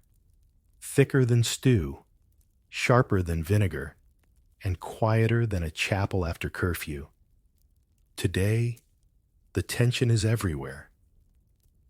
The servants are quieter. They bump into each other less, speak in short bursts, and make fewer jokes, even the bad ones. Someone spilled ale in the hall earlier, and no one laughed. Not even the steward. That's when you really knew something was wrong. You wander the corridors on the pretense of practicing your new dance, something involving goose steps and heel clicks. But mostly, you're observing. At the armory, 2 guards whisper, stop abruptly when you pass. In the chapel, the priest lingers at the altar, muttering prayers longer than usual, looking up at the rafters like he's expecting them to answer. And in the solar, Lady Cecily has the shutters closed. At midday, that's not a good sign. You bump into Alric near the scullery. He's carrying a basket of onions with the grim dedication of a man preparing for siege. "What's going on?" you whisper. He shakes his head. "Don't know exactly. But the cook's been hoarding flour, and the steward moved the wine barrels into the cellar. Bad harvest? Worse," he mutters. "A visit. From whom?" He glances around. "The bishop and 2 northern lords. Arriving tonight?" "Ah." You sigh. You hate visits. Not just because it means extra performances and pretending your cap is ceremonial, but because visiting nobles bring politics. And politics, in castles like this one, are never boring in the good way. They come with new rules, new tensions, new lines you're not allowed to cross. Which is tricky, considering your entire job is crossing lines. You get summoned that evening. Of course, not for the full feast. You're not fancy enough for that. But to warm the room. A few riddles, a story, some light humiliation. You're the verbal aperitif. So you oblige. You enter the hall with a grand cartwheel and only slightly jar your shoulder on the stone floor. Then leap to your feet with your most dazzling grin. My lords and ladies, you announce, welcome to Castle Mid-Meal, where the wine is sharp, the bread is blunt, and the company is negotiable. Polite laughter. Good. The bishop watches you with the expression of a man who's never enjoyed anything. He looks like a boiled pear in robes. You bow deeply in his direction. You perform a parable about a fox who collects titles, only to discover none of them help when the chickens revolt. The nobles laugh. The bishop does not. But Lady Cecily smirks. Historically, jesters often doubled as subtle messengers, able to reflect the tension of the court back onto itself in a way no advisor dared. When war was coming, when alliances cracked, when plots brewed, fools were often the first to know, because tension leaves clues, and jesters notice everything. Historians still argue whether this made them loyal servants or useful liabilities. After the performance, you step outside into the courtyard, where the wind has picked up and the sky smells like rain. Alric joins you. He doesn't speak right away. Then he says, one of the knights sharpened his sword 5 times today. You nod. Saw that? And the lady's hawk isn't flying. You look at him. Really? He nods. Won't leave her glove. Birds know. You both stand in silence a while longer. Something's shifting. You don't know what, but you know the feeling. It's like watching a juggler's hand slow down just before something drops. You straighten your cap, tug your sleeves into place, and say softly, guess I better stay funny. Guess so. Because when tension hangs over the castle like a storm cloud, your job is to juggle in the rain. Sometimes you're whipped for the joke you didn't make. It starts like this. You're not even in the room. You're in the stables, humming to yourself while trying to teach a chicken to play dead on command. Purely for theatrical effect. It isn't working. Chickens don't respond to direction. Then Alric runs in, breathless, holding your hat in one hand and a look of panic in the other. You need to come, he says. I didn't do anything. You reply reflexively, because that's always your first defense. This time, he pants. That's the problem. You arrive in the main hall to find Lord Edmund red-faced, standing, his goblet overturned, and the steward wincing in the corner. A handful of nobles look somewhere between amused and afraid. You scan the room for clues. Alric whispers, someone said the lady's dowry was lighter than her purse. Ah, a joke, a brutal one. You didn't say it, but you've said similar things. Things about the bishop's gout, the cook's wine-to-water ratio, the time you accused the tax collector of stealing from his own horse, all in jest, all forgiven. Eventually, but this time, no one's laughing. You're summoned to the dais. You bow. You rang, my lord. He doesn't smile. You mock my lady? Never. My lord. Did you not say, just yesterday, that her marriage was the crown's cleverest punishment yet? You blink. I said the stew was a punishment. For us. He steps closer. You can smell the wine, the rage, the need for someone, anyone, to blame. And you're convenient. Historically, jesters were protected by their position. Until they weren't. Their words, recorded or misheard, could turn from satire to slander with a single scowl from the wrong noble.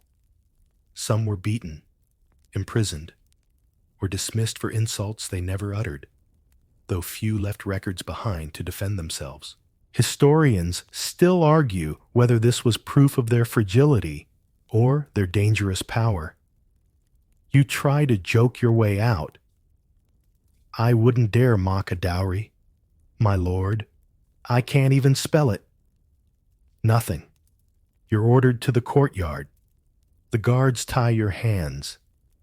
It's not a public spectacle, just a quiet, controlled reminder that laughter has a leash.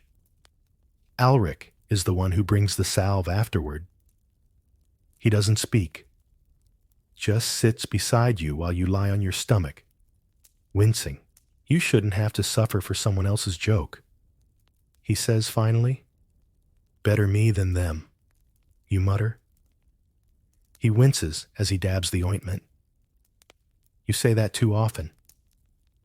You stare at the floorboards. Truth is, it doesn't matter if you didn't say it. It could have been you. It would have been you. Eventually. Because that's what the motley means. It's not armor. It's a target. And some days, the job is being punished, so someone more important doesn't have to be. Later that evening, you're called again, not by the Lord, but by his son. He asks you for a bedtime story. You sit on the stone floor, battered, bandaged, smiling. You tell him a tale about a fox who wears bright colors and saves a village from sadness. You leave out the part where the fox gets blamed when the barn burns down. The boy laughs, and it's real, pure, unaware. And for a moment, that makes it worth it. You play the fool, but you're never free. There's a strange kind of cage you live in. It isn't made of bars or locks. It's made of expectation, of smiles that must always come first, of wit that must always be ready, of bows, grins, cartwheels, and clever words that never dare show what you're really thinking. You wake up sore from yesterday's whipping. Alric offers you an extra blanket and some bread softened with ale. You nod your thanks, but say nothing. The bruises on your back throb with every breath. Then, at breakfast, the steward gestures you forward. The Duke wants something light before council. You want to scream. You want to say no. Just once. You want to lie down in the straw and pretend the world can spin without your jokes holding it together. But instead, you nod.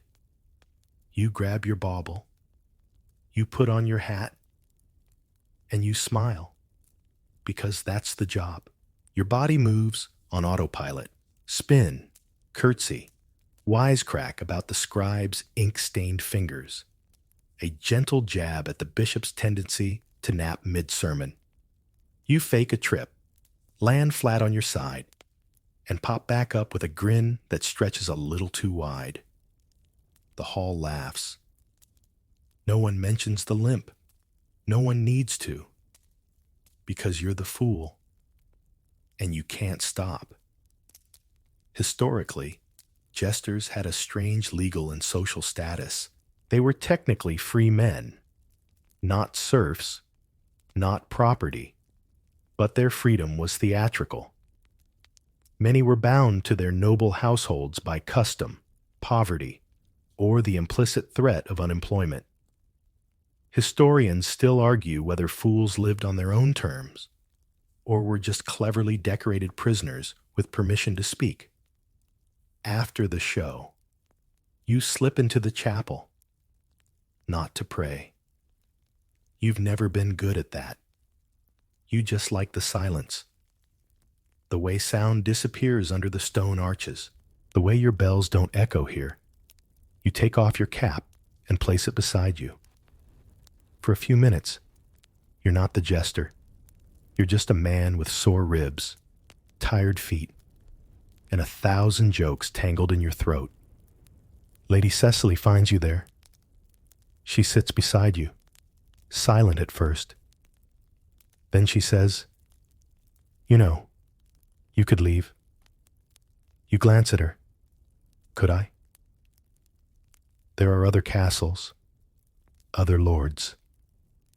But this one's already trained to laugh. She watches the flickering candlelight for a moment. Why stay? You think. You really think. Then you say, because if I go, someone else will take my place, and they might not know which jokes to avoid.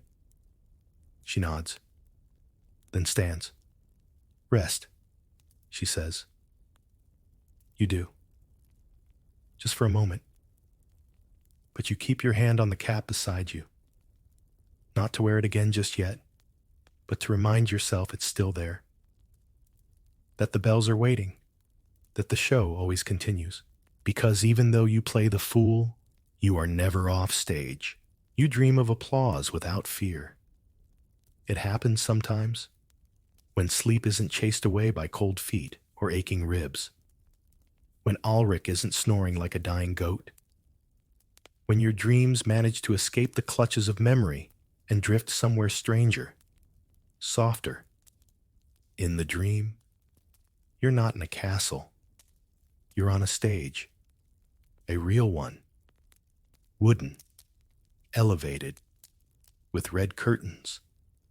Though you've never seen real red curtains before. And the crowd isn't a cluster of nobles squinting over goblets or guards trying not to laugh too loudly. No. This crowd is wide-eyed and warm, full of strangers who want to be there, who chose to be there. You bow. You make a joke. It's not even that clever. And they laugh, not nervously, not because they're supposed to, but because they want to. You juggle 3 apples, and no one shouts for you to juggle fire. You recite a riddle, and no one accuses you of hiding an insult inside. You sing an off-key tune about a dog with a limp, and someone wipes away a tear. You speak, and no one listens for what they might use against you. Then you wake up, back in the castle. The stone wall presses cold against your back. Your blanket smells like old stew and wet wool. Outside, someone's arguing over stolen eggs. You sit up slowly, the dream still clinging to you like mist.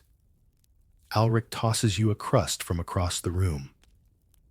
You were mumbling again. What did I say? I don't need a bishop's permission to rhyme? You grin. Sounds about right. He snorts. You should have said it last week. I'd still be coughing dust in the stocks. You rise. Your joints pop. You tie your bells on.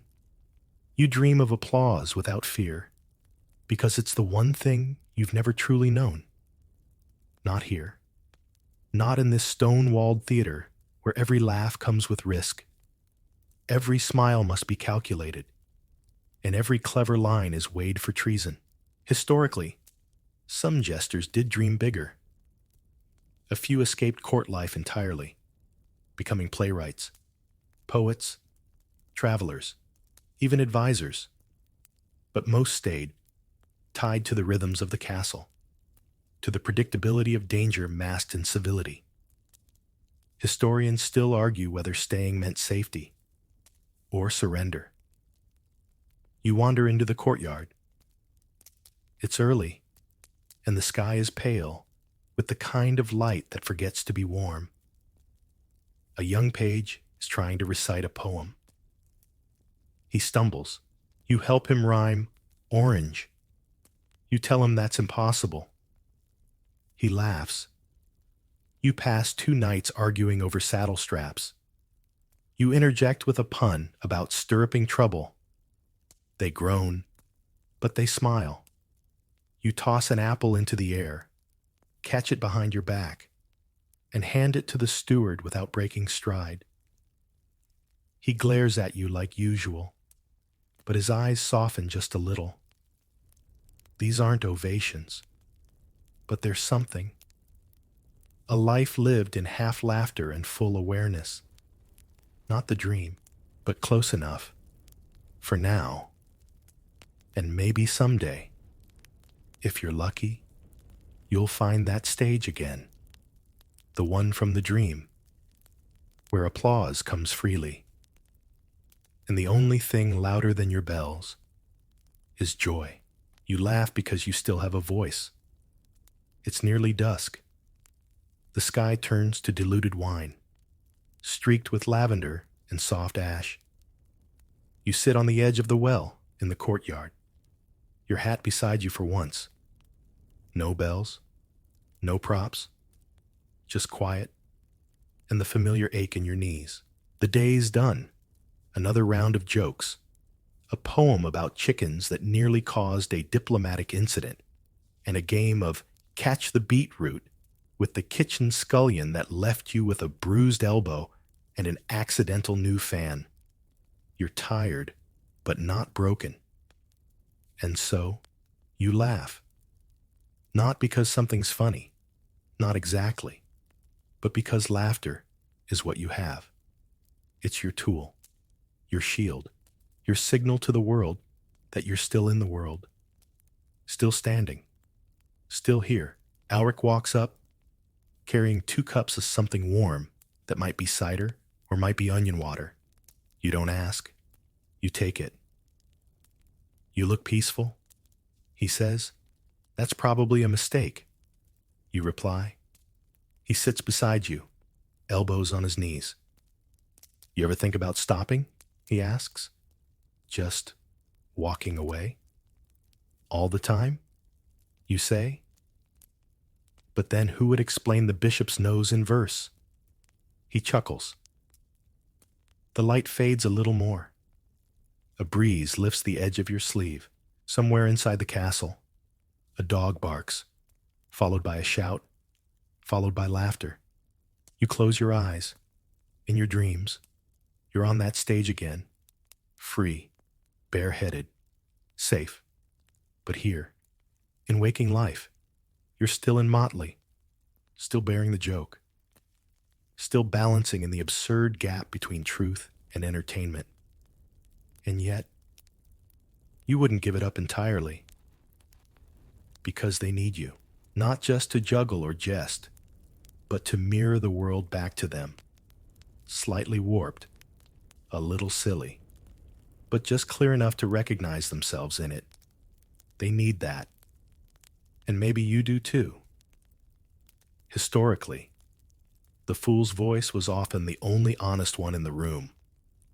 The jester could question kings, joke about priests, even mock death, because their words were masked in laughter. But that didn't mean they weren't heard. Historians still argue whether fools were passive comedians or powerful social commentators disguised in patchwork. You take a long sip from your cup. It's definitely onion water. You grimace. This is a crime. Alric raises his cup. To survival. You clink mugs. The castle is quieter now. Fewer footsteps. Fewer torches lit. You pull your hat back on, bells and all, and stand. Your body complains. Your joints whisper threats, but your grin finds its place again. You walk back toward the hall. Tomorrow there will be more jokes, more listening, more edge walking. But tonight, you made them laugh. And in doing so, You reminded them that they're still human, that laughter, even surrounded by politics and power and silence, is theirs. It's yours, too. And as long as you can make it ring, you are not forgotten. You are not invisible. You are not just the fool. You are the one they'll remember. Because in a world built to control every word, you laugh. And the laughter means you still have a voice. And now, let it all go.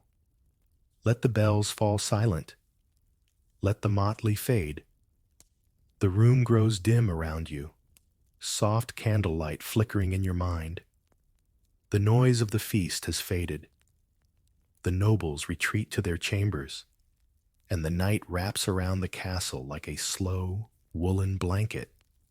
You can finally take off the costume, not just the hat or the shoes, but the part of you that had to perform, the part that turned every ache into a pun, every worry into a rhyme. You've done enough for one day. You've danced on aching feet, bowed through clenched teeth, and spun truth into laughter. You've caught every thrown insult, every sideways glance, and turned them into applause. Now, it's your turn to rest. Let the laughter linger, like the gentle ring of a bell, long after it's been struck. Let your breath slow. Let your jaw unclench. Let your mind drift somewhere softer. Maybe that dream stage again. A place with real applause and no consequences. Or maybe just a warm bench beside a fire, with Alric humming something off-key, and no nobles for miles. Wherever your mind takes you, let it be kind. You've carried 1,000 voices tonight. Now, be still in your own. You're safe. You're warm. You're done. Sleep now. Gentle fool. The curtain has fallen. The crowd is gone. And your voice can finally rest.